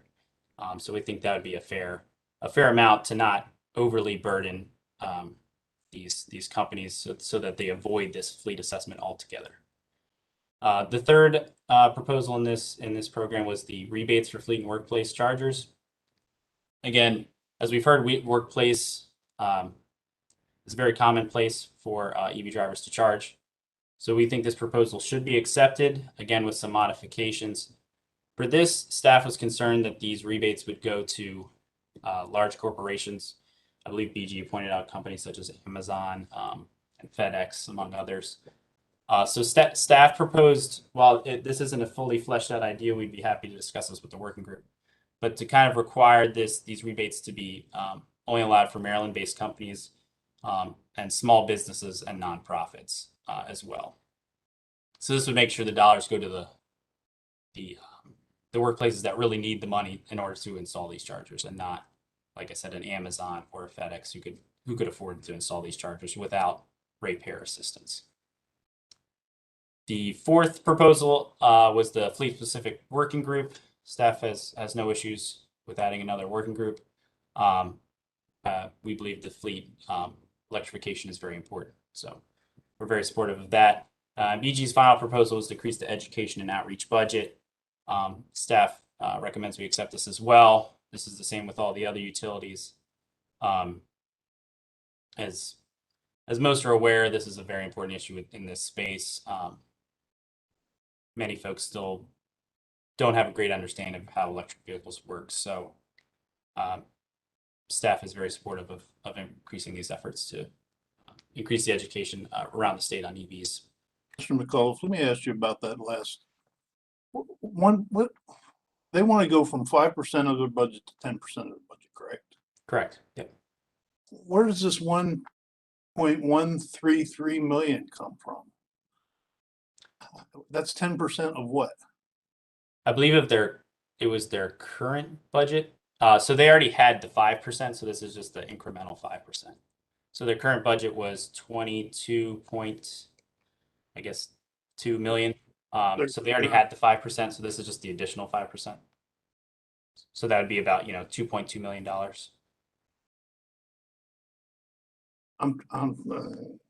So you knocked them down from about 22 million to about 3.35 million. So the education and outreach is based on their current budget. So it's 22 million. So they're already getting 5% for education and outreach. So this is just the incremental 5%. So if you add this 1.1 to another 1.1, you would get 10% of their current $22 million budget.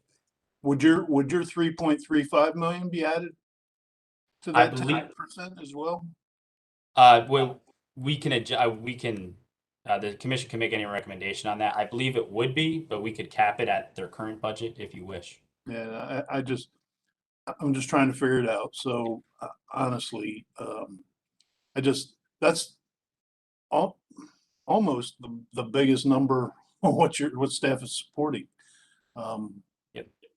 With the exception of technical assessments, and maybe there was one other $1 million one in there somewhere, but that's a big part of their modification is right there on everything. Yes. Yeah. Agreed. I agree. It is a big increase, particularly for BG, because their budget is much larger than everyone else's. But yeah, it's as any EV drivers where you get a lot of questions too when you're driving. It's just clear that there is still a lack of knowledge on these issues. Now, whether that needs to come from ratepayers, it is something for the commission to decide. But it's clear that the education is not there. What I'm trying to figure out is PG&E came in their presentation today and said everything's great, we're maxed out, we're running out of incentives, and everything's wonderful, and we need to double our education budget. They just don't seem to fit together. I'm not sure I understand that. But Sure.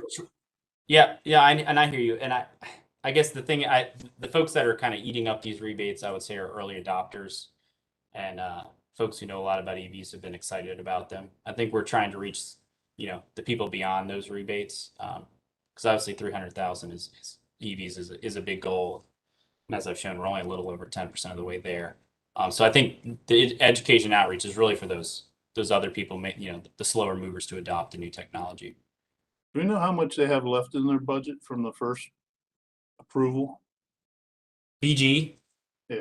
I do. It may take me a second to find that. Second.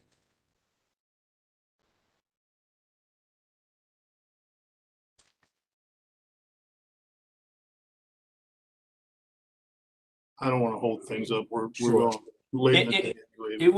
It was a substantial amount of money that they still have available. I believe that a lot of it is still kind of held up in the public chargers that are kind of in the planning phase and have not been fully installed yet, though. Yeah. Okay, that's a little surprising. You're gonna doing mid-course correction that they propose, if we accepted all of it, would be almost doubling their program. They Right. still have a lot of money left. I'm not sure. This is all the puzzles all the pieces of the puzzle are fitting together here for me. All right, thank you, Mr. Chairman.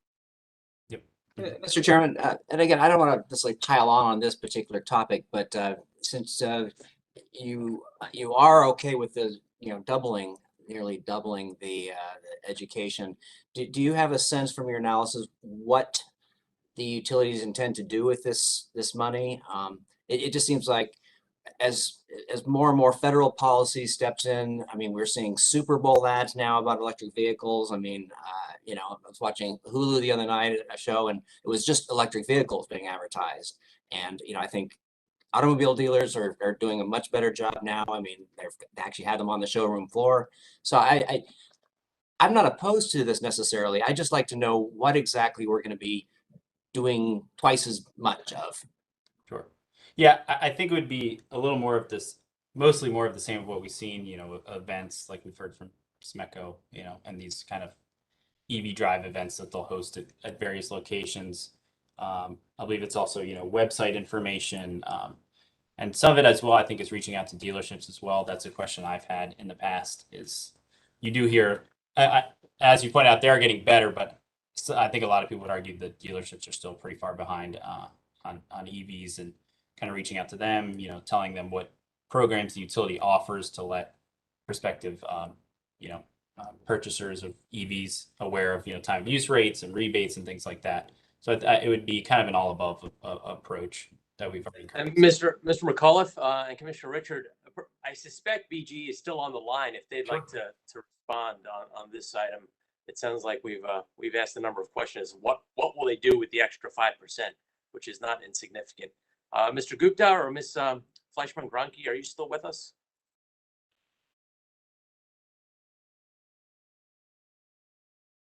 No, perhaps not. Okay. Well, okay. I guess anything. I think they're still with us, Mr. Chairman. Let me. Oh, okay. Let me ping Sorry. them here. Yeah, they're here. I was having trouble getting my headphones adjusted. Sorry about that. Yes. Would you like to elaborate on where the additional funds would be spent? Is it more of the same, or are there new tricks up your sleeve? Yeah, so it would be more of the same, but to Mr. McCullough's point, reaching the customers that were not the early adopters. So we've done some limited events. We see a lot of benefits engaging with the EV drivers and getting out there more. Hopefully things continue to improve with the pandemic, and those events are more fruitful than they've been in the past year. We did have several events planned for 2020 that ultimately got canceled. But events are important. Dealership outreach is important. And looking at our budget, Mr. McCullough is correct that the remaining budget is really, we do have, I think about $8 million left in our budget, and that is for the multifamily rebate program. So we still have several $1 million left there. And then installing the BGE-owned public charging stations. While we have nearly all of our chargers committed, we are in the construction phase for many of the chargers, which is a substantial part of the budget. So the increased marketing would go to continuing to engage drivers, hopefully if we receive additional rebates and additional ways to engage with our residential customers and fleet customers, that we have additional marketing dollars to support those programs. We have used a large majority of our marketing. We front loaded the program marketing to do some of the online marketing, which is more expensive, to drive engagement, which worked well in that we received all 1,000 of our rebates in less than 2 years of the initial pilot. Ms. Gronke, can I follow up on this? How much of your education and outreach budget remains?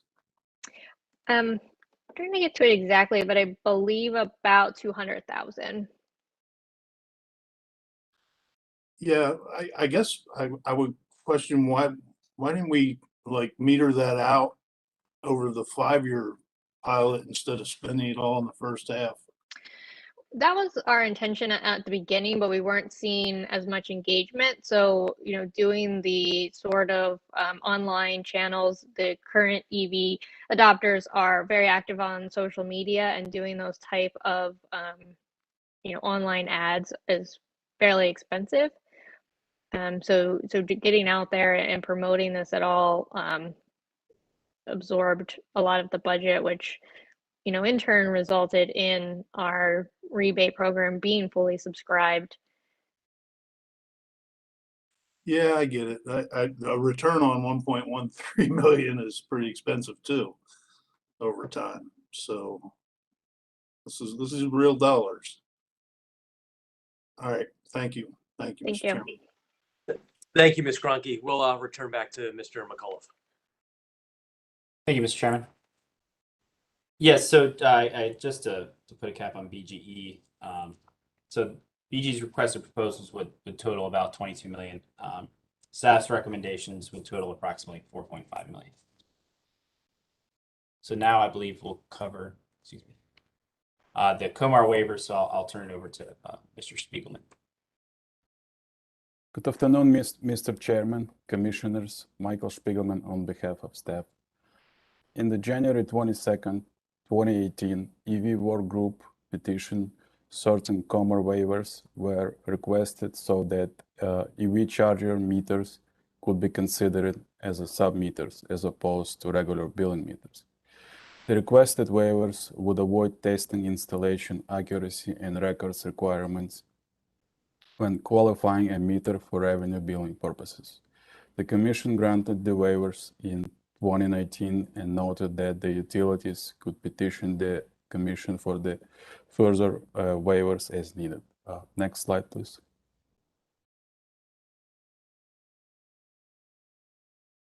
Next slide, please. Thank you. Presently, BGE has requested that the Commission continue the waivers granted in 2019 and grant additional waivers for the COMAR section that regulate the accuracy and testing requirements of submeters for purposes of EV submeters. Based on utility submission of their mid-course EV pilot reports and their semi-annual progress reports filed on September 15, 2021, and the staff's review of current technology and lack of currently applicable testing standards to determine accuracy of meters, staff recommends granting the additional waivers as requested by BGE and extended the waivers as a blanket waivers for all utilities in this pilot. Thank you. Thank you, Mr. Spiegelman. Back to Mr. McAuliffe. Mr. Spiegelman? Yes. Just a quick question, Mr. Chairman. If a consumer or someone has a question about the accuracy of these meters under these provisions that we waived, since there are no performance standards for testing, what would our response be? How would we handle it?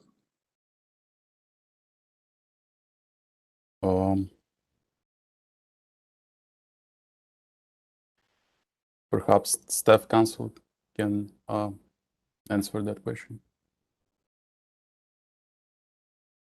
Well, I think you have hit upon an issue. If I understand correctly, the problem is that these are not revenue grade meters, and our regulations are designed to address the readings from revenue grade meters. But if I further understand engineering's perspective, there's not a substitute at this point in time. And perhaps Mr. Spiegelman can tell me if I've characterized that correctly. Yes, I think so. So I think this is something that we will have to grapple with and find a way to address. But at this point in time, we don't have a good substitute. The substitute would be to install a separate meter But that I think would be rather costly. Thank you. I'm curious from the charging companies that are out there, or even any of the other advocacy organizations who've been looking at these issues And then they're going to nationally. be like PHI. So if anyone's been looking at these issues nationally, has any other state or anyone else figured out this issue? Have has it been addressed somewhere else? I mean, this is actually one of those items that for a pilot program is good to learn about. Commissioner Linton, Drew McAuliffe again on behalf of staff. I did reach out to California Utilities Commission to see how they handled this issue. It was my understanding they did not allow the chargers to be treated as sub-meters at this time. They were still kind of investigating this issue themselves. That is the only commission I reached out to on this issue. But so it's definitely still a question of how to figure this out and how to, I guess, develop a standard so these can be tested. And therefore, if customers have issues like you were, like your example, they could, have some standards to test it against. But so it's my understanding this is still kind of being figured out. I apologize for speaking out of turn, but to the commissioner's question, this is Kevin Miller with ChargePoint. Would it be acceptable to briefly speak to the issue of metrology and metering accuracy?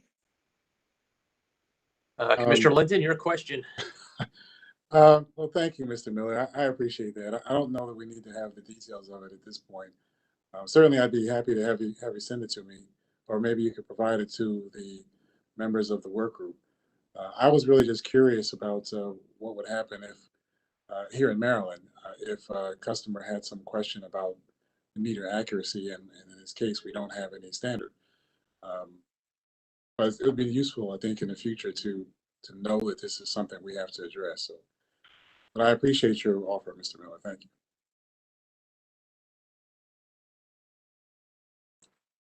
If there's nothing further, we will move off the COMAR waivers. Thank you, Mr. Chairman. So I'll move on to PHI, and if there's any overlap with BG's proposals, I'll just briefly cover those. So as we discussed at length, the increase in education and outreach budget, PHI is also proposed. Staff again would recommend that proposal be accepted. PHI's second residential proposal was to utilize the EV metrology instead of requiring a smart charger to be acceptable to receive a rebate. Staff would recommend the commission accept this. There's no cost to this proposal. And this is the similar proposal BGE offers for Tesla drivers currently. PHI has also requested the $50 annual credit. Staff has also accepted this proposal, limiting it again to the 1,000 rebate applicants across the two utilities, so 750 for Pepco and 250 for Delmarva.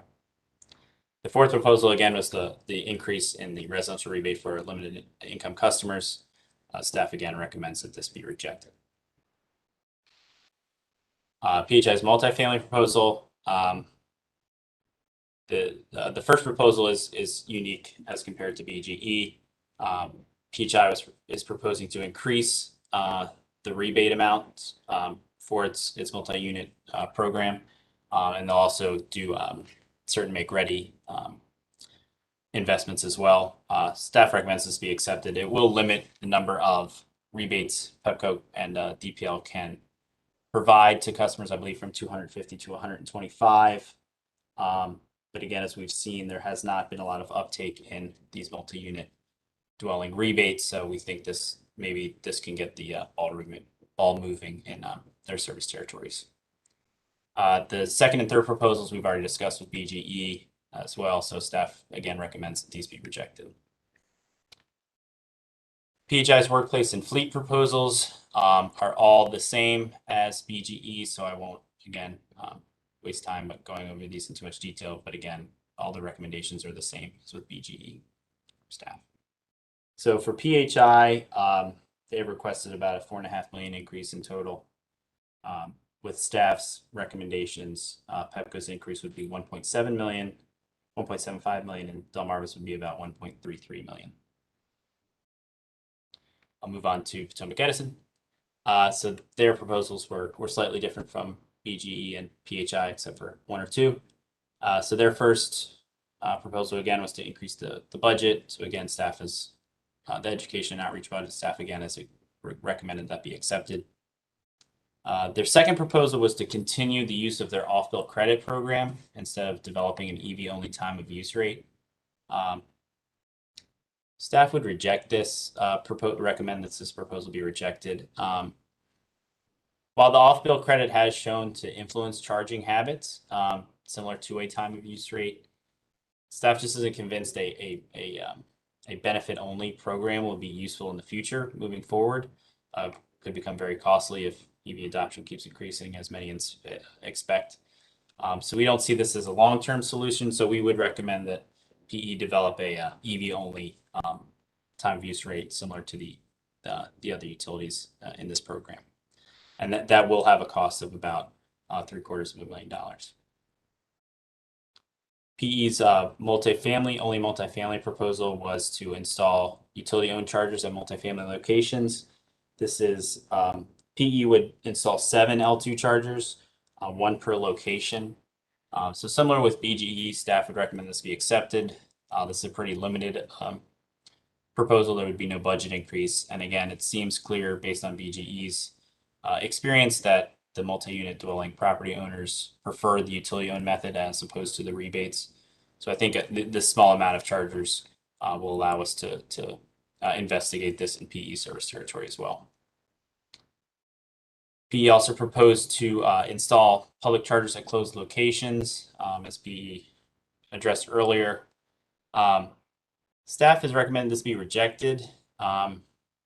While I understand their concerns and the reasoning for proposing this, at this time there's just so few chargers. Staff doesn't feel comfortable limiting the time these chargers are available at this time. I believe PE has 50 L2 chargers available through this EV portfolio. Now, while they're only recommending 3 be installed at these locations, again, they only have 50 available, which is a pretty limited number. And to install some at closed locations, staff just thinks it'll limit this already limited market at this time.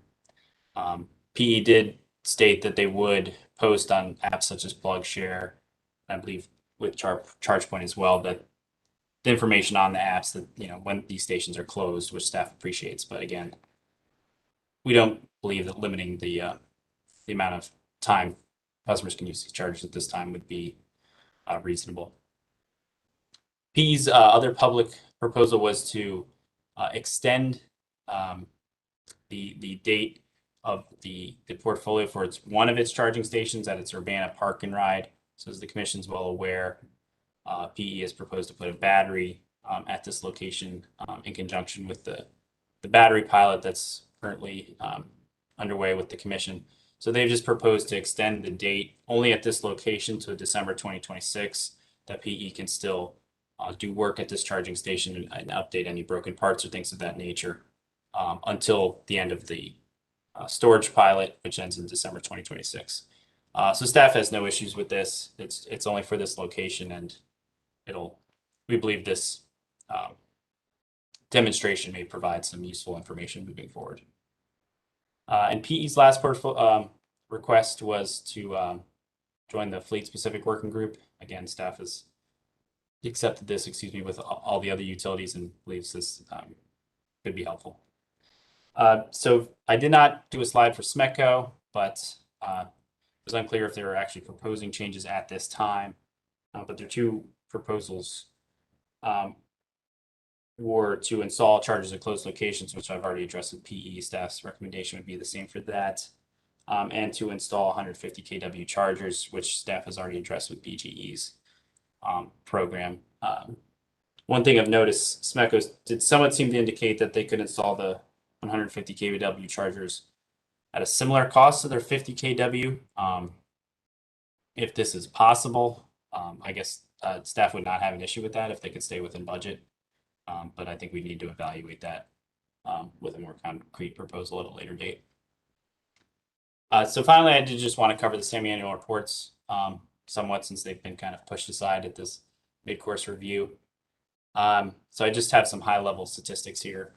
So BGE obviously has, as you can tell by the data, has had the most success so far with their EV pilot. As we've heard, all of their residential rebates have been issued. They've had the most multi-unit dwelling rebates issued with 18, and 26% of the public charges were active. So this data is a little stale at this point. It's through June. So these are only the public charges that are active. As we've heard, BGE, I believe, about 450 of their chargers are spoken for at this time, but only 26 were active as of the end of June, 26%.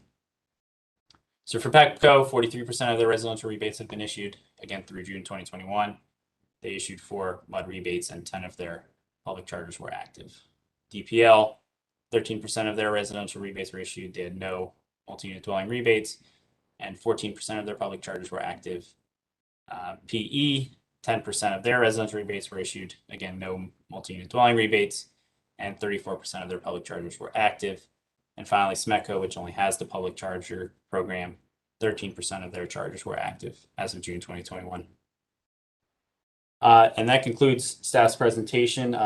Staff did have some comments on the Guidehouse report. I'm happy to answer any questions on that, but staff was worried to draw too many conclusions from that, considering much of the data is still being collected and there weren't very large sample sizes. So thank you. Thank you, Mr. McCullough. I would expect that the Guidehouse report that we see in 2.5 years from now will have a lot more actionable data. And I want to thank the Guidehouse people who have been with us today. They did not have a presentation, but they've been available if commissioners had any questions. Do commissioners have questions of Mr. McCullough or Ms. Garofalo? Seeing none, thank you to the staff team. You had very thorough comments and recommendations along with this presentation this afternoon. Finally, as we wrap up today, we want to hear from interested members of the public, and 3 have signed up to provide short 5-minute commentary. We'll begin with Mr. Paul Verchinsky.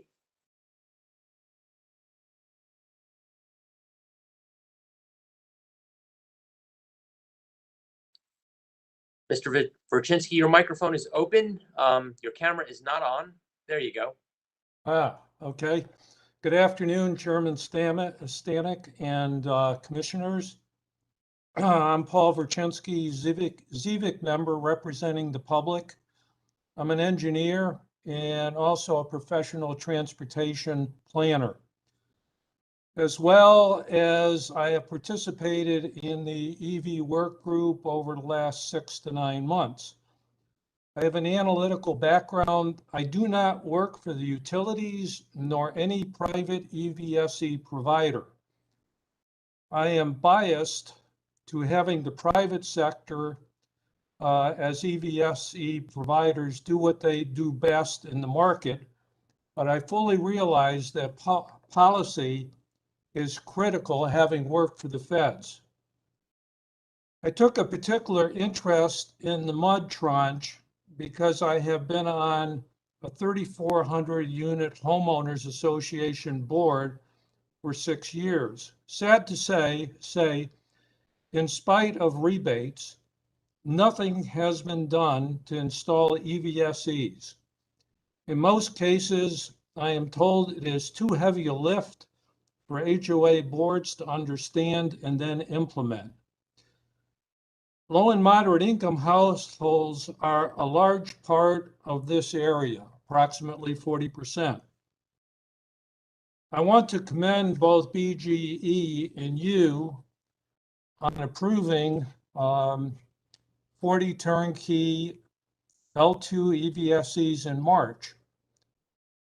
It has been interesting to see that BGE to date has not had any of these installed and operational. I will be doing a case study on MUD turnkeys as I've done before in case studies for ZVIC. As a planner, I'm interested in a holistic solution, so I've proposed a comprehensive solution as follows. Number one L2 EVSE double plug for each HOA and apartment complex in Maryland, installed and maintained by a utility. estimate that there's about 14,000 that would be needed. And this is for 5 million currently registered cars and trucks. This is in the same vein as what was done for building out the distribution system in the 1900s. One L2 should be approved as a basic service. The utilities surveying include any utility upgrades needed to the HOA or apartment for the first L2. Third, the utilities survey and provide a cost estimate of new upgraded distribution lines, transformers, and the impact on the transportation grid to the PSC for future L2s at each HOA apartment complex. Utilities build out the distribution system for future L2s for all MUDs. Private sector could then install the remainder at these HOAs and apartments at the owner's cost.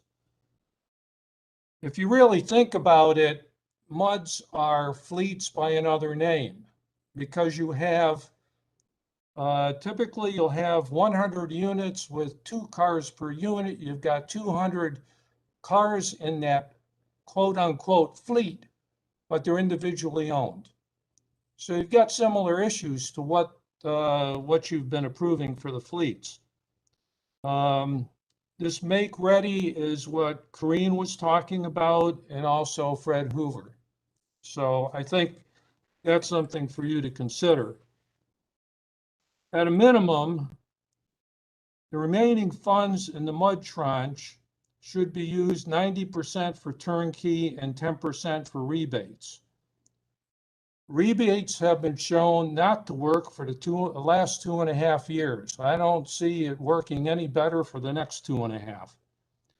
Ideally, instead of waiting another 2.5 years to deal with MUDs, I'd like you to consider moving forward with these recommendations. As an aside, Berchinski, you have approximately 1 minute remaining. okay, as an aside, I cannot participate in the BGE EV time of use rate because I have a rooftop solar system, and they tell me I can't. Studies done in California show that 80% of rooftop solar owners, in fact, also own EVs. I'd be happy to answer any questions. Thank you, Mr. Verchinsky. We'll hear from all members of the public, and then we'll have possible questions from the commissioners. Next, I'd like to turn to Ms. Lynn Parsons, followed by Mr. Lonnie Hartman. Ms. Parsons, are you with us? I am. Hi, good afternoon. You have 5 minutes. Good afternoon. And for whatever reason, it's saying can't connect to camera. So I apologize for that. Anyway, I just got back from a 150-mile trip, and along the way in my Leaf that only gets about 70 miles of range, it's a 2015 Leaf, I hit 3 charging stations, each with 2 chargers, and at all 3 locations, one of the chargers was not working. And I've been running into this issue over and over again, where we're stacking up because we all need the charger and there's only one functional. So the experience I have is that level 3 tends to break down more than anything else. I am a big proponent of level 1. And the reason I feel that way, at least for a home, I'm a multi-unit dwelling resident who bought my car with no place to charge and had to convince the board of directors that, well, one of the board members told the community at a meeting that communities with electric charging had brownouts. So we had to dispel a lot of myths, and it took me a year to convince them that my spending $3,000 to install a 110 level 1 charger is basically an outlet on top of a wooden post would not be a detriment to the community. And I put in a dumb meter so that they could figure out how much juice I'm using. It didn't take long before other EVs arrived in the neighborhood and started finding my 110 outlet.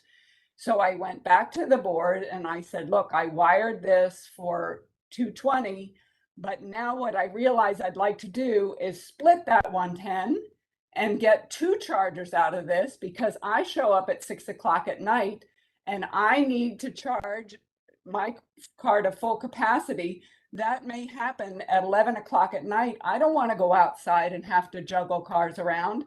I'd rather split that and let somebody else plug in at 6 o'clock at night.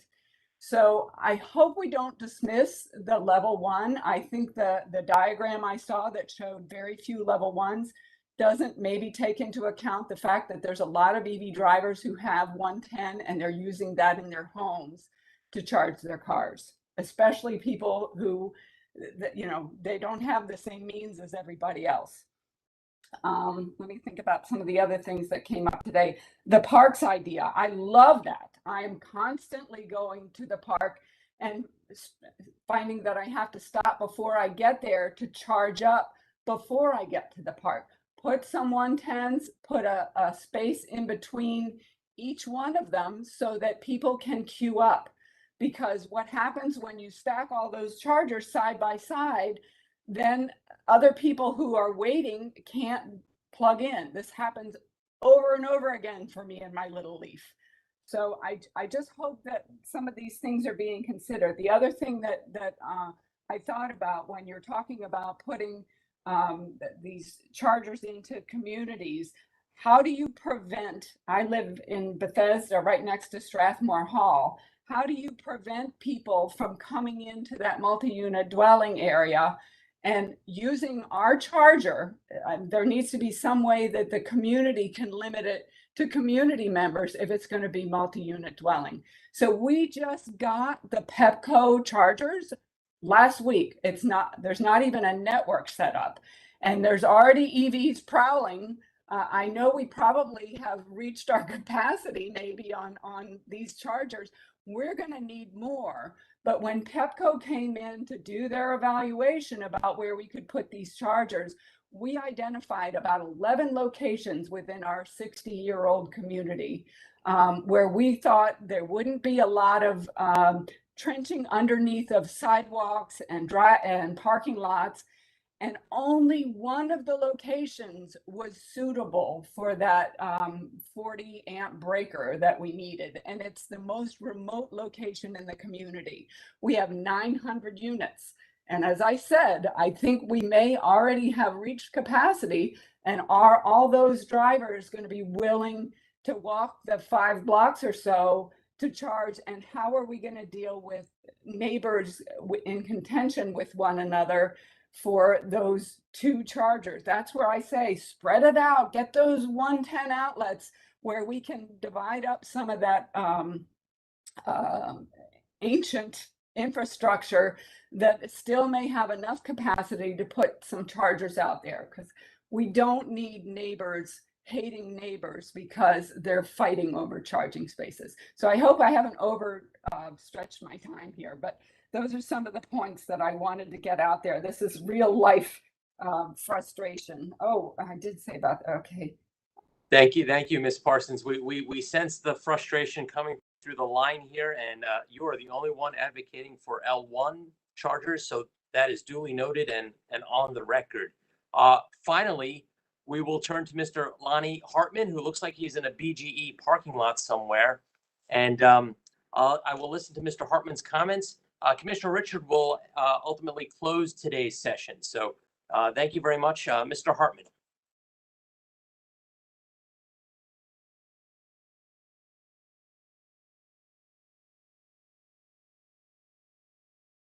Mr. Hartman, it looks like you're on mute. We could see you. We just can't hear you. Hi, I'm Lanny Hartman. I want to comment today about the reliability of public charging from an EV driver's point of view. I'm at Howard County Community College. This is near my home, and these stations behind me opened in January. And if you look behind me, there's 2 DC fast chargers, This one right here has a sign, says out of order. This sign, I don't know who put it up, but it's been there since at least September 12th. So this station has been inoperable for at least a month. Now there's a station right next to it. That sometimes both of these stations are down, but today that one is lit. And I was here earlier and used the Greenlots card and passed it over the RFID reader, and it didn't recognize it. Luckily, I have the Greenlots app, which I was able to start a session. But once I started the session, it was only giving me 20 kilowatts. Now these are 50 kilowatt stations. So I was only getting 40% of the capacity, but I was paying 34 cents a kilowatt hour for DC fast charging. And the people who've used this have known that this has always been slow. So when you come here, you hope this one's working because that one's going to be slow. Now, we're talking about fast chargers to serve apartments and MUDs. Now, right across the street, there on the other side of the road, there are apartments and condos, probably at least 100, as you're talking about, within a mile of here.